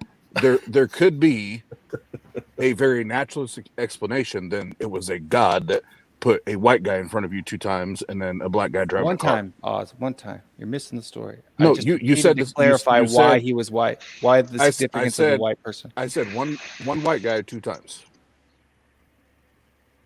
No, one white guy walked across the path of the door as I was going out. Right at the exact time that I happened to be walking out of the bar. Right. My other friends had left 2 hours early. I stayed. I was talking to a girl. Right. 9. Okay. It was a girl. Okay. Well, Anyway, we fast forward to the actual conversion process or whatever, where you said that I can't remember the words you shared with me. You said it a couple times, but I was in trouble, right, because of this situation. Right. So all of these causes led to me getting in trouble. That getting me in trouble led to a bunch of other things that took me into a really kind of just a low place, right? And because I was in that low place, I looked up at the sky and I said, "What do you want from me?" And I heard back in the third person, "You." And my life was instantly changed, right? So all of those things caused me to reach that one point, that exact point where I looked up to the sky. So it's not something I did, right? I was led there. I was led to that place. No. Those were things that you did. Your decision. You are a perfect product of your decisions. I have no free choice. You think that, but you think that too, don't you? Do you believe in free will? We can look around and see that all of us are a product of our decision making. Like our decisions lead us down the path we're on. Yes, for the most part, yeah. But doesn't mean they're not ordained by God. Well, if we could demonstrate, but it doesn't mean they do exists. either. Exactly. Well, Occam's razor would suggest you would want to have as few complicating factors as possible. Right. So if you can do it without God, the chances are. But there was 1987. Baby falls out of I think it was a 27-story window in Brooklyn, and lands in a pile of packing peanuts and bubble wrap that was in the back of a truck that was unloading from people who just moved in. Now, that was obviously hailed as a miracle, despite the fact that a miracle is not really extraordinary luck. It's supposed to be a violation of the laws of nature. But nonetheless, this was absolute proof it was God, because what are the chances? And admittedly, boy, are the chances astonishing that couldn't have happened. Baby was fine. However, 2003, family is walking along the Rio Grande in New Mexico. About a mile and a half away, some idiot who's drunk out of his gourd takes a pistol out, just boom, pulls the trigger. Bullet travels that distance, goes. The girl pauses, reaches over to grab a flower, and has her head completely blown off. Now, if the temperature had been half a degree higher, bullet would have missed her because the viscosity of the air would have been different. Any number of factors. If her father had stopped to pick up the phone or make this one phone, anything could have changed this, and yet it happened. And what I find interesting is the first one is always a miracle that proves God. The second one isn't a miracle that disproves him, and the odds of both of them are roughly the same. There are 8 billion people on this planet bouncing around off of each other, and I will tell you one thing, the odds of something extraordinary, utterly extraordinary, happening every day are 1,000%. It happens all the time, and all of us experience something like that. That leaves the personal experience of God talking to you. Now, this is where you straw man my theological position, because I would agree that both are ordained by God. Well, which is I like that, and I'd like to maybe get into that, but I will say this: that gets back to Occam's razor, because there is a naturalistic explanation, and so why are we adding another component? Mm-hmm. But as to what you heard in your personal revelation from God, many people have stories like these, and I used to collect them. I'm fascinated by them. The one thing I can say about them is this: if we are to give them credibility, and not that you believe them credibility, I have zero doubt in my mind that if we gave you a lie detector, you would pass with flying colors. But so too have the people who said they've been abducted by aliens. And one problem is that if aliens exist, that would seem to preclude the Abrahamic God. Now, if people have across the planet been abducted by aliens, but they've also met Thor, I have friends who have had conversations with Thor. Every god from Quetzalcoatl to any of the Hindu gods have actually spoken to people. In order for you to prove the God of Abraham, who ostensibly is a monotheistic God, you would have to disprove all of those other claims which have the exact same credibility as yours. And why do I have to prove the existence of God? Why don't. Do I bear that burden? Yeah, I sympathize if with you're making Will. the claim that God is. Yeah. Will, I want to sympathize with you. I've had like 1 or 2 of those experiences, and I was left at a crossroads in terms of what to decide, whether it was a naturalistic explanation or a theistic explanation. And I took one and you took the other, and I really don't blame you for it. It's a weird position to be in. But the other one, it could be you just don't know. It's unexplainable. Why? Yeah, you might withhold belief. I'm saying that if you choose to believe in an explanation, it's either going to be naturalistic or not. And I have a question for Will afterwards, if you wanted to respond. But I have a question. Well, no, I mean, I believe in the predestination of the elect, right? So I predestine that anytime so you believe that it's a naturalistic explanation because you're not the elect. I believe that it is a theological or God prediction because I'm part of the elect. I've been given the belief to believe. Right? It's absurdity to believe if you're not the elect. Occam's razor isn't obviously perfect, and there are times when it fails. But as a general rule, it is an observation of the universe around us, which is that every time you add unnecessary elements, the chances that you're wrong in your conclusion as to the nature of how something happened goes up dramatically. But isn't God the simplest answer? Well, hold on one second, because so here's the thing. So we have two explanations. We have ostensibly a naturalistic one, and then we have a naturalistic one with a God on top of that, a separate layer of God that has created and preordained this. Now, if we can explain this naturalistically and don't need to presuppose an existing, specifically not just a God, but a very specific monotheistic God who has spoken to us, given us commandments, had people write them down, so on and so forth. We don't need that to make this explanation. So how would I'm sorry. Is that not just the definition of a deist, essentially? Is the definition? I mean, well, first of all, I think the deistic position is certainly far more tenable than a theistic one. And keep in mind, now I have jumped into a classical definition of theism. So before anybody sits there and says, but in the classical definition of in theism, as it's most often used in the U.S., theism is a subset of. Deism is a subset of theism.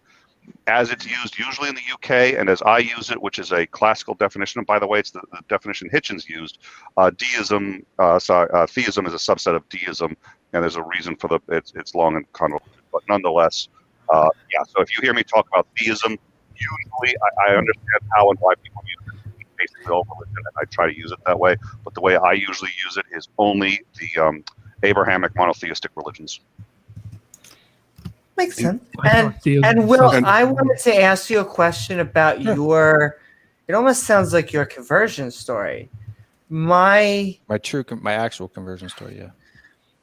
To me, it sounds like you're putting weight on the fact that the randomness of it, that it was so random and it changed me so suddenly that it almost felt like a power. My question for you is, even though you weren't in, you can call it a Judeo-Christian setting at the time, do you think that you could have been primed for an event like that happening, coming from the Judeo-Christian or whatever you would, coming from the culture that you came from? Do you think that it could have been from somewhere? If you were stationed in an Arabic country, would you have converted to Islam? Is her question. Exactly. No. That's not. I don't think she's asking. I think she knows that my history is saying that I grew up. My dad was a preacher, so I grew up in a Christian home, right? So that was my default fallback. I think we had discussed this before. Right? So Oz had a very similar upbringing to me, right?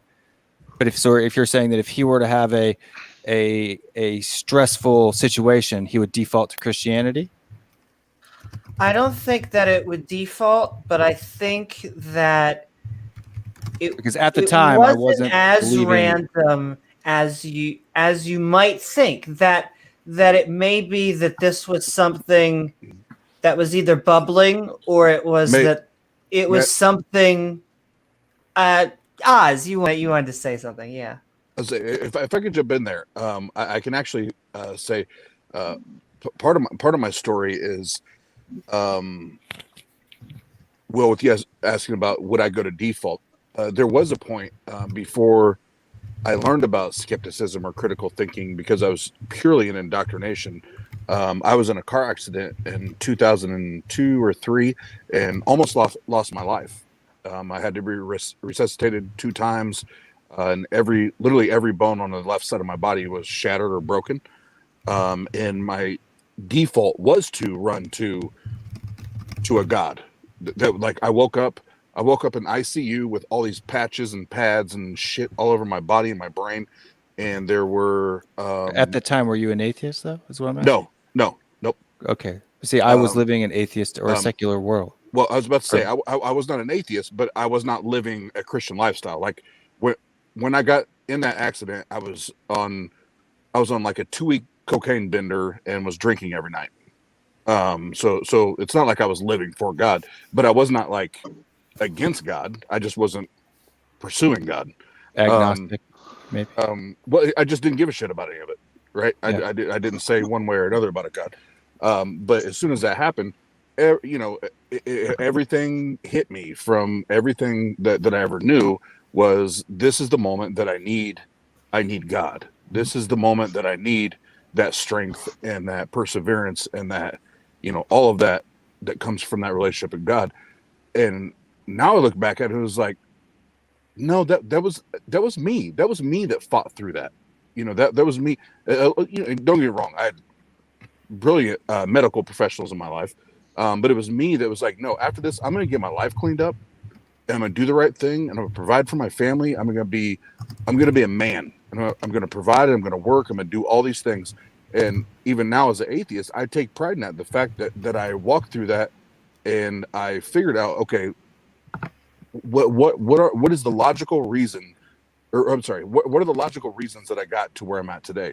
And it's because I depended on finding the best explanations possible to get me to where I'm at today. Did you make that choice to do those things? You worked at it you worked to change your life, you worked to do this, or did it happen instantly? Oh, dude, I'm gonna tell you right now, I was an addict, and it was just like I heard the snap of your finger. Like I've not, since that day, I've not touched a foreign substance. Not once. Right, because the thing that makes it real for me, right, was that, womenizing, drinking every day, and doing all those things, 3 or 4 girlfriends at a time. All the fun stuff. All the fun stuff. But inside, I had never felt more lonely in my entire life, right? On the inside. Right. Yeah. And all of those things I was doing was trying to patch a hole that it couldn't fill, right? And with an instant from looking at the sky and saying, what do you want from me? That hole was filled. All of that died right then and there.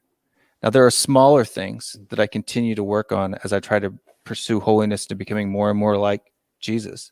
But even those things, it's not like I say, hey, God, me having maybe 5 or 6 beers on the weekend instead of 2 or 3 because I'm getting drunk so I'm just going to not do that. No, I pray and I say, Lord, if this is something that I shouldn't be doing, please take it from me. And when the desire goes away, the desire leaves. I don't try. See, that's what makes it real for me. Right. It was so then in those comparisons then, because you asked me, did it happen immediately for me? So I can tell you, especially with just being point blank with cocaine, it was literally, like you said, snap of the finger, done. Okay. I don't desire it. I don't want to be around it. If I've ever went anywhere that I even heard that it was present, I'm gone. I'm ghost. And guys, why do you believe that wasn't God? Thank you so much, Danny, for coming on. He had to leave. See you, Danny. Like Danny. Come back more, Danny. Yeah, come back more. And I'm so sorry. You guys were just having a conversation. So continue. Yes, I mean, what makes you believe that wasn't God? If you did nothing and it disappeared on its own. Because I have no reason to believe it was a God. Well, and I mean, that gets into the single most promulgated argument in human history. One argument that is more used than any other argument in human history, and that is a gaps argument. The argument that because I don't have an answer must be God. It is also the most. I didn't say that.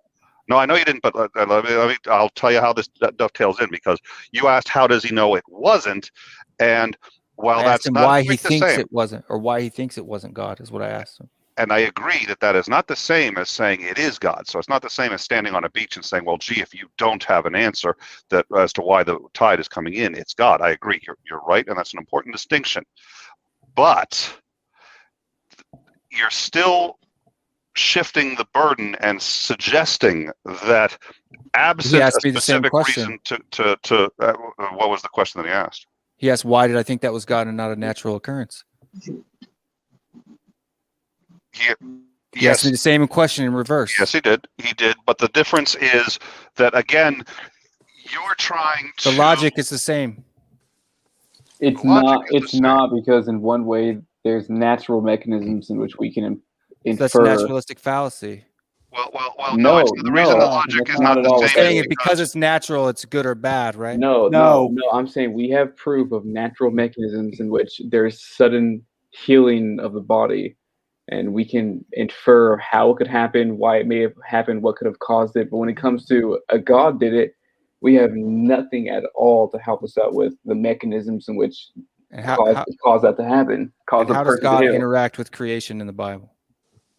It doesn't matter. There's many different situations where it's in obvious detectable ways to other ways where it's How did Jesus heal the blind man? By touching him? By putting mud in his eyes, right? Okay, yes. Well, that's a story. We don't know if that's true. And here's why. I don't have to, whenever something happens to me, I don't have to justify why it isn't every possible thing on the planet. No, you don't. Well, why should I have to justify that it is? Wait, are you about because he wants to understand your belief more. And I wanted to understand his. That's why I asked him the same question. But you're asking why he doesn't believe. So if you were to ask me, Nick, why don't you believe that the entire planet Earth is a zoo watched by hidden Martians named Melvin? He asked me why I didn't believe it was a natural cause. All right.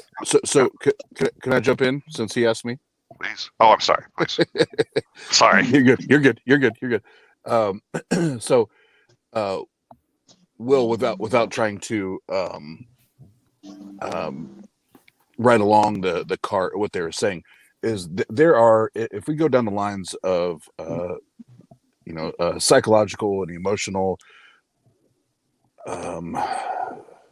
stories, or talk to therapists, there are more naturalistic reasons for somebody having that moment than just saying, well, God did it, because we don't have any examples of a God doing anything. We have plenty of naturalistic, but then we're just talking about a personal experience or an anecdotal argument, right. So and I've told you this before. I'm not here to try to take anything away from anybody, because you've had your story. I have my story. Yeah. But what we have to do is, if we're going to put them under the proper lenses, we have to put them under the lenses, the same lenses of being critical and skeptical, and finding out what they are.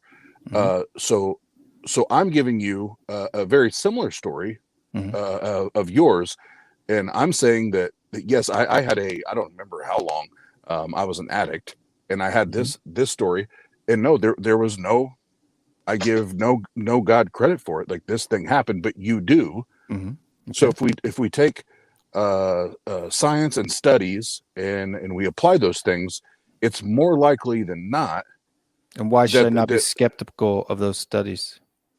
Well, because you can cross-reference them. Like, you can study them and cross-reference them. Where with what you're. Can I test that the reason why that man walked across that doorway at that specific time on that specific night? Can I do a scientific explanation of that? No, but that's. So then, how am I supposed to test whether it was natural or God? But hold on. If we're going to talk about the aha moment for you, where you said it wasn't the aha, that was the cause, right? If that's what you that's what set that whole sequence of events into. But that's what you're attributing it to. That's what I'm trying to get to, and I'm trying to be nice here. Like, that's what you're trying to establish, the fact that everything happened because this white guy walked in front of you. I don't. That was my exact reason for not going left. When I normally did every single night for a year. But a white guy, right? A white guy walking in front of you, you cannot demonstrate that's God. God has anything to do with that. I can't. No. What I'm saying is, there's no way that I can test it scientifically that it wasn't God. that particular person, being that particular skin color, walked across that doorway at that particular time of night. You're explaining it right now. Yeah. There was a white guy in the same building as you. Wasn't in the same building. He was outside. I was in the building, right? Okay. I'm coming out the door. Okay. In the same neighborhood. Yeah. In the same area as you. Mm-hmm. There was a white guy walked across your path. It deflected your path. That doesn't mean that there's a God involved. It doesn't mean that there's a God involved, but it doesn't mean that there's not. But it could have just as easily happened. It could without have, the God, could have. But what evidence do I have that it's not? What evidence do you have it's not an alien that came down and said? I mean, there are a million theories that there's no evidence. Why should I believe one rationale over the other? I think he's proposing that God might have put that white guy there to catch him and teach him a lesson by having him get caught by the military police in the other cab. Perhaps. Yeah. Is that what you're going for? Yes, that suffering that caused me emotionally, right, drove me to depths that I had never been so deep before in my life. That one night, right, drove me to a point where I was able to, just like Jonah and the whale, right? God. And I know Oz wants to make a point, so make that point, and then I want to ask a question, Will, too. So I thought we were the bar, not the night where you came to God. So that's what started that. Yeah, same night. Well, no, it was like 2 months later, but that night. Oh, I thought you said it was the same night. No, it's 2 months later. Oh, well, that's even worse for you. Yeah. Sorry. So I'll say this, whether it's the same night or months apart. I'll let Amy ask. It's funny because on our channel tonight, we just did a video about a guy that claimed to see Jesus and how terrified he was and how the disappointment he saw in Jesus's eyes just crushed him. And it is, Will, it's stories like that guy, that's one extreme. I'm not comparing him to you. I'm just using that to set this up. But to hear you explain this several times now, it as a former like evangelical charismatic Christian, that's how I grew up, where hell and all that shit was hung over my head all the time. It just breaks my heart that people are would be driven to something because of a fear of not doing something. No, I'm not saying you are now, but you said it drove you to a dark place. The fear of the being in trouble. Being in trouble or doing something wrong or something like that. I hate that for you. And I hate that was what I needed in order for God to reveal himself to me. And I wanted to ask you, Will, because you're reinterpreting suffering, and sometimes I think we actually need a kick in the butt. Sometimes, especially in our in mythic structure, suffering is a very important concept. My question to you, though, is: does that suffering have to come from a supernatural source, or could it have been that you were? I know. Hold on, baby. You want to look outside. There you go. Could it have been that you said things were going on in life? Mm-hmm. You were doing all these crazy things. You were living life at the end of the candlestick. Yeah. Could it have been that because of those decisions that there had to have been eventually a moment that kick in the butt has to come eventually, right? Or else the fast car just keeps on driving forever. But eventually, run out of gas. I guess you could say my wild and crazy streak was very mild compared to some people on Earth. I realized that, right? Because I was in the military at the time, so there was, as Sam would know, there's restraints on what you can. I can go drink every night, but if I come to work drunk every day, I'm going to get in trouble, right? So there's limits for my job that kept me to I guess you could say a fairly, not a huge deal to most people, right? But for me, I had never, growing up to 18 and never having lived like that before, and then from 18 to 25, right when this happened, living my life the way I wanted to live my life. I am not a person who is easily molded by anyone. I am probably the most stubborn. I'm an ENTP, so I'm stubborn. I'm very you're not going to change and this is the thing, you're not going to change my mind.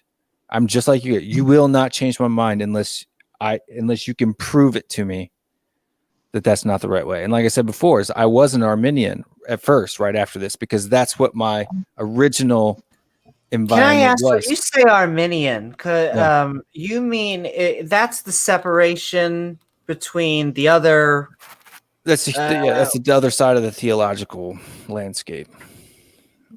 Like, what do you mean when you say the other side? I'm confused as well. It seems to be what separates. It seems that they identify as Calvinists, and I guess the people most people don't even know that this free will. You're saying they're Arminian. Yeah, free will, Arminian, or libertarian free will, right? You choose your salvation, or you choose to worship, follow God. Calvinist, God chooses you, right? That's the difference. In a very short. Can I ask a question, Will, real quick? Yeah. You asked LR just a minute ago, how did Jesus heal the blind? And his response was with mud. Can you name any time in history that's been repeated? Well, I'm really glad that you asked that. I guess. What I'm saying is that my reason for asking that question, and I didn't really get to finish it, but the reason why I asked that was because in Scripture, God has chosen to use creation to deal with his creation. And so therefore there is a plausible naturalistic expectation for everything he's done, right? Instead of, you have to think about it, he could have just evaporated the Egyptians as they were leaving Egypt, but instead he drowned them. He parted the Red Seas and drowned them, right? Or he had a pillar of fire blocking a mountain road instead of him just stopping them with his hand, right? So there's a natural. So yeah, do you literally think that he put mud on someone's eyes and healed them? Yes, I do. Okay, just name one other time that this happened, and you might have a case. That was the only time that God came to earth, so I couldn't. It's not that you need another example that it happened. I suspect that when we were going along the lines of a naturalistic mechanism, I suspect, and correct me if I'm wrong, that you were going to allude that the mud created a natural mechanism in which to cure the blindness. No. Right. Jesus cured the blind person, but because he used creation in order to interact with his creation, there is a naturalistic skeptical explanation. So the mud contained some physical mechanism in which caused the blindness to be cured. Correct. That's exactly what you're saying, correct? I'm saying that's what people would say, is that if that event happened, then there must have been something either in the well water or in the mud that healed that gentleman. But you're saying that. Do you believe that it happened, and do you believe that is what caused the blindness to be cured? I'm not trapping you. I believe that was happened. I believe that it was Jesus who did that, right? But what I'm saying is that because God has chosen to use creation to deal with his creation, there is always going to be a skeptical, naturalistic. Yeah, well, you're kind of sort of dodging the question, I guess. So what you're saying, correct me if I'm wrong, please. How are you trying to explain miracles by science? Yes, Jesus is the cause. Jesus is the cause. The cure for blindness is the effect, right? There has to be a mechanism between that, and you're saying the mechanism is the mud. So in order for the mechanism to be the mud, that mud is made of physical features within the universe, and it has to have some sort of biochemical reaction to cure the blindness, and you can enact, and I would not recommend, I guess it would be the easiest answer, but you can enact a miracle. And I've had many conversations with creationists that do exactly that, which is fine. If that's your prerogative, you believe miracles, and it's not sufficient. Yeah, go ahead. Can I interject here a little bit? How was man created in Scripture? What substance did God use to create man? Dust. Mud, right? Clay. Yeah, according to the Bible, but I don't believe that's true. So do you I not don't- see a parallel here when he's trying to heal somebody's eyes that he's using clay? No. So it's metaphorical. Is the story not true? That's what that means. No, I'm thinking there's a connection there. So you See, but- you literally think man came from mud? And I would say that's a repeat. You're Wow. saying it happened twice in the Bible, but that doesn't say how the mud works. Exactly. Well, it's obviously God utilizing that mud and making that happen, right? So God turning mud into a man is supernatural, but he used creation to create man. Do you see what I'm saying? Are we serious right now? That's what the text says. I'm not No, asking I you to know believe that- it. I'm explaining what the text says. No. And I'm not attacking you. I understand what you're saying. But can you see from how our point of view is Sure, how absolutely. ridiculous Absurd. that sounds? Absolutely absurd. Okay, Yeah. then why do you believe in absurdities? Because to me, it's not absurd, right? But The you text just- says it's absurd. Well, to well, you. yeah, that was. You just that said it was absurd, though. What, Absurd. no, I think he said that he understood that from our perspective it would be absurd. I don't think that's ceding the point that he thinks it's absurd. Yeah, No, I don't think and- it's absurd. You don't think it's absurd? No.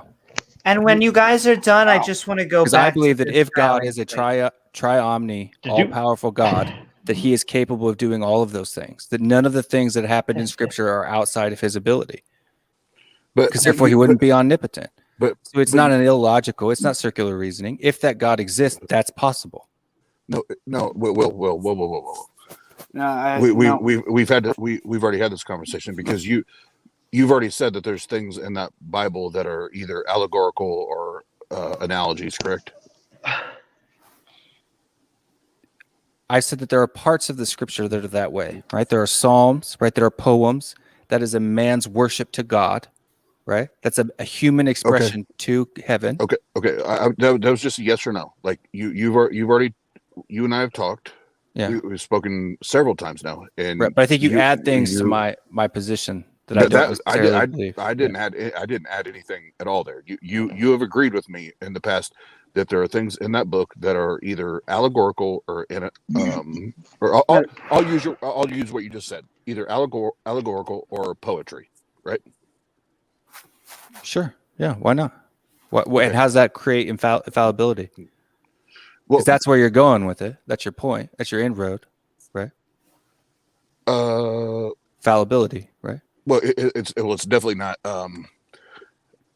It's definitely not going to be the innate word of God at Why that not? point, because then that means we're not using allegories. We're not using metaphors. If God wanted that allegory to be in the book, how is that not the innate word of God?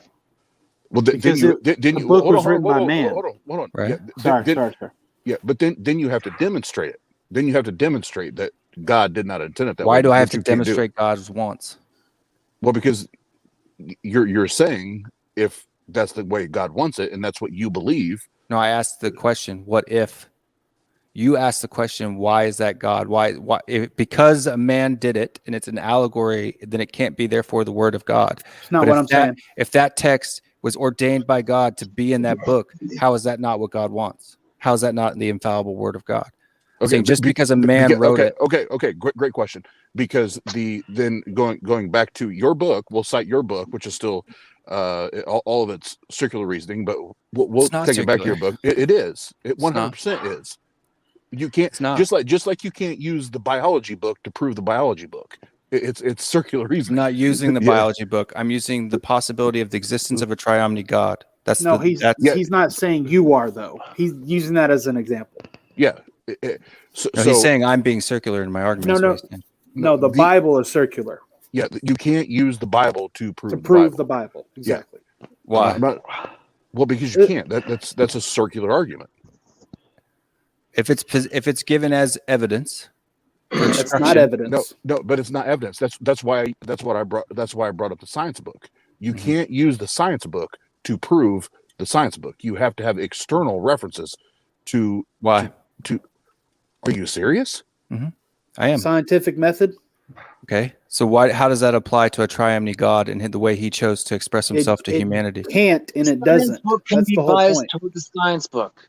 The Bible. But that's what I'm saying. You guys are using rules that only apply. I would agree with you 100% that if that God did not exist, then this would be absolutely ridiculous. I agree with you.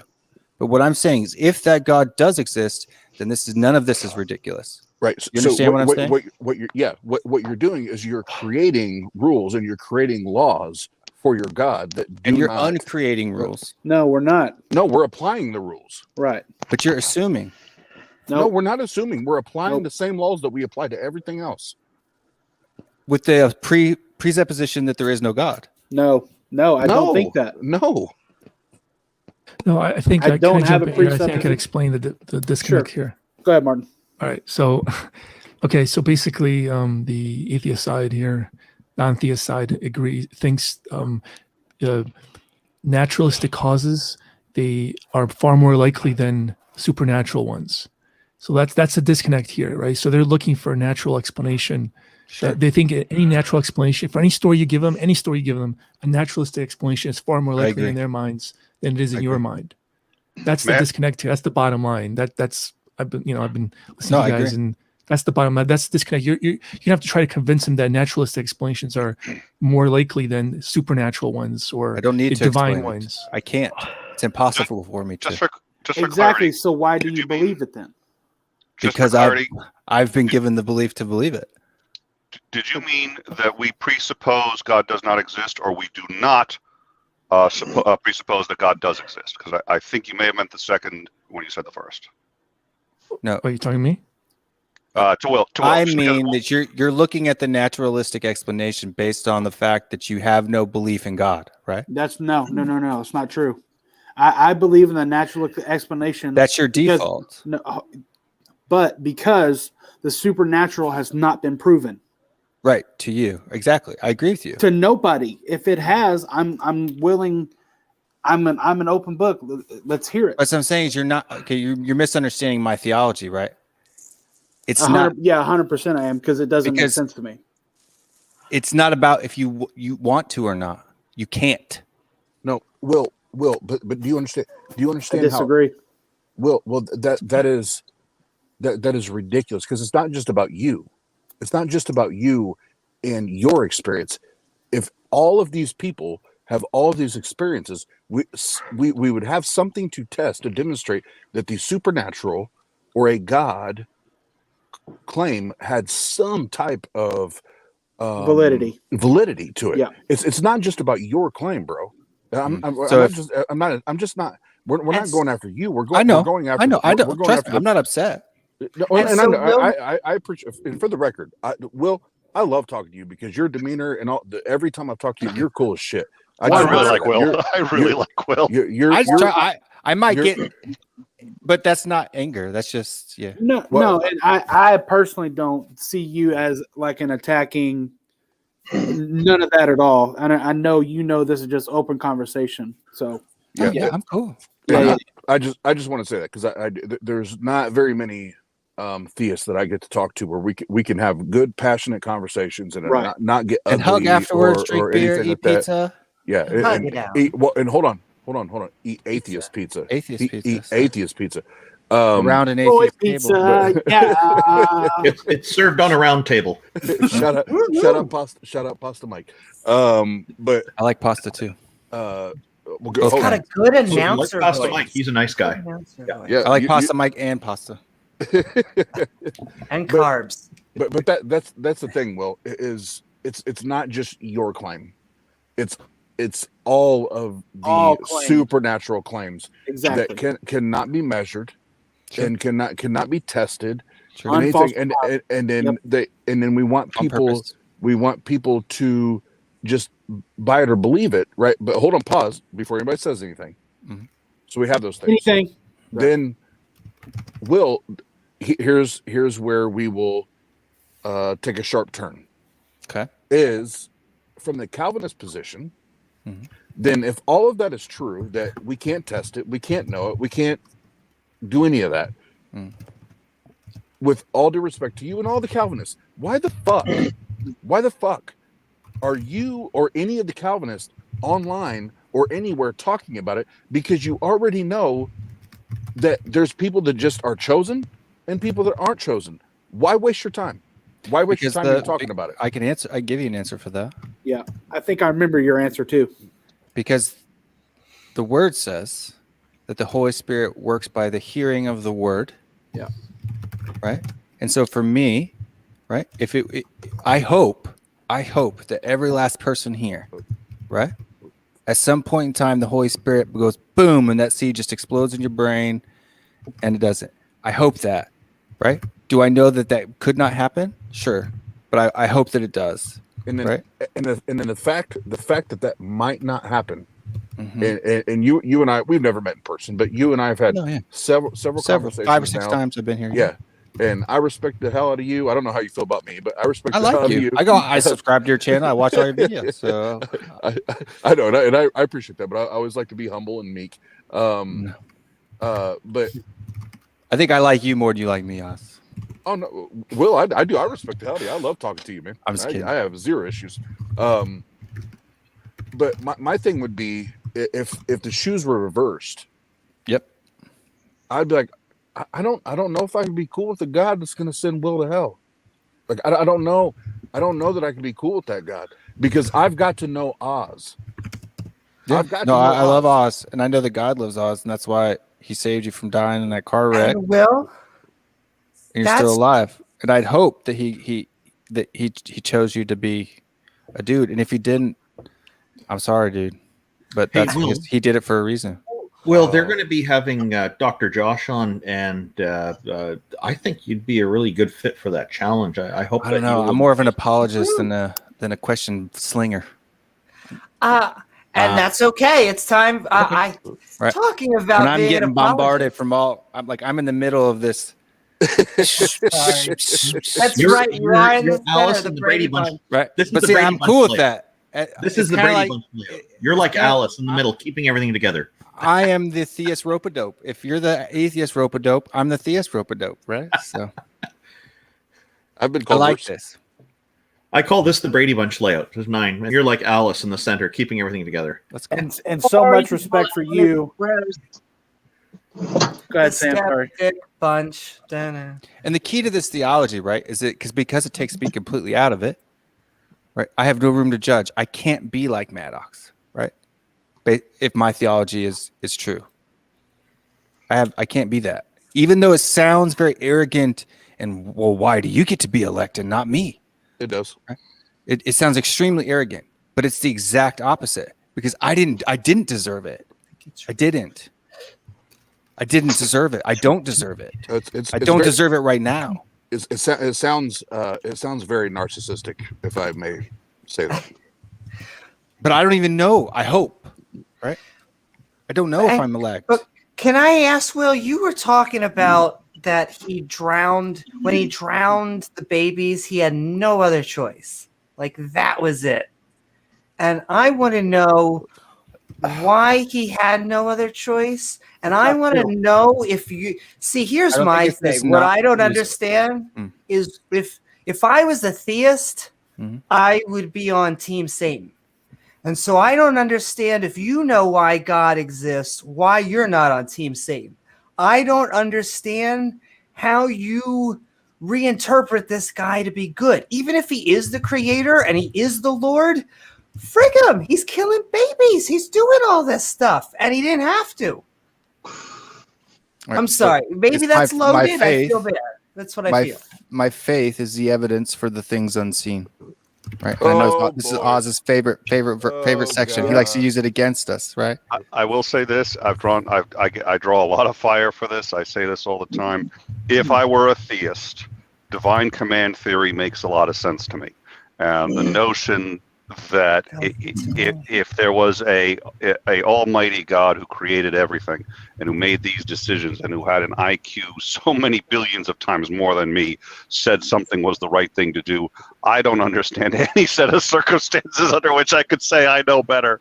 Right. I do. I know many, Boom, right many. there. Okay, and I know many circumstances. I don't understand that position at all. I can understand super geniuses who are way smarter than us, and just because they could give a better supervillain speech doesn't mean that they are. This is a God that if you saw his face, your head would explode.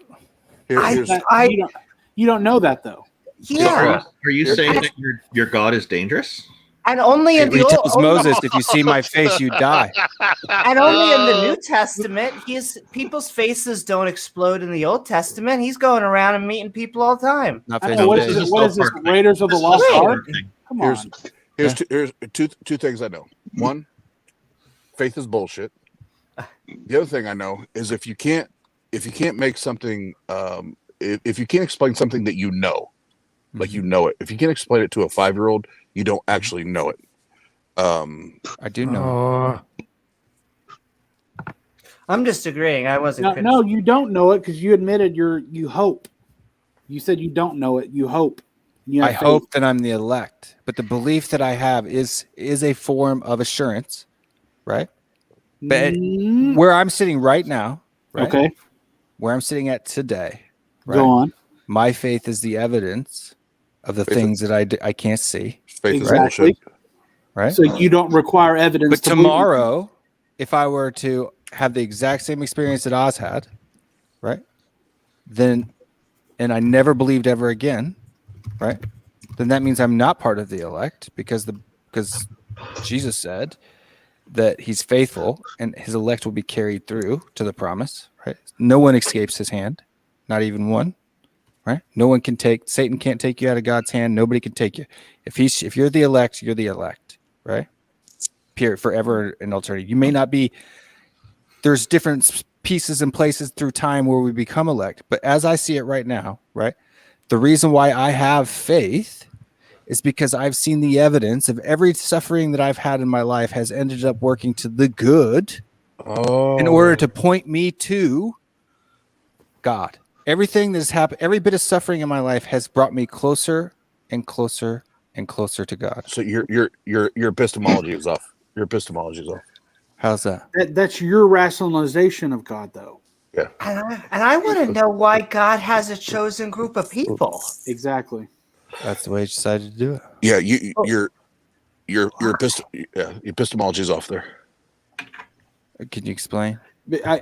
Can I ask a question, Oz? Yeah. My question. Oh, sorry about that. My question would be, you just said You froze, Big Bird. Of all the timings too, because he wasn't laughing. But no, instead of just saying my epistemology is off, can you tell me how my epistemology is off? I see a I think it's contradiction. You can go first. Yeah. Well, I'm trying to bring my screen back up here. So your ground of knowledge, your grounding of knowledge is just solely in a personal experience. No. It's not the it's not the sole grounding of my knowledge, right? That's the evidence. Well, so if evidence is your grounding, what is? Okay, so there's evidence, right? And then the grounding. So anything that happens, for instance, you've asked me several times, how do I know the difference of whether it's the devil or whether it's God telling me to do that, right? Well, hold on, pause. I never said devil. Or demon or whatever. Yeah. I that may have been somebody else. I've never, okay. Maybe that was Peter. I think that was Peter. Yeah, I never bring that shit up. I think that was Peter. Yeah. Yeah. Now that I remember. So in your and I's conversations, you've went to your to faith and personal experience. That those are the two. And scripture. And scripture. Those are the three things you've went to for grounding your knowledge and or that is belief. My reason, my rationale. Yes. Okay. So just to make sure we're square. Mm-hmm. So personal experience, faith, and scripture, right? Mm-hmm. Knowing that faith can be an unreliable way to find truth, because we can find both true and untrue things through faith. Through human faith. There's holy faith. It's different. Faith that comes from an omniscient, omnipresent, all-knowing God cannot be untrue. No, but you can't test that. You got to throw that out the window, because that's not testable. That's not. We're talking about real life shit. Right? Okay. Okay. It is real life to me, right? So. But wait, what's the difference between holy and human faith? Okay. Yeah. So you can believe. I have a right, question about the that elect. this hat's black. Okay. Right? So Will, on that, then okay, if we have, that's the first time I've ever had that thrown at me. So we have faith, now we have holy faith. I've never heard that before. We have holy Well, there's faith that comes from God, is, and faith, and then faith has how you describe it, right? Faith that comes. How can faith that comes from God be false, or lead you to false things? well, but that's or the thing. not be true. Before you can do that, you have to demonstrate that a God exists. Can I you don't do have that? to demonstrate that a God exists. Well, no, you just said holy faith that comes from God. Right. I believe that. Okay, so if you have faith from a holy God, right, and God is the resource of that faith, you have to demonstrate to God. That's your He's claim. the author of it. Yes. So you have to demonstrate to God. Why do I have to demonstrate that? Because you stated that and you asserted that as your source. And how would you like me to test that scientifically? However you need to. How do you test faith scientifically? Show us your God. How can I show you an invisible God? You set up an experiment. The control has faith something will happen. The variables determine if it happens or not. Yes. So you want me to attempt? You want me to attempt or test God? Yes. So many times, yes. preferably. Okay. I know you're saying that like he will only appear him, unless he wants to appear. I can't force him to appear. But Will, that's the problem with that with the book that you're reading is the whole don't lean on your own understanding. It's set up for the followers of the book to not be critical thinkers, to not. I am critical well, to a certain extent, I'll give you that, but to a certain extent you are, but to another extent you are not. You're 100% delved into it and immersed in it. So delved in the fact that I know I am certain, based on the evidence that the Holy Spirit has provided me in my life. You right? are 100% certain on things that you cannot demonstrate and that cannot be measured. Yes. Ooh, that's great. That's so crazy, man. Hold on, that's a good question though. And you would definitely have that point. Will, on a scale from 1 to 100, how confident are you that a God exists? He said 100. Well, inside my own belief, right? I'm 100. But how certain am I that I can prove to you that there's a God? 0. Yeah, I just want to say that it's a stark dichotomy, though. It is. The vast majority of theists I talk to, of any religion, it's typically 99 or 100% is the answer. I was surprised when John Maddox said 95%. Yeah. And so, that was my so my question tonight for John Maddox was because he started with a very interesting phrase that it triggered my question. He was like, well, if Randolph was giving the agnostic position, I could agree with him, or something similar to that early on. I was like, what? Yeah, I remember that question too. Yeah. And so I asked him, are you an agnostic theist? And he gave me a clean no. So, I mean, he answered the question. But if he gave me a no, it was very weird to then start the preamble with, well, if Randolph was an agnostic, no, you wouldn't agree with him, or you'd be an agnostic.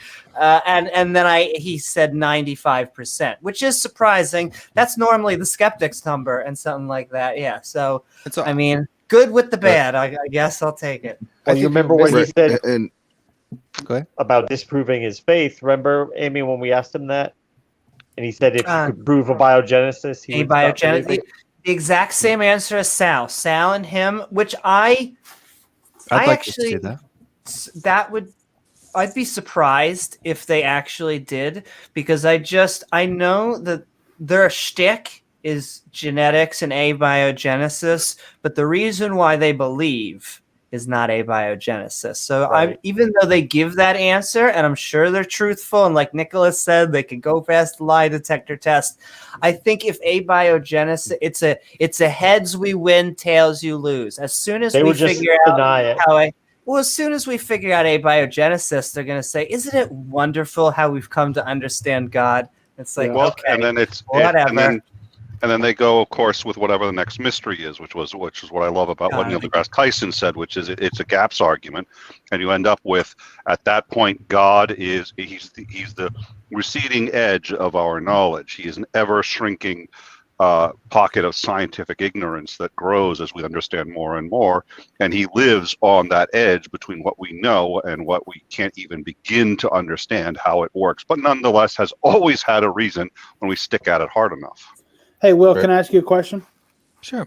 Is there anything else in your life, anything else that you believe 100% but have zero evidence for? I besides believe God. that Tottenham Hotspur will at some point win the Premier League. You know, it's funny. Sports is like, I consider it the only playful, good way of tribalism. It's like the only tribalism that I support is sports. Anything else? But I don't know. It's pretty feisty in Europe. Question, though? Is it? But do you understand why I asked that question? Yeah, there's lots of things. I hope my. No, I'm not saying hope. I'm saying something that you believe 100% without hope. any evidence. Or is God the only thing? Belief is faith. Faith is hope. No, faith is something you believe without evidence. Is he still here? Yep. Rocket, my brother. Faith is bullshit. Okay, so can I ask something?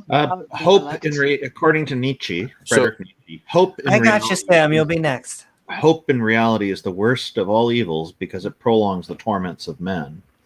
And I think there is truth to that. Yeah. That's what I'm getting at. If you use faith for God, but you don't apply it to anything else in your life, I guess you don't see a problem with that? Yeah, So faith we'll is the answer that, substance and then Sam of will things answer. hoped for, right? The evidence of things not seen. No, I totally get that.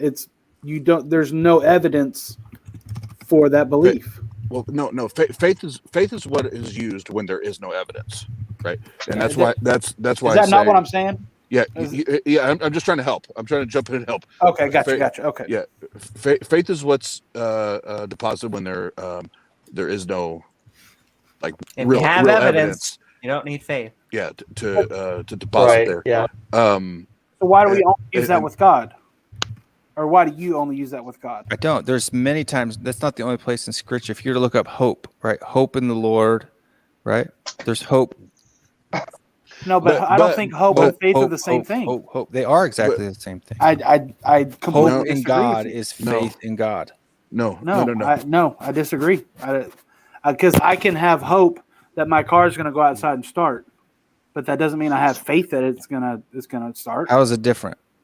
Hope is because he has evidence. Well, can I jump in there? How is faith and hope? Hold on. Different. The car starting isn't even hope. The car that's probability. Well, no, it is hope because my car's a piece of shit. So So it's faith. It's faith. Probability. Even with probability, it's still hope because you hope that whatever probability you put, if you have a 50% car if you have a 50% chance that your car is going to start and a 50% chance it's going to fail, you're going to hope that it's the 50% chance that it's going to start. So correct. Hope is a preferred outcome in the situation. Faith is confidence in a certain outcome. If you have faith, you say, "I know my car's going to start no matter the condition." If you hope, you don't know. You have a good point. But based on Will's definition, he was using Hebrews 11 definition. Faith is the substance of things hoped for, evidence of things not seen. Just break that scripture down, and it means nothing. That scripture means absolutely nothing. That and it doesn't even compare to any of the dictionary definitions of faith and what it means. Can I read another one for you too? That it's just one verse, and it's the exact same Paul. Get the dictionary, Amy. Romans 5:1. Through him, we have also obtained access by faith into this grace in which we stand, and we rejoice in hope of the glory of God. Romans 15:13. May the God of hope fill you with all joy and peace in believing, so that by the power of the Holy Spirit you may abound in hope, faith, belief. Great. Guess what? All the same Guess scripturally. what? The man of war. Guess what? Guess what, Will? I'm a businessman. Okay. Let's just do a hypothetical right now. Sure. You and I are sitting across. We're sitting across the table. We're in a conference room, and I put a business proposal and a contract in front of you, and I say, Will, this is the business plan. This is the business model, and I don't have any forecasts. I don't have any recommendations. I don't have anything to put on paper for you. But all I'm going to ask you to do is sign on the dotted line in good faith and blind faith and sign that paper. And what's my level of risk? No, everything is at risk. You gain nothing, or you gain everything, or you lose nothing. No, wait, I said it backwards. Yeah, that's exactly right. Yeah. Okay. Yeah. So if I sign it, I can get everything. If No, that's not what he's saying. It's a gamble. Right, but what do I lose if I sign it? If you sign it. Yeah. Go ahead. Sorry. If you sign it, you get everything. Okay. If you lose it, you get nothing. Like, then why wouldn't I sign it? No. If I lose nothing, why wouldn't I sign it? No, you're going to go to hell. Like you're in a business, like you're going to go in debt. You're going to lose everything. Your reputation's going to be smeared. You're going to lose everything. If I sign it? Yeah. Then I wouldn't sign it. If we don't win, if the business plan doesn't go as I promised you, right, on good faith, this is the other side of it. Okay. I don't see how that's analogous to believing in God. Well, no, it 100% is, because I'm telling you, if what do I lose if God doesn't exist? What's that? What do I lose if God does not exist? I can tell you. You lost an entire life. Yeah. Well, what? Why? I'm happy. What if I lost? Well, you think you're happy. Well, maybe actually, I would be willing to grant you don't lose a thing. Now, I think you probably do, but I'd be willing to grant you don't. But here's the problem. Other people around you may. How so?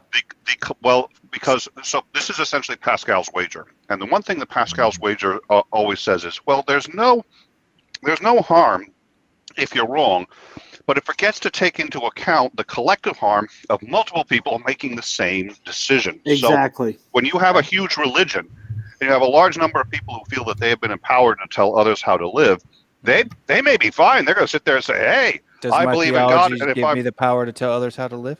Yours, no, but Christianity as a whole, what do I have to lose? Well, and that does lead to a question that I'd like to ask at some point of the panel. But yours, I don't know enough about Calvinism to know. But what I do think is, I would suspect that if I were to investigate Calvinism, I would find some elements that would be harmful to other people. Though I will also confess, which I wouldn't necessarily object to, but nonetheless.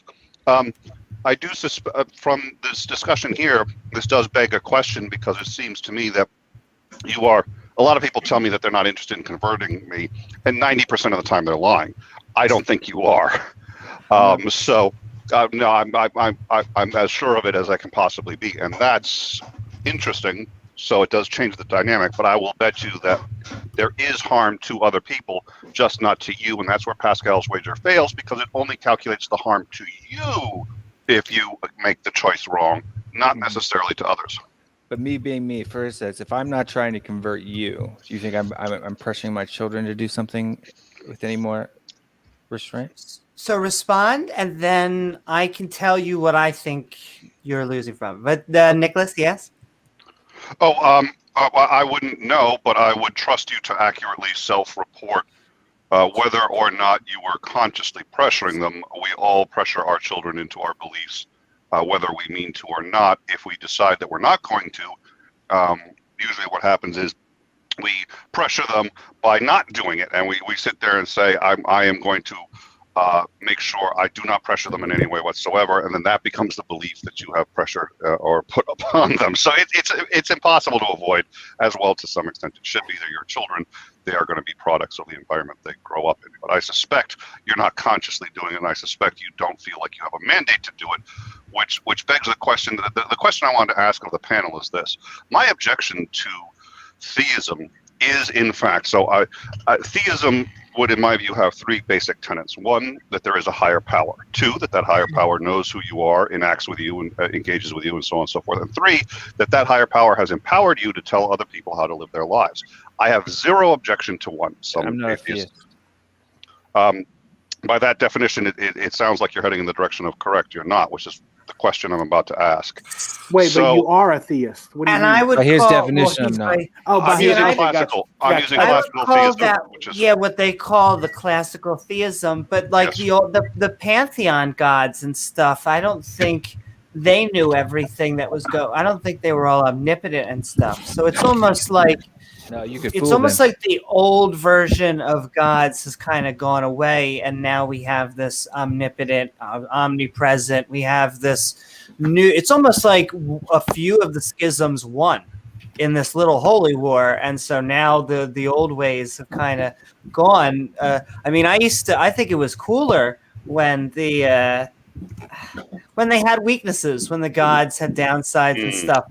He's a little bit more interesting in the Old Testament for how horrible, and I dislike it. But let's. I wanted to tell. I don't know Calvinism enough to put this under here, but I think it is.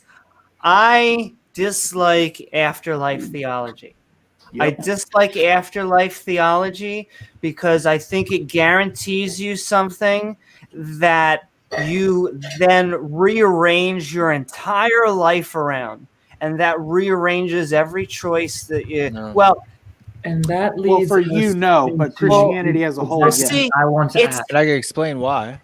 It's yes and I would say it's yes and no. You're saying on a meta level. Hold on one second, Sam, and then I'll let you. On a meta level, you're saying, well, I don't believe in choices that way, so it really doesn't affect me. I think I would be willing to bet the fact that if you do believe that you are going to an afterlife, that you'll see your friends or your loved ones again, it's hard for me to believe that it wouldn't affect decisions that you do in your day-to-day. I agree. Yeah. Well, it does. It allows me to not judge people and to be open to people regardless of the position that they're in life or their specific beliefs. It allows me to be extremely forgiving and show grace to people like I've been shown grace. So it absolutely, all of the works that are in Scripture are supposed to be the evidence of that faith, not the requirement. So are you saying you get all that thankfulness and stuff? Where are you saying that comes from? Yeah, that salvation is where all that comes from. Because the afterlife is just a part of eternity, right? We came in at a certain point of eternity, whether it was now or before or after. Eternity's eternity, right? There's no beginning, no end. So going to eternity. Well, no, there has to be a beginning. But doesn't that make it kind of a big deal? Because if a heaven doesn't exist, then this is all you got. This is it. This is all the decisions you're making right now. That's it. But let me ask this. I was looking forward to where Oz was going with his questioning. It's a shame that that didn't carry on. But I just didn't hear the response. To die is gain. What do you mean to die is gain? Right. To live as Christ. That means when we're alive here on earth, it is to emulate Christ. And death is gain. That's a plus. That's the best day of your life. Exactly. Yeah. So that's my whole point. That's my whole point. Let's stick with that for a second. Yeah. So let's pretend none of it was real. That Jesus wasn't a prophet. That this is all you're getting. Wouldn't you treat your life differently? Wouldn't you treat it drastically differently? Ooh, gotcha. No, it's not a gotcha. No, I know. I have to think about it because honestly, I haven't thought about it. Right. So. would I treat my life differently if there was no God? I mean, I suppose I would have lived like I did before I believed there was a God. You think you'd go right back to hedonism? Like you'd go right back to partying and drinking and... Yeah, why not? Yeah, I'm curious about Sam's question. Because you don't have to. You could do better. You could be nice to people right now. We could make the world better. Why would it? Because it makes and like having a kid changed my life, right? Exactly. Having a kid changed my life. Awesome. But getting married changed my life. Awesome. There's a lot of things that changed my life, right? I know. There's no reason why I'm not missing out on anything. But what else would I do if I didn't believe in God? I think Sam wants to ask a question. Your kids before the topic changes. Before the topic take care of my kids. As I say, I don't understand how I can make my life better without my faith. Because without your faith, before the topic changes, I think Sam has a question. That's perfectly fine. Just without your faith, then all of a sudden you're just living for the people. It is your child. You look at your child and you say, "Holy moly! Now I know because why I get up in the morning." And you do good things, and you feed your kid, and just all the chemicals in your brain go, "That's right. Something the world could end, but I'm happy." Exactly. I guess what I don't understand. But you don't have to. But you're positing all that to God. But it's all this. No. This is all common grace stuff she's talking about, right? I'm not saying that because you're an atheist, you can't love your kid and wake up and want to help people and go out and pet puppies and draw rainbows. I'm building stuff. Like I'm not saying there are some Christians out there that believe that, right? That if you don't believe in God, you can never be happy, right? There's the whole doctrine of common grace, right? Yeah, but I don't see how my life could get any better by not believing.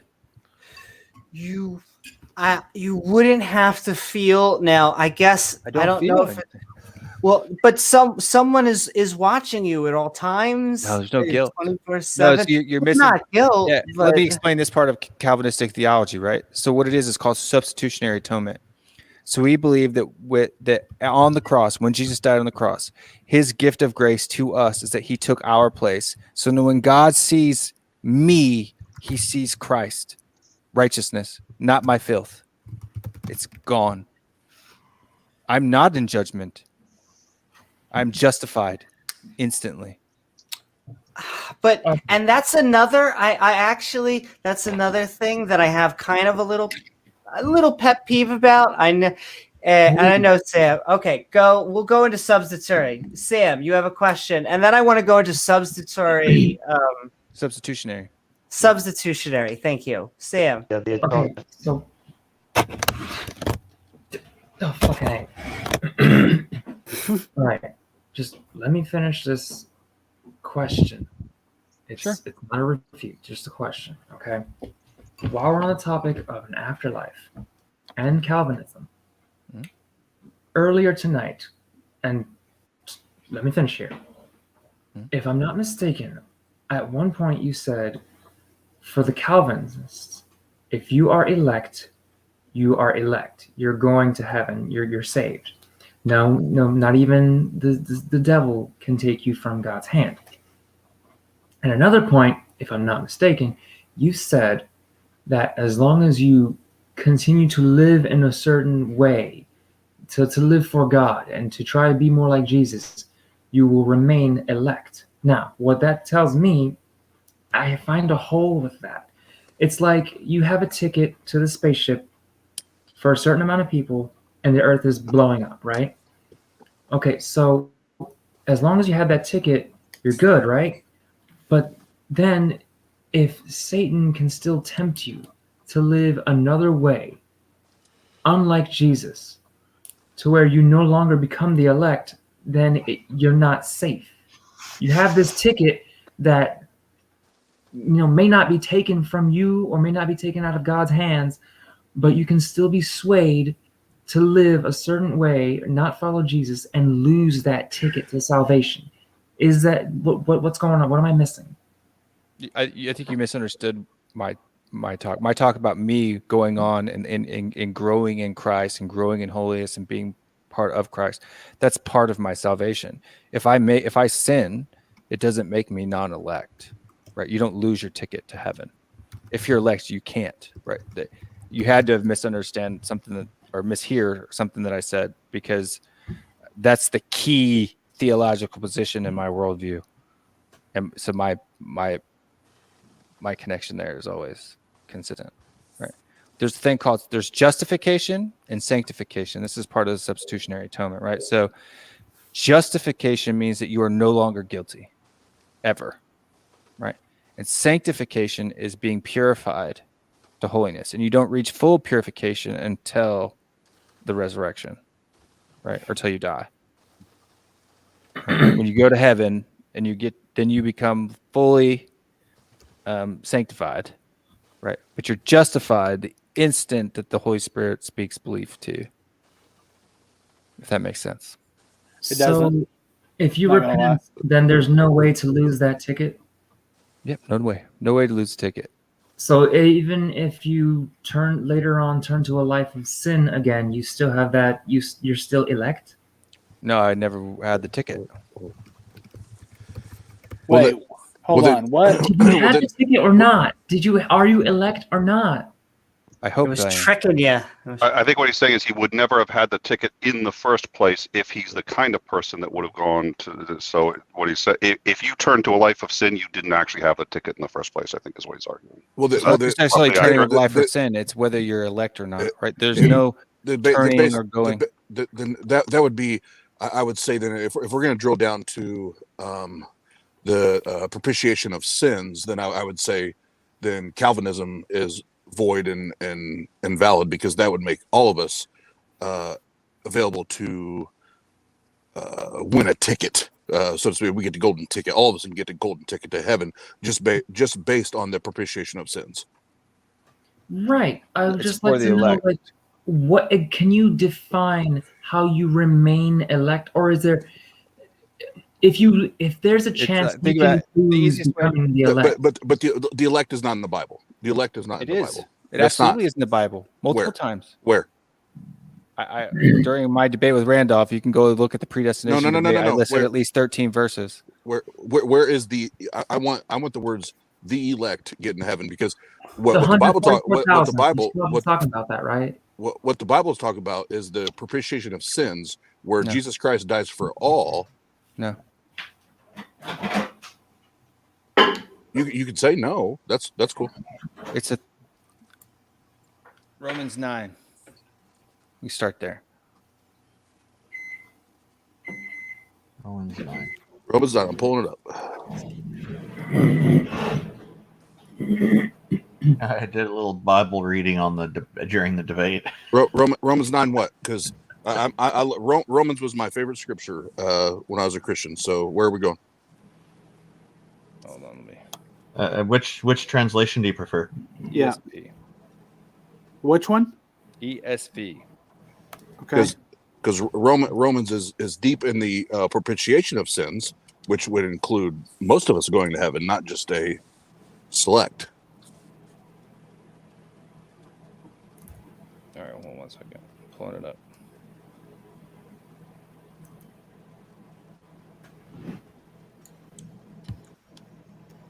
It's like if you can lose your position of being elect, then it's not guaranteed. That's not what he's saying. I understand what he's saying, in that, let's say you do the salvation, and then later on you go to blaspheme God. You never had the salvation in the first place. Is that what you're saying, Will? Yes. Okay. Yeah. If you don't know, what I'm saying is, if you don't go to heaven, you weren't the elect, right? So, for instance, if you take the thief on the cross, right? The thief on the cross, he spent his whole life not serving God. And that last second of his life, he said, "Remember me," and boom. Right. Doesn't that sound... That's so crazy, though. Why is that crazy? That's grace. What? It's undeserved. You really don't see the problem with that? That's such a twist. Yeah. And can I ask you, I want to talk, because I don't come from a culture of, I'll just ask the question.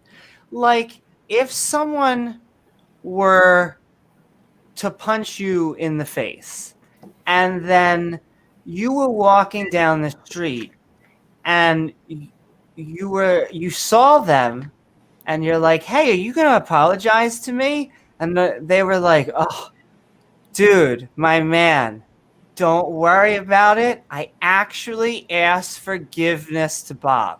I asked forgiveness to Bob, and once Bob gave me and forgave me of my sin of punching you, it was like all of my weights were lifted off my back, and I didn't even deserve it. I don't deserve to be forgiven by Bob, and yet Bob does it anyway." And the person who got punched in the face is like, "Hey, that's cool, but you should probably ask me for forgiveness." Yeah, but like in Romans 9 here, and it's really the entire chapter of Romans 9, so you could really start anywhere that you want. But Paul is describing how the Jewish people were God's chosen people, right? And now they were at one point elect, and now they're not. I really hate that concept too. And that burns him. He says he wishes with all of his might and power that was not so. Right. And then he goes to explain. No, Paul. Oh, Paul. Okay. Yeah. I thought you meant God too. I was like, would it be possible for a believer that follows the word of God to eventually not end up not being an elect, or no? That'll never happen. So it's like what? No, not if you're elect, you will never leave the hand of God. Yeah. No, but if you're gonna read it literal, if you're gonna read it literal, it is I'm Jesus. not a literalist. Wait, that's not true. You told me you literally believe that Jesus put mud on someone's eyes. Yes. That's literalist. Yeah, that's literalist. No, there's a difference between. I think I understand. You don't take all aspects of the biblical structure to be literal. Okay, so if we're going to cherry pick, this is the most important part to not cherry pick, is when we get down to the text when we're talking about Christ dying and who goes to heaven, who doesn't. The propitiation, so the atonement for sins, was for all men and all sin. No, that's in the scripture, bro. No, like it's not. Oh, doorknob, I missed the phase. Limited atonement in the tulip. So it's in your doctrine, not in the doctrine not comes in the book. From scripture. That's but it doesn't. No. Stop. Calvinists are sola scriptura. No, but I'm talking about the book right now. Yeah. The propitiation of all sins is for all men. No, it's not. No, but that's what the book says. Where? Go read. It says that he died for all men for all sins. No, he doesn't say he died for all men for all sins. Oh, okay, I'll pull it up for you. Go ahead. Go ahead. And while he's doing that, I still want to know why God is the person that can forgive people. Like, why? What does God forgiving people do? Because I still don't get where he even comes into the equation. It's like a debt collector, except no, not. it's because they sinned against God, right? Sin against God is not following God's will. No, if somebody attacked me, that would be an attack against me, not against God. If God were to be the debt collector, middleman, saying, "Okay, well, Jacob, let's say, or Sean, let's say Sean is the guy who got punched in the face, and Bill is the one who punched him in the face." Okay. And Sean sees Bill again and says, "Hey, why aren't you going to apologize?" And Bill's like, "Well, God forgave me for it, so God picked up my debt. Go seek God for your debt." You're asking why sin more? Right. If sin no longer has a hold over you. Not quite. I think she was trying to strongman you. Is that what you're trying to do? It's just so, Sam. I'm trying to strongman her. Yeah. A straw man is where you build up this basically a character of people's beliefs so you can knock it down. A strong man is the opposite. You're trying to explain their beliefs in the best way possible so that we can continue the conversation. Steel man, I think, is the term you're Steel using. man. Steel man. Strong Yeah, man. yeah. Strong man. Well, Yeah. it kind of would work if God were the debt collector that you also valued, that you like legal tender. You know, if God bought the debt of Bill who punched, you. But it's not like that. It's not okay. So this person forgave you, but what about me? Unless they're also a believer of God, then that bank, that is valuable tender for them. But if they don't believe in God, how can they be paid back? How can they forgive you if someone else has bought your crime against them? And you're right, it's a steel man. You're not paying it back. And I assume the crime is actually violation of the original covenant, right? So that's the crime against God. It's not we're not being punished for harming each other.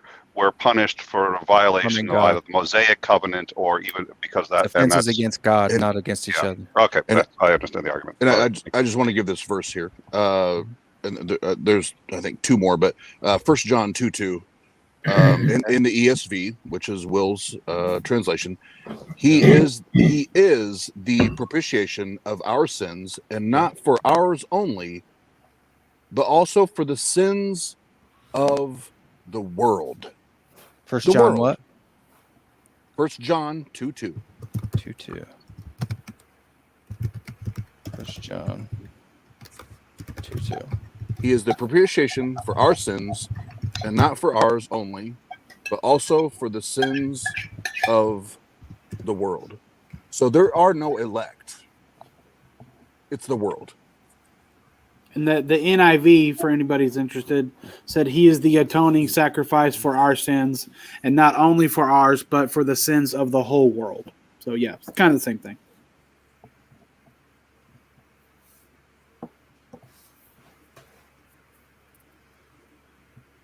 See, and therein lies the problem for me, is because you have Calvinists on this hand, and then you have all the other Christians on this hand, and each are saying there's going to be an apologetic for the scripture, I guarantee. No. They're both saying y'all aren't true Christians. Y'all are both committing the no truth constant fallacy. Well, but here's the thing: when you get down to just that's why I'm reading the context versus that one. Oh, absolutely. Go ahead, because this like when you get down to basic theology, and I am not the smartest guy in the world, and I know that, but I did take theology classes. And this is the one of the, I think, 2 or 3 verses that bring all of the other sub beliefs or whatever you want to call it within Christianity. It brings them all down to the same level, so where there is the propitiation of sins is what it is, and it says it multiple times. I think it's 2 or 3 other times in the Gospels where Christ died for all sins to be forgiven. All sins to be forgiven. Not an elect, not a couple people, not a group of people, but for the world. And that's where that gets shattered. And that's where whether I really don't give a shit one way or the other, whether somebody's a Calvinist, a Baptist, a whatever. So the apologetic for this, the apologetic for this theology and Calvinism, limited atonement. This is the apologetic, right? Not necessarily the scripture, but the apologetic. Is that the limited atonement is sufficient, right? Christ's sacrifice on the cross is sufficient for the whole world, but only the elect gain the benefit of it, because you have to take both scriptures. You have to take that scripture in 1 John, which says that it's for the whole world, and the scriptures in the rest of the book that say that it's for the predestined, right? No. It's sufficient for. It doesn't say here that all will be saved. No, because, it's not what it says. No, No, not a universalist. The scripture is not universalist. To you. Does it say that all people will be saved? Because it just says down there that if you read after that, it says that those who don't. What else? Hold on. In John 2:1, it says, "I write this to you I write this to you so that you will not sin. But if anybody does sin," anybody means everybody, correct? A church. He's writing a letter to a church. Okay, but does anybody not mean everybody? No, he's talking to them, right? And that's why he says us, not just for us, but for the whole world. He's talking about the sufficiency of the resurrection. Okay, right? I don't know how you see that, but because it says, "My little children, I'm writing these things to you so that you may not sin. But if anyone does sin, we have an advocate with the Father, Jesus Christ, the righteous. He is the propitiation of our sins, and not for ours only, but also for the sins of the world." Right? That means that Jesus is the Savior. He is the reason why we have an advocate for God, or that we're forgiven of our sins. Jesus is the reason why, but it doesn't say that Jesus saves all. He says Jesus is the reason why. He is the propitiation of our sins, not for ours only, but for the whole world. It's not saying that the whole world will enter. It's saying that the sins, that Jesus is his sacrifice on the cross is the thing that covers all sins. It doesn't say anything about who will go to heaven and who will be thrown in hell, does it? I consider that whole vicarious redemption thing to be unethical. What I'm saying is that's a different matter. And it says, and also for the sins of the whole world. And by this we know that we have come to know him if we keep his commandments. Whoever says, "I know him," but does not keep his commandments is a liar, and the truth is not in him. But whoever keeps his word, in him truly the love of God is perfected. Right? So he's not saying that the whole world is going to be saved. John 3:16, for God so loved the world that whoever. So Will, what you're exactly saying, whoever that's not an elect, but not all will believe. So does it mean that it's available to the whole world? So Will, what I'm hearing you say tonight is that through your apologetics, you're willing. That's what the scripture I just read it. Yeah, I read it too. Where does it say in that scripture that he saves the whole world? Hold on, you didn't let me finish. Okay. So sorry. Okay, I thought you were done. Go ahead. No, I'm done. I was done. Yeah. Okay. I was asking where it said that in the text. Yeah. Where it said what? Where it said what? Sins of the whole world are immediately forgiven, and all people are going to heaven. I want to make sure we get Nicholas' question in before he has to head off as well. That sounds good. In fact, Nicholas, did you want to, you can ask a question, and then whenever you're ready to do your outro, tell me, and you can also do an outro. Perfect. Thank you. My question is for the entire panel except Will. Will can't answer it. The reason I'm an anti-theist is because I think that religion harms society and harms all of us. But it is a limited. I don't object to deists for the most part, polytheists and so on and so forth. And again, in classical theism, those are actually a separate subset. Anyway, I object to the ones where they believe that there is a higher power that has empowered them and often commanded them to go out and rescue me from myself by telling me who I can have sex with, and what I can do in my personal time, and so on and so forth. Those are my principal objections. And while I'm aware that there are anti-theists who say we have to fight all irrational behavior, and that's a nice high in the pie in the sky belief, but frankly, with Hume's problem of induction and all sorts of other interesting little quirks of knowledge, that's not tenable in the first place. So, properly basic beliefs notwithstanding, my concern is how I can't run for office in 4 states in the Union because it's barred by the Constitution. And we all know these things. So I take a look at Will here, who has said what he thinks the consequences would be if his religion went from him.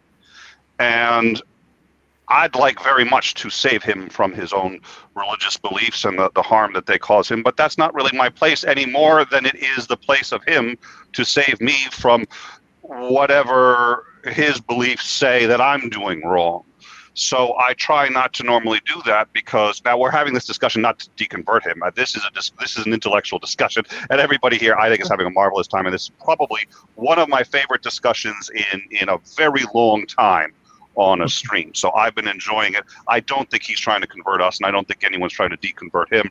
I think we're genuine. So please don't anyone think that that's what I'm suggesting here. But I do want to ask, in terms of our own values, as we reflect on how and why we oppose religion, which I think is clear everyone on this panel does quite vehemently.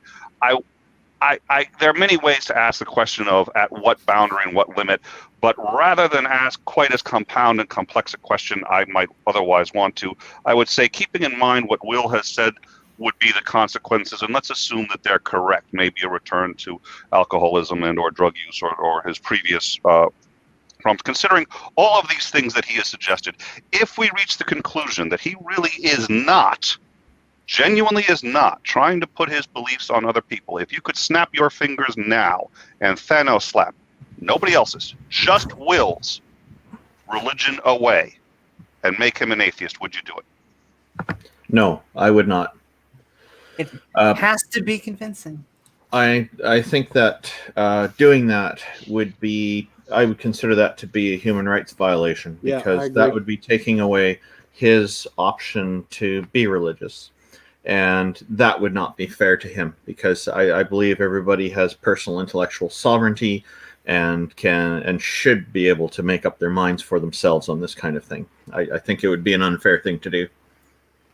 I would symmetrically agree with Randolph. Yeah, I think that I would never, in any circumstance, intrude. If I had, in this hypothetical, I have the ability. If I had the ability, I would never intrude on anybody's free will, just given how much I appreciate will in general and how much I appreciate the fact that people can make a choice on their own.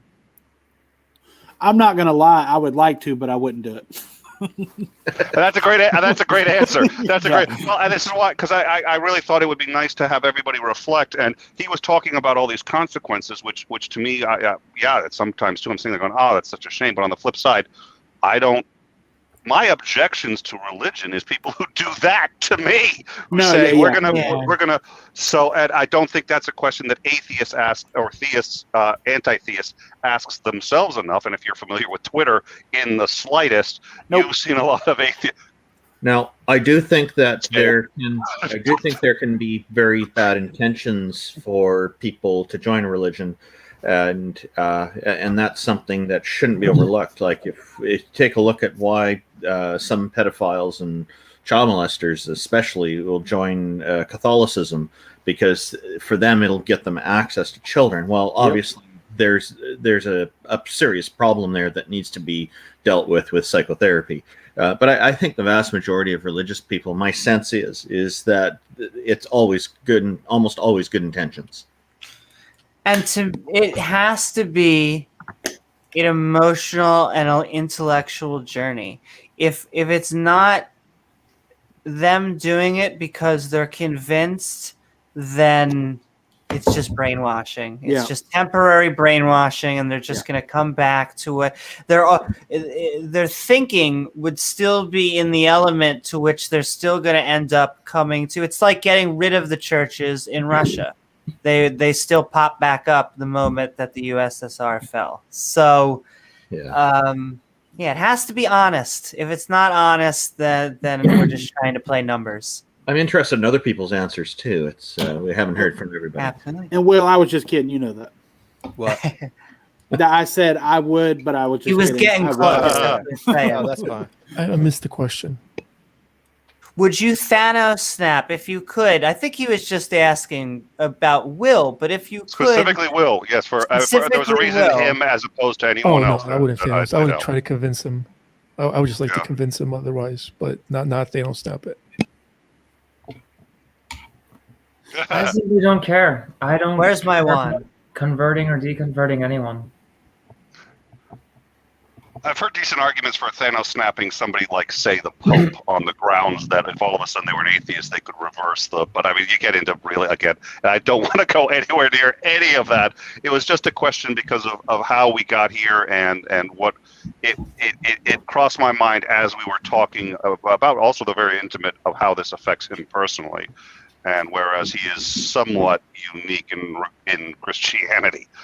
But all right, well, I do want to hear the answers, and then I got to go. But I did want to hear, so I don't want to cut anybody off. I would just say I would do it to Darth Dawkins just because he's incredulous. Nick, I wouldn't do it to Darth Dawkins either. Nick, I'm just fantastic question, by the way. That is a good question.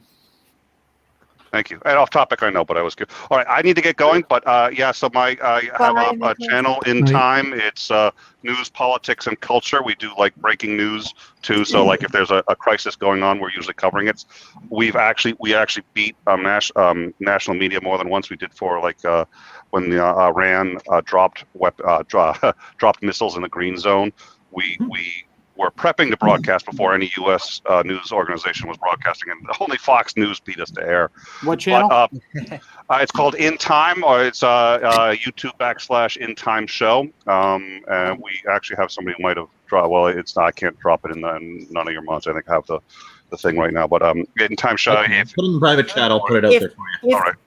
That's true. Say it in private chat, and then I will pin it in chat. Oh, thank you so much. And we're gonna have on Randolph is gonna be on Tuesday. We've had discussions with Ara and Rob because I am an anti-theist. So even though it's a news show, it's also a culture show. So we had on Carrier on the historicity of Jesus and all these other things. So we have interviews, discussions, and it is. Yeah, that's it. That's what we do. I enjoy it, and so that's who I am. I also lastly I have the Humanist Codex. It's a website of it's gotten into disrepair. I haven't had a chance to deal with it in a while, but it's a website of to help theists deconvert and to do so humanely and to say we understand it's legit. It's a crisis and it needs to be treated with compassion, and it takes bravery to deconvert, but also to give arguments both for theists and anti-theists on both sides, apologetics and counter-apologetics, and as best we can. Just this is what the arguments are. Whatever you think of them, these are the common arguments. So that's what I do. Woohoo! Well, thank you so much, Nicholas, and thank you guys for the for your questions. Just once again, asking such good questions tonight.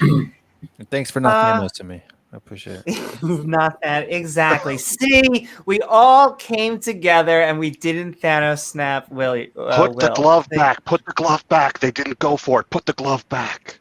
Sorry. I mean, you can Thanos snap me as long as I get to be like Spider-Man's Thanos snap.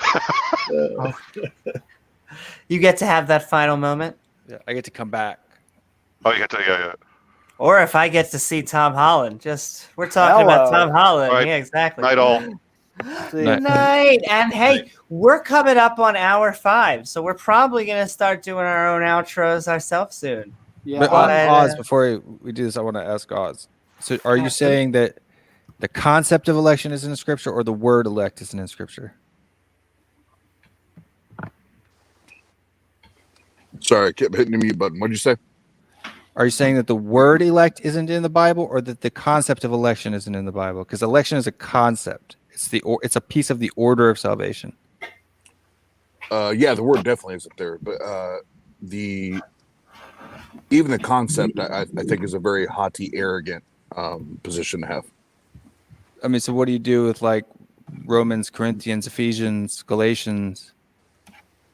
What do I do with it? I'm an atheist. I don't do anything with it. Right, but I mean, if you were a theist, right? Like for instance, if I was to debate, if you were, and don't take this as an insult, but you probably will. If you were John Maddox and I'm me, and we're discussing the theological rightness of Arminianism versus Calvinism, right? Like I don't understand how the verse you read destroys the concept of predestination when there's, one I loved, one I hated. Before the beginning of the world, I chose, right? So the order of salvation is election, right? God's choice of people to be saved, who he chooses to be saved. Well, this could go down to another like hour, 2 hour conversation. So, I mean, that's what I mean by election. I don't necessarily mean that word elect is in there, but the concept of election is absolutely, it's just like the Trinity, the rapture, all of those words aren't in scripture. They are theological positions, right? That describe a action. Now we're getting to my talking points. I know what you're trying to say.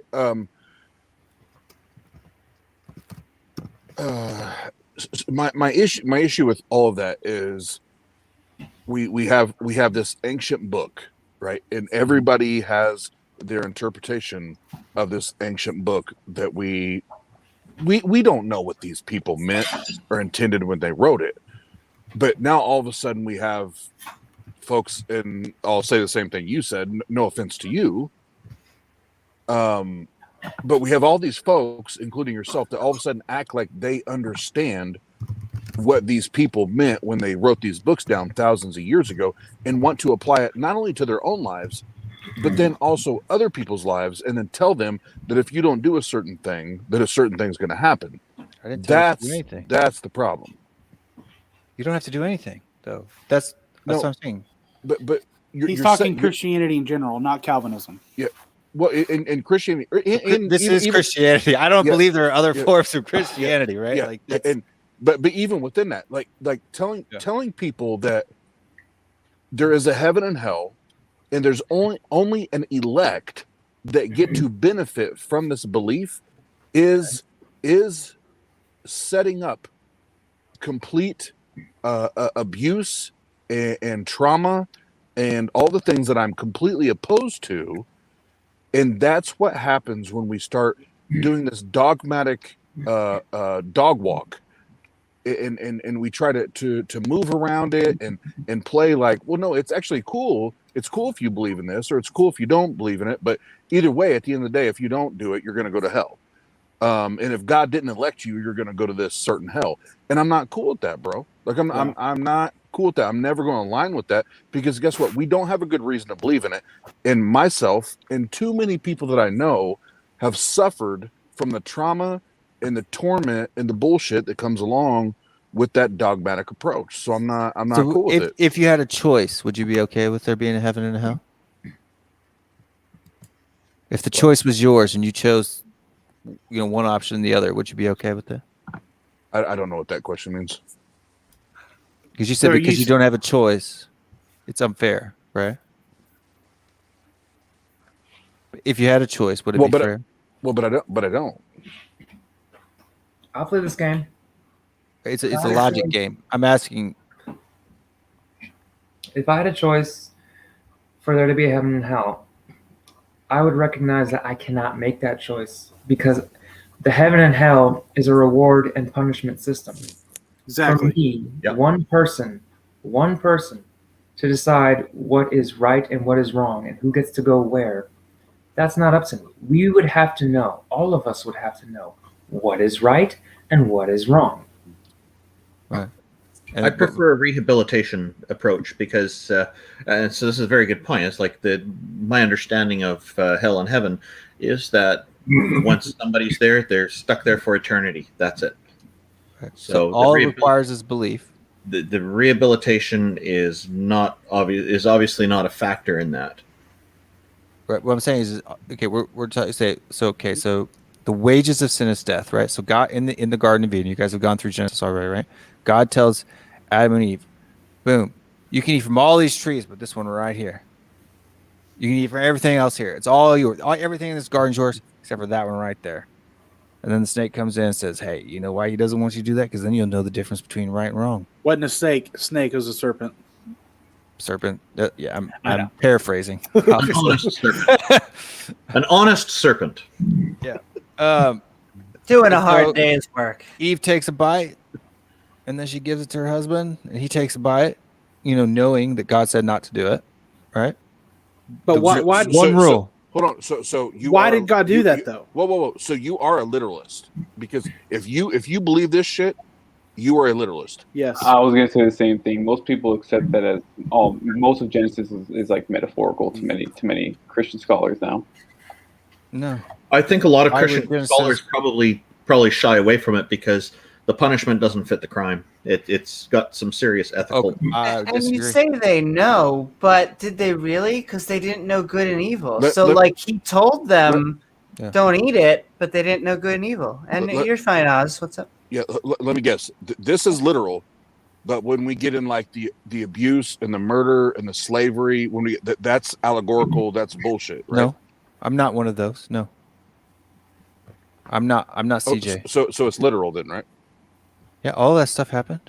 So you literally think a snake talked or a serpent talked? At that time before sin entered the world, when people were living eternally, right? There was no death before the fall. Well, do you believe that the tree of good and evil was a physical tree? Hold on. Everybody stop. I don't know. That's what the book says. Will? Yeah. Do you believe, based on the book, that a snake spoke? Sure. Why not? Okay. I didn't ask why not. I just wanted to hear whether you believe it. That's what the text says. What reason do I have to not believe that was the case before the serpent was cursed and there was a difference and change between? Okay. Because of logic. Okay, bro. So listen, hold on. So science and everything tells us that snakes. Like I've owned 2 snakes in my life. Snakes don't talk, bro. Like snakes now do not talk. Yeah. They've never spoke. Like they've How do never you know spoke. that? Because there's no data that ever suggests or proves that a snake has ever spoken. Like they don't even have vocal cords. Vocal cords, exactly. Yeah. They don't even have vocal cords. But with according to Matthew 19:26, with God all things are possible. Well, let me parse this out. Do you think not only did the snake talk, but it spoke in a language that the humans could understand? Well, it had to.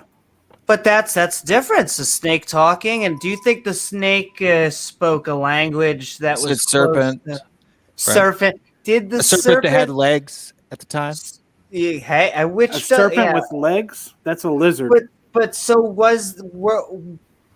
were they speaking a language? That almost implies that the serpent had to learn. Like they almost had to learn how to read. The fact of the personification of an evil character had legs and then was punished by taking the legs away and then punished to eat the dust of and slither around. Like all of that is so metaphorical to even the most basic. It very well could be. What I'm saying is I can't say that it didn't happen. But we can. Everybody, so induction. Yeah, so we know they don't have vocal cords, but all you have to do. We know they don't have legs either. Well, this is what I'm going to challenge you to do. Okay. I want you to hook up with my boy Jason from Dragons of Genesis, and I'm going to challenge you to do some research with him, because he can take you back to way before the Bible was written, Egyptian times, and all these other. Like the Bible is 100% replicated off of all of these other mythological characters and creations and recreations, and everything that you're talking about, that we're talking about tonight, like almost everything.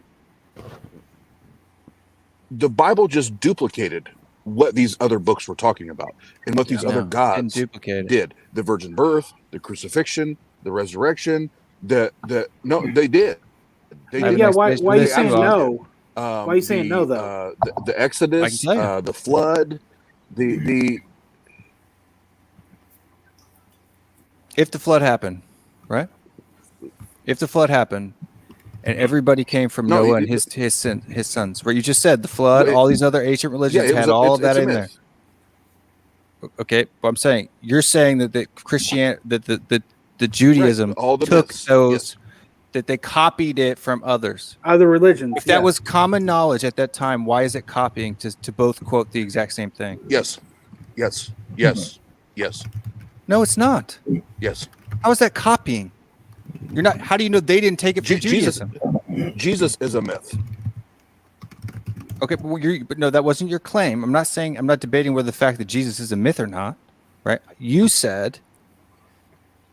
Oh, he just left. I hope it wasn't because he was mad. I might be having connectivity problems. I hope that's it. James got summoned by Satan as well. So sometimes it does happen. We all are getting our passports ready. So it happened to me too. Anyway, to finish my thought is just because something happened in a culture in that same area doesn't necessarily mean that one took from the other. No, right? but we're talking. Sorry. Go ahead. Because think about it. If the flood story is true, which is what he said, that there were other religions at that time that had the same flood story, and so therefore Christianity took it from them. How do you bake that leap? Not the same time. We're talking thousands of years before. How? What do you mean how? They all came from the same three dudes.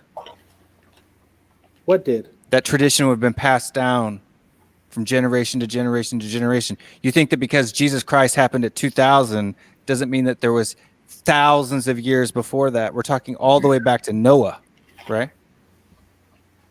From Noah, all comes from the same one point. So just because you have records that are older doesn't necessarily mean that thought process was older, right? There's a genealogy that runs all the way through that. Do you understand what I'm saying? No. Just because you have something, for instance, right? If you look at other gods, if you took it, like I got into this conversation, I think it was last time that I was here, about El, the Canaanite god El, the creator god El, and that the sin in that wasn't necessarily, it's not that Christians took El from the Canaanites and therefore made Elohim, right? It's that they added additional gods to El. That's the sin, right? They, of course, if they came from that same group of people, they are aware of that God, right? The same God that Jews and Muslims and Christians are aware of. Welcome back, Oz. So what I was saying is, you don't know that you're taking it from somebody else. They were both aware of the same event. I forgot.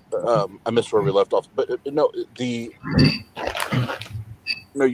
that's why I encourage you to go get with my boy Jason from Dragons, because the original text from the Egypt gods and the Egypt text way predate what the Bible ever said. The text predate. The people don't. What's that? The people don't predate each other. What? The people don't predate each other. No, bro, I'm telling you. Egypt predates Abraham. I'm telling you right now. There's most people are questioning at this point whether. Well, most people already say Moses was a myth, but there's a majority of people now that are questioning whether Moses and Abraham were even real people. Just like they're questioning now if Jesus was a real person.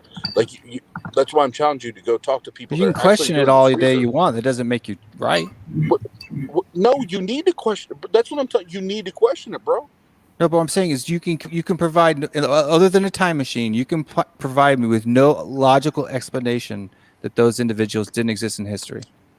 But you can't prove they exist either. Exactly. Yeah. That's why we take the null position. We're not saying that it's true or false. Why do I have to take the no position if there's no proof that it was no? The null position. Oh, the no. Yeah, the no. Right. The null hypothesis. Yeah, we don't say that they don't exist, and you say that they do.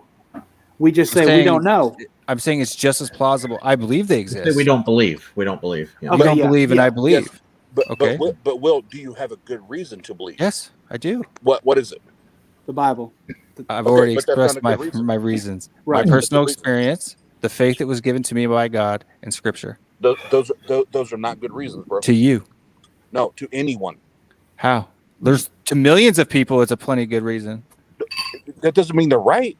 Right. Okay. Doesn't mean they're wrong. It doesn't mean they're right. Okay, but if there's no proof that it's wrong, why should I go to the negative aspect of it? Why can't I affirm it? I'm not in the negative aspect. I mean in a debate, the positive or negative, right? Or why would you not? Affirmation or the... This would blow my mind. Why would you not want to know more true things than not? Why can't I know those same true things? What part of science can I not know? What part of science contradicts with Jesus Christ? Because you believe in talking snakes, first of all. Okay. You have to. How does that according contradict to... science? I don't believe there's talking snakes in my backyard. No, come on, really? We know snakes can't talk. We know this. Now? What do you mean now? The scripture gives a very good reason Exactly. for why. Do you think that there were snakes that could speak in a language that Do I humans think could that it is comprehend? possible for an all-powerful, all-knowing, all-present God to create a serpent being that has legs and speaks? But Will, here's the thing: is you keep talking about this all-powerful, all-knowing, all-loving God that has, on this panel, as far as I know, has only revealed himself to you. Okay. You keep referring to that God. We don't know what that God looks like, talks like, sounds like, anything like that. Well, I thought I did, but I don't. Yeah, exactly. Right. Me too. And you keep referring to that, but that's just your personal experience. That means nothing. If we go to a courtroom, your personal experience means nothing. Okay. And your personal experience in not having belief means nothing. No. Absolutely. Yeah. Absolutely. Okay. Good. We agree. Well, I don't understand what the conflict is here. I agree with you. Well, because I'm not making a claim. You're making a claim. I'm not saying you have to make the same claim as me. No, but you're making a claim that there's you are God. making a claim. No, we're not. No. You're making the claim that there's a God that You're making the claim that I'm false. No. Or that I don't have a good reason. Now you're now you're trying You to just shift said the I didn't goalpost. have a good reason. You don't have a good reason. That's a claim. No, show me the good reason. I just did. No, that's not a good reason. Yeah, to you. No, to You're making a anyone, claim. Will. You're using a subjective thing and you're putting objective facts on it. Just because A Oz says a supernatural claim. Okay. A supernatural claim does not hold up anywhere but in your brain. According to the Bible. Anybody. Okay. Is that according to who? Who's the authority? You would first have to demonstrate that the supernatural is detectable in any way. Yes. How am I supposed to prove scientifically that something happened 2,000 years ago? That's up no, to you. No. The first step to make the next few steps to make it much easier. The first step would have to be show that the supernatural is possible or plausible. Am I supernatural? I don't believe so. But you're. So then, you're how God can I is. replicate the supernatural? Exactly. Exactly. So why do you believe it? Yeah, exactly. So if only God can make it happen, how can I test it without Him participating in that test? Exactly. Yes. And what if He chooses to not participate? Exactly. Exactly. Then how can I prove it? Exactly. You can't. Okay, so how does that diminish my belief at all? Then why believe in it if you know you can't prove it? Why not? Okay. Well, we're just going round and round. I was gonna say it's kind of confusing because at the end it's kind of just why not believe it is. Right. But why not? I guess because there's not enough evidence to suggest that we should. There's plenty of evidence for me that I should. I don't believe in things without evidence. But every time you guys are discrediting my evidence, right? You're saying my evidence isn't good reason. Every time we ask, you're not giving a direct answer. Like, for example, how can you demonstrate the supernatural? Your answer wasn't, here's how we can do it. You asked me, how can do it. How can Will demonstrate? I can't. How can the supernatural be demonstrated? By God. Okay, perfect. Let's go from there. So God can interact with the world in a detectable way. Yes or no? If he chooses to, yeah. Okay, so how would you detect that? You would see a pillar of fire come down and block a road. Okay, so let's say I'm driving in the middle of the road, a random fireball just appears out of nowhere. How would you then? What would be the next step to show that the mechanism of that is a miracle of God? Do pillars of fire come out of and block a road and keep you from passing? Yes, they're called meteors. No. That's exactly the point. No, that's not a pillar of fire that comes. No, there. that's exactly the point. That never happens. We have nowhere to start. So the logical place. If that happened, how would you describe that naturally? I don't know. We would have to start from there. Yes, the best place to start would be. I don't know. Right. We don't know the mechanism. Let's try to figure it out. But so if there was a talking serpent If God created a topping circuit with legs, right? I think you're missing the point. Is No, I'm not missing the point. What you're missing is that non-detectable. there is no way as me, not a supernatural being, for me to demonstrate that the supernatural exists. You're putting an undue burden on me. Not on you. Not on Yes. you. Not on you. God. It's on You. God. It's on God, not Okay, you. then challenge God, not me. But Will, aren't you I'm not basically here to defend saying? God. Aren't you basically saying that it's God, therefore he can do whatever he wants? But we're basically saying it's so highly unlikely. It's like the other mythos stories that aren't supposed. Now I feel bad. I shouldn't use that word. What's the correct? You could use mythos. You guys can use whatever words you want. I just don't understand that why the evidence that I have for myself is not good evidence. It's not evidence. It's circular reasoning of why you don't need enough evidence to believe what you believe in. How is it circular reasoning? Because it requires faith. For exactly that reason, you're giving us reasons why. Anything that has faith is a circular reason. Yes. Okay, so No, I didn't say that. abiogenesis is circular reasoning. That was a I very don't big know jump. what that means, so I don't know. There's no evidence for it. Okay. Can't demonstrate it. Okay. That is You not can true. believe it's true. Ooh, there's not no evidence. Yeah, Let's not go that far. No, there are theories. There are hypotheses on how it could happen, but there is no testable evidence for it. Just like the supernatural. Exactly, I agree. So it's circular reasoning, right? I still wouldn't go that No, far. yeah, I wouldn't equate it to that extent either, but to get Because to the that's point where all the evidence leads, is towards a natural explanation right now. We haven't where it been able to leads. replicate it. Exactly, that's what I'm saying. So I guess when it But comes that- to You're asking me to supernatural- replicate the supernatural. No, not you. No. Not you in particular. It's just, is it detectable in any manner, the supernatural, in any instance? If God makes it happen, it's detectable. Yes. So if we see, Just if we see a supposed miracle, how do I tell that the difference between the Christian God doing it and the Muslim God doing it, or the Muslim God doing it, to it being a natural phenomenon, to where something aligned in the universe in such a particular way that something happened in an unexplainable manner? And how do we tell the difference? And your answer is, which I agree with, we can't. So then the next thing to go from there would be, why are you choosing one faith-based reason to make an assumption that you admit you don't have evidence for? It's like the best thing to do. It's not that I have I don't have the evidence you want from me. No, No. this is and I'll just. I'd like to know how I'm wrong, because you guys aren't. You're just basically giving me this burden is- of proof that I can't demonstrate. No, it's cognitive dissonance.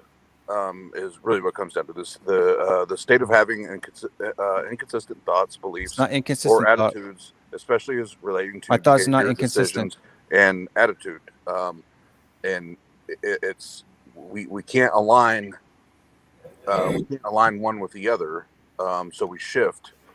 We shift attitude. I'm not we change inconsistent. Attitude. I didn't say you were. But you're talking to me. That's what I'm talking about. You're asking me. Well, hold on. I wasn't done yet. Okay. I didn't say the thought wasn't, but it's your going back and forth between the two. In my what? listening to you, between well, God can or God won't, or God can and can doesn't, or I'm saying God could or God doesn't. God Or can won't. and does or does not. Yeah. And it's all three of those. Okay, but do you understand how like fucked up that is, right? How's that fucked up? Oh my god. If God can, he either chooses to do or he chooses to not do. But that just goes down to, so if we go to Corinthians, the way the Bible defines love, and God says He is love, then that's just game over. It's in the story. Let's move on. He's not love. He doesn't really care about everybody. He just cares about. He's love. He's anger. He's jealousy. He's peace. He's hope. He's a bunch of things. You're taking one aspect of God. You're taking a piece. You're taking Sounds a very toenail good. off of God, and saying, No, "See, I'm not. because he has a toenail, therefore the whole other part can't exist." No. You. What you're doing is you're rationalizing and justifying all the evil parts. No, I'm saying like I said, I am judging that God on how he has what he has said about himself. Yeah, I just talked about the way the Bible defines love, which the Bible says God is love, and that doesn't even match up with that. So it's game over. You're taking one piece out of a huge thing and saying you can't say so God isn't wrath. So when God says I'm a jealous God, he's lying. Well, you can't be love and hate. Yes, you can if you're God. No, you can't. You can't be. You can't. No, that's not even logically possible. Right. Yes, He's it an is. all-loving God. He says all loving. But Will, also I jealous. want to know. But why is that a good thing? Yeah, Like, how exactly. are you reinterpreting jealous in a way that it's like, oh, he's telling us he's jealous? So you guys are missing there are aspects for in order for I'll say it again, the tri-omnis, right? For order that God to exist, he is all things. He's not one. No, you can't. He's all. You can't. You can't. If God's not, if Will, you can't. Just like when it comes to justice and mercy, if he's going to be all just, then mercy has to relinquish itself. Then if he's going to be, it does. It's logically impossible. No, it's logically impossible. It's logically impossible. It's not logically impossible. How? How's that not logically impossible? Okay. So I can be just and merciful, right? No, not a 100% capacity. Okay. If the wages are sin of death, right? And some die. And then I punish someone else for the crimes of the others, and that person dies. How is that not just and merciful at the same time? No, great example. Thank you. Mm-hmm. There is mercy relinquished at certain points to extend justice. Then at other points, there is justice that is relinquished to extend mercy. So he is not 100% of those things all the time. He is. No. How do you say that? How is that not? You haven't demonstrated. Just because you say it doesn't. That's not a demonstration. No, it logically follows, bro. It doesn't logically follow. Yes, you're thinking on Oz and me level. You're not thinking of a God. Well, that's all we have to deal with. Right, and that's what I'm saying. You can't logic. Look, if God existed, who created logic? Oh my God! Why does logic exist? Wait. That's a loaded question. It's not a loaded question. That's 100% a loaded question. You're saying. So why does logic have to have a who created it? Exactly. If there's a God, I'm saying. I just say if there's a God, then he who created all the universe. Now you're adding. Now you're saying if there's a God who created all the God of the Bible. Logic. Is logic God of the Bible? Is logic inherent? Is logic in? The laws of logic aren't in the Bible. Is logic a intrinsic property of God, or did God create logic in your view? Logic is a part of us being created in God's image. No, I'm asking, did God create the laws of logic, or are the laws of logic a property of God? They are an aspect of God. Just like love and jealousy and anger. Can God circumvent or violate the laws of logic? There you Can go. he make a piece of paper so thin that he can't? That's. Well, the reason I ask is because a lot of Christians have told me that God has to work within the laws of logic. I don't believe a sovereign God has to do anything. I believe a sovereign God does what he chooses to do. Okay. And what he chooses to do is, right? And what he chooses not to do isn't. So do you think God is all loving God? Yes. But not only all loving. So he's an all jealous God, right? And an all hating God. Yes. But that's a contradiction. It's just saying that he's all everything. Are you both angry and loving at the person? But we're not all angry. We're not all loving. Because you're not all God. Right? I just want to. I think it's important to say one thing here. Will, if you feel like we're piling on, we can stop. No, just, I'm cool. Just say the word. I don't want you to feel enjoy it. Okay, good. I just wanted to make sure. Okay. I got to debate this on Monday night, so it's good. Oh yeah. You got a debate tomorrow. Huh? The punishment. Oh, good. I'm piling on, motherfuckers. Where are you debating? I'm dividing Skylar Fiction on Calvinism Monday night on MVP. On which channel? Modern Day Debate. Okay, I'll try to tune in. Modern Monday night. Okay. Yeah, I think Skylar's gonna have a lot of fun with this too. Yeah, because the topic is Calvinism on trial. That's the only thing I've got. That's very broad. Okay. Very broad. So I'm hoping that he's gonna come swinging, and I'll just be able to. I have confidence in you. I also have confidence in Skylar, so I'm very interested to see how this goes. Good debate. And okay, guys, I think now that we're rolling, I think I'm probably most consistent. Sorry to interrupt, Amy, but I think I'm very consistent in my views. That's been my observation. Yep. I think you are very consistent. I think you're a sweetheart and a mensch. And should I even add that? Yeah, whatever. But you can joke. It's all good. I always know I'm all of your guys' favorite atheist. That's what I feel. No, you're our favorite theist. Our favorite theist, yes. Yeah. But apparently, I'm not even a theist. We love both you and Jim. So. Well, yeah. According to, I wouldn't say you're my favorite atheist. That's no, yeah. I wouldn't be a favorite atheist. Sorry, I misspoke there. But no, yeah. They like even in modern day debate now. You know, when a lot of the guys in your chat, they see me and it's like, "Hey, Will, what's going on?" Like, I'm everybody's favorite theist. So. Will, the favorite atheist. Yeah, that's right. Hey, give him time. No, I'm just kidding. You can help. No, I don't hope. I believe in evidence. No, I mean you can hope that I'll become an atheist. Oh yeah, for sure. Hey, I'll tell you that's not a hope that I have. My hope is that if you do make such a decision, that you've made it by your own decision making. And I would too. I mean, just like I switched from. Honestly, for you to go from Arminian to Calvinism is just as big a leap as going from theism to atheism. To be honest with you, so it's a pretty. We'll take it. Yeah, my hope is that people are making honest decisions at the best of their abilities and making them for themselves and not feeling pressured to do it. Oh yeah. No one could ever pressure me enough. Yeah, I have a feeling that that's true. Woohoo! And okay, guys, a big. I'll go first. Did you want to? Yep, I was gonna say, Big Screen Bird. The floor is all yours. We have been midnight ranting. Is atheism the rational conclusion of skepticism? What are your thoughts? I don't know. I'm a dummy. That's it. This was so much fun. Thank you so much, and we'll see y'all later.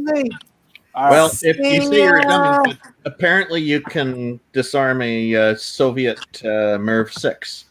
The question was, could I? I could with the proper training. He didn't say right this second. See? I got him. Let's see the asterisks. Well played. All right, see y'all. And okay, Sam, we have been midnight ranting on is atheism the rational conclusion of skepticism? What are your thoughts? I don't think it's the only conclusion. I think it is a rational conclusion, but there's so many paths to discover. Like, not everyone knows as much as you or anyone in this panel. And yeah, you can be skeptic and doubt theism, but find something else. I don't know what else is out there, how many different beliefs are out there, but personally, where I live, it's mostly theism and one type of theism, and I just got tired of it. No offense to anybody who still believes in that. I'm not trying to take anyone's belief away, but there's a world of possibilities. I think, I don't think atheism is the only destination that skepticism leads to. That's all. Woohoo! And okay, thank you so very much, Sam. Are you ready? I'll say, are you raising your hand, Will? I was going to squeeze, squeeze you in. LR. We have been midnight ranting on Is Atheism the Rational Conclusion of Skepticism? What are your thoughts? Awesome. And again, thank you, Amy. And again, awesome debate, Randolph. And also props to Will for just letting everybody batter him with questions. And honestly, I respect the fact that you're able to have answers for him, which is something not easy when you're getting different questions from all these different angles. So that's really cool. But to conclude the question, I guess I would just really push the point that atheism is a starting point of skepticism rather than a conclusion. And if you really take that wholeheartedly, you really grasp and understand, like I said earlier, that there's very little things in your life that you're gonna not require skepticism anymore. All good skepticism is gonna end with a little less skepticism and a little less and a little less, but there always will be that essence of skepticism. And the only few things that maybe won't require it all have to do with introspection. It all has to do with yourself rather than the external world. So the external world, in almost all aspects, philosophically, scientifically, is always going to require skepticism. So I guess the best way to conclude it is simply atheism is, in my opinion, the best starting point for skepticism. Okay. Thank you so very much. And I agree, but we're moving along. Thank you so much. Martin? Or Martin? Oh, did you want to go? I was going to sandwich you. So you were going to go in between. Do you want to go next? Yeah, I'll go after Martin. It's fine. Okay. So it's going to go Martin, then you, then Oz, and we're finishing off with Randolph before I land the plane. So, Martin, we have been midnight ranting on Is Atheism the Rational Conclusion of Skepticism? What are your thoughts? Well, I think atheism is a rational conclusion of skepticism, not the only one. You could also be agnostic. So you could actually, and I honestly just say you could be a theist as well. So you could say, I believe there are no gods. That would be atheism. I would say, then you'd say, I believe in a God. That would be theism. And you could be agnostic. You could say, I don't hold either of those positions. So I neither believe that there are no gods, and I don't believe that there is a God. And they're both positions you could take. They're possibilities coming from skepticism. I'd like to thank you for hosting this discussion, and I hope everybody has a good night or good morning at this point. Yeah, I'm not sure which one, right? Thank you so very much, Martin. And okay, right in the center where he's kind of been the whole night, Will, we have been midnight ranting on Is Atheism the Rational Conclusion of Skepticism? What are your thoughts? My thoughts is that if you're using the word rational, I don't think that it could be exclusively rational. I don't think atheism is the exclusive rational choice. I believe that theism could be equally as rational, and you could be equally skeptical. And it depends on whichever viewpoint or whichever either belief or non-belief you found the most evidence for. So I think it's based on an individual basis, not a broad brush statement. Okay. Well, thank you so very much, Will. And with that, we're going to be moving on to Oz. Oz, we have been midnight ranting on Is Atheism the Rational Conclusion of Skepticism? What are your thoughts? Skepticism, yes. I believe we should. I believe all of us should view and analyze and run everything through skeptical lenses.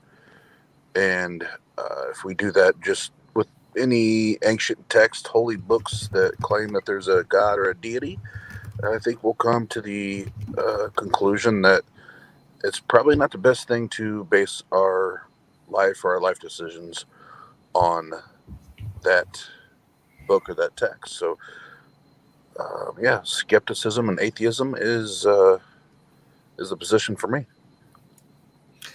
Woohoo! That sounds good to me. And with that, we're going to hand it to Randolph Richardson, the man of the night. We have been midnight ranting on Is Atheism the Rational Conclusion of Skepticism? Well, Your I gotta say, thoughts? I couldn't have done this debate without John Maddox. Woohoo! It was. I enjoyed all these different perspectives everybody just shared. This was a fantastic conversation this evening. Thank you for hosting this. My answer remains unchanged. Skepticism, of course, is about challenging ideas. It is mostly about doubt and embracing doubt. I try to embrace doubt as an ally. I think that's an important attitude to have. If somebody's presenting a claim, I think that, as Oz was saying, applying skepticism is a very important thing to do, and that we should all be doing that. Yeah, I think the world could actually be a better place if people were more apt at doing this. And I think education systems need to improve to teach people critical thinking skills better, and even philosophy and whatnot. Even starting right from kindergarten, you can start with very simple things from there and grow. And it doesn't even have to be a class that's every day. It can be like a once a month or even once a week thing would be great, even if it's only an hour or half an hour or something. That would be much, much better than what we have now. So with skepticism, if we're questioning, we take it to an extreme and we're doubting and questioning everything, then of course the end result is we're not believing in anything. So the delineating factor is how much application of skepticism is still considered rational. Because if, like with anything in life, if we take things too far, then it can start to head over into the territory of being irrational. So there's a bit of an art to it as well. Like I stated to John Maddox in the debate, is if he was to tell me he has 8 fingers and 2 thumbs, then I would know that I would be willing to accept that and believe him. Because this is a very common thing. Just about everybody has this configuration, because that's just the way human bodies are. But if he was to tell me something else, like his deity exists, I'm going to have a much lower confidence value in that and have some questions about it. Okay. Well, thank you so very much, Randolph. In fact, it's been a great night. I hope you all had a fun time on tonight's Midnight Ranting.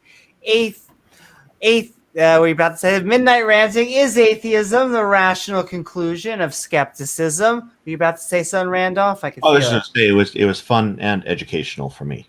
Yes, this was a great conversation, just like you were saying. Thank you guys so very much. So where we put the topic of atheism in the hot seat and asked if there was any connection to being a skeptic.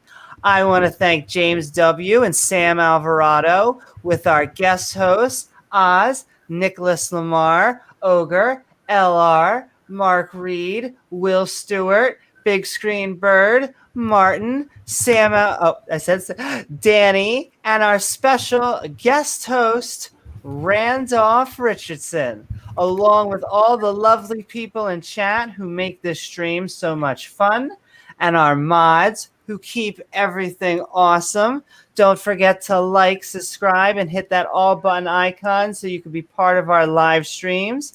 Feel free to follow me at Amy Newman Tweets or at Twitch at Amy Newman Rants, or come join us at our Discord for some memeing fun. Finally, if you'd like to help make more awesome content or support the channel, feel free to check out our Patreon at patreon.com/Amy Newman. I'm Amy Newman. I'll see you all on the next episode of Skeptic Ball Z.